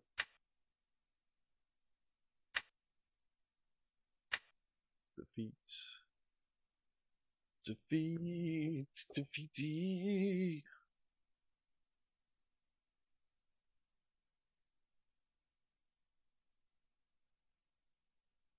Perhaps one of the most challenging concepts to grapple with in Disney Lorcana is how abilities are resolved. To help visualize this concept, the Lorcana comprehensive rules use the metaphor of a bag and marbles. But how does that work exactly? Well, in this video we're going to explain what the bag is and how abilities are handled once they're there, along with some concrete examples to help make all of this clearer. All of this information is based on the latest version of the Lorcana comprehensive rules, along with feedback from Lorcana DLC judge Sarah, aka Lorcana Librarian. So let's check it out.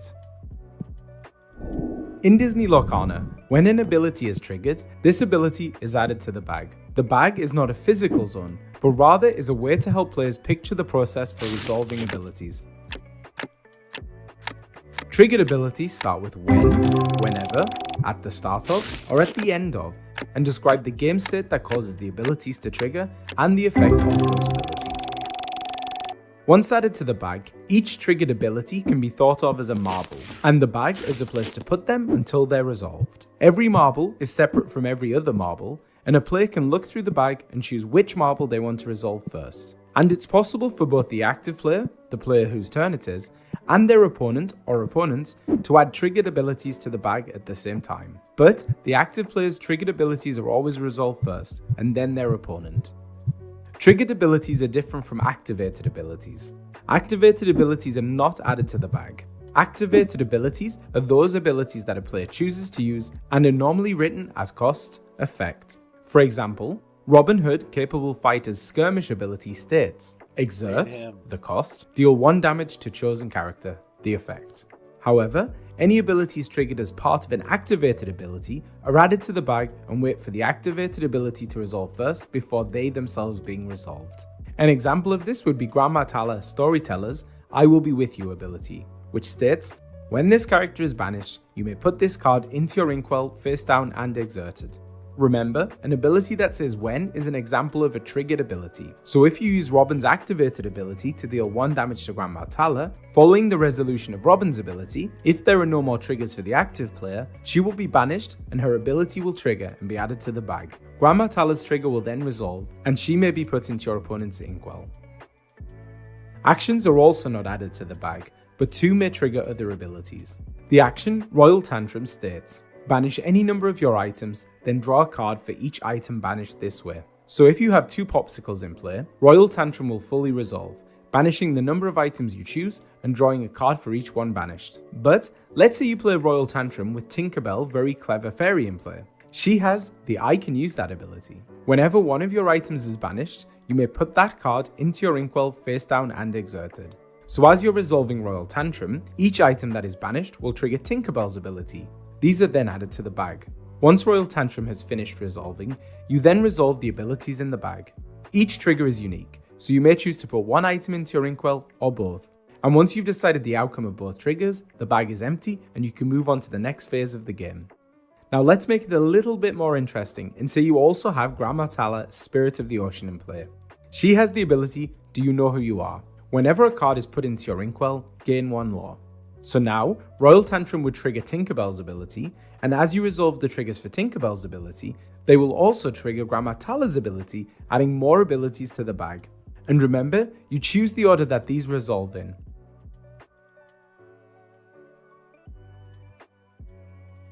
Some triggered abilities are written triggered condition, if, secondary condition, effect. An example of this is Stitch Carefree Surfer's Ohana ability. When you play this character, the trigger condition, if you have 2 or more characters in play, the secondary condition, you may draw 2 cards, the effect. These types of abilities check whether the secondary condition is true, both when the effect will be added to the bag and again when the effect resolves. If the secondary condition is false when the effect will be added to the bag, the effect is never added. If the secondary condition was true and the triggered ability was added to the bag, another check will be performed when it's resolved. If the secondary condition is false when the effect would resolve in the bag, the triggered ability then resolves but with no effect. So if you have less than 2 characters in play when you play Stitch Carefree Surfer, the secondary condition of his ability would be false and it would not be added to the bag. If one of those characters in play was Magic Broom Illuminary Keeper, who has the Nice and Tidy ability, when you play another character, you may banish this character to draw a card. Then this would be another trigger added to the bag. Because you would still want to draw 2 cards with Stitch, you should resolve Stitch's ability first, before you resolve the Magic Brooms. Otherwise, if you resolve the Magic Brooms first, Stitch's secondary condition would no longer be true when you come to resolve it. Abilities that mention at the start of or at the end of are also examples of triggered abilities. If you have both Flynn Rider Frenemy and Camilo Madrigal Prankster in play, both of their at the start of your turn abilities will be added to the bag, and you can choose to resolve these in any order.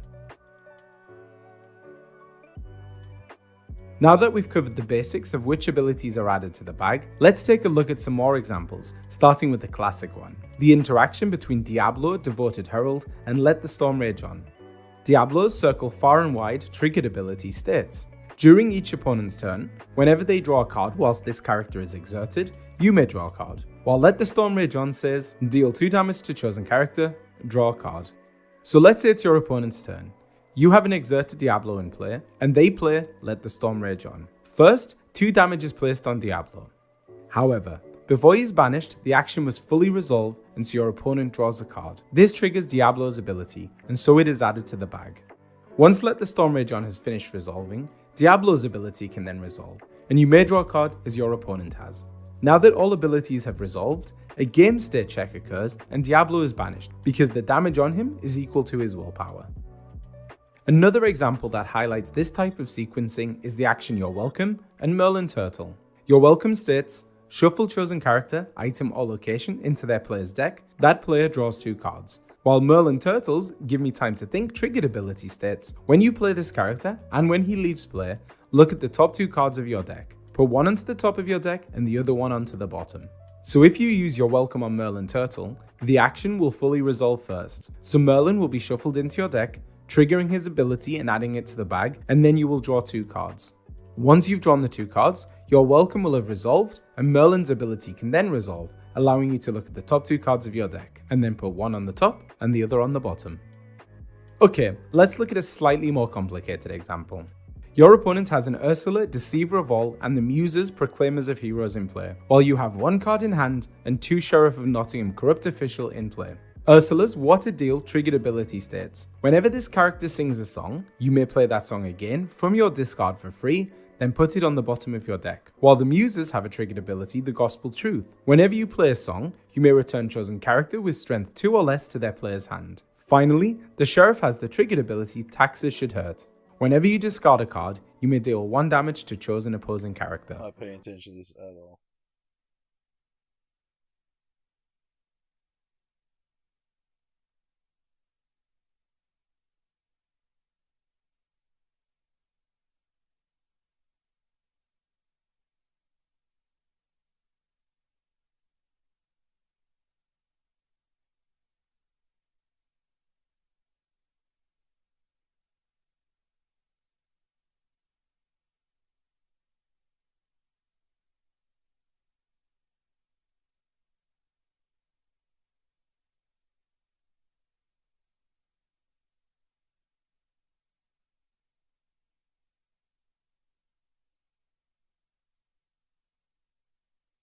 does it take to drum for Slipknot, one of the biggest metal bands of all time?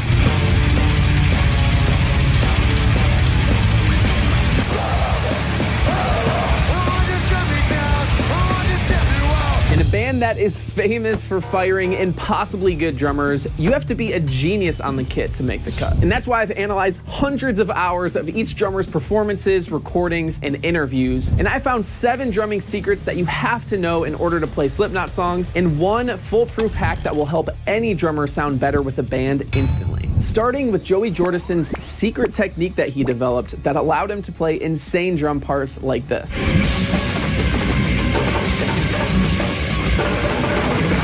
Personally, I think this one secret is the biggest reason that Joey has inspired millions of drummers around the globe and won the title for Best Metal Drummer multiple years in a row. I call this the Joker method. No, not that one, or that one, these ones. Just like the Joker looks to find chaos wherever he possibly can, Joey looks to add chaos in his drumming wherever he possibly can.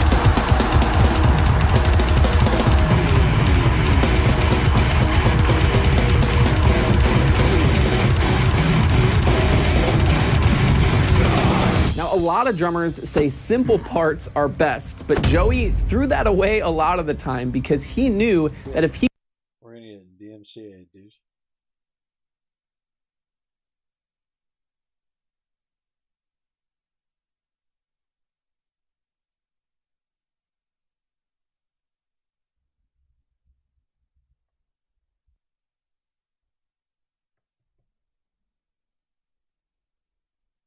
Ink Hiss.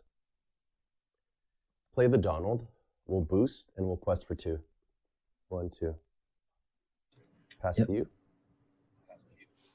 Untap. Draw for turn. Draw for beast trigger. Here.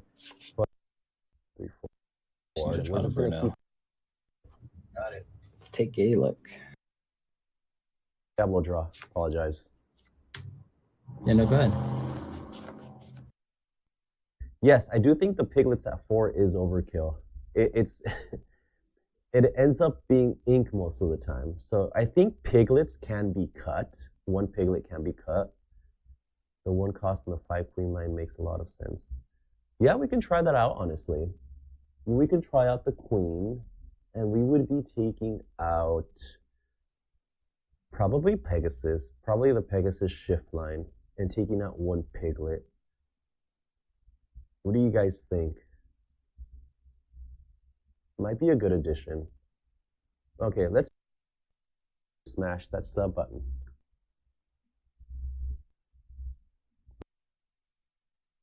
I don't know.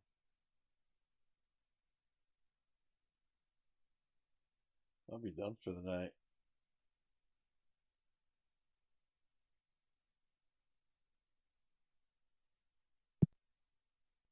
In fact, I think I am.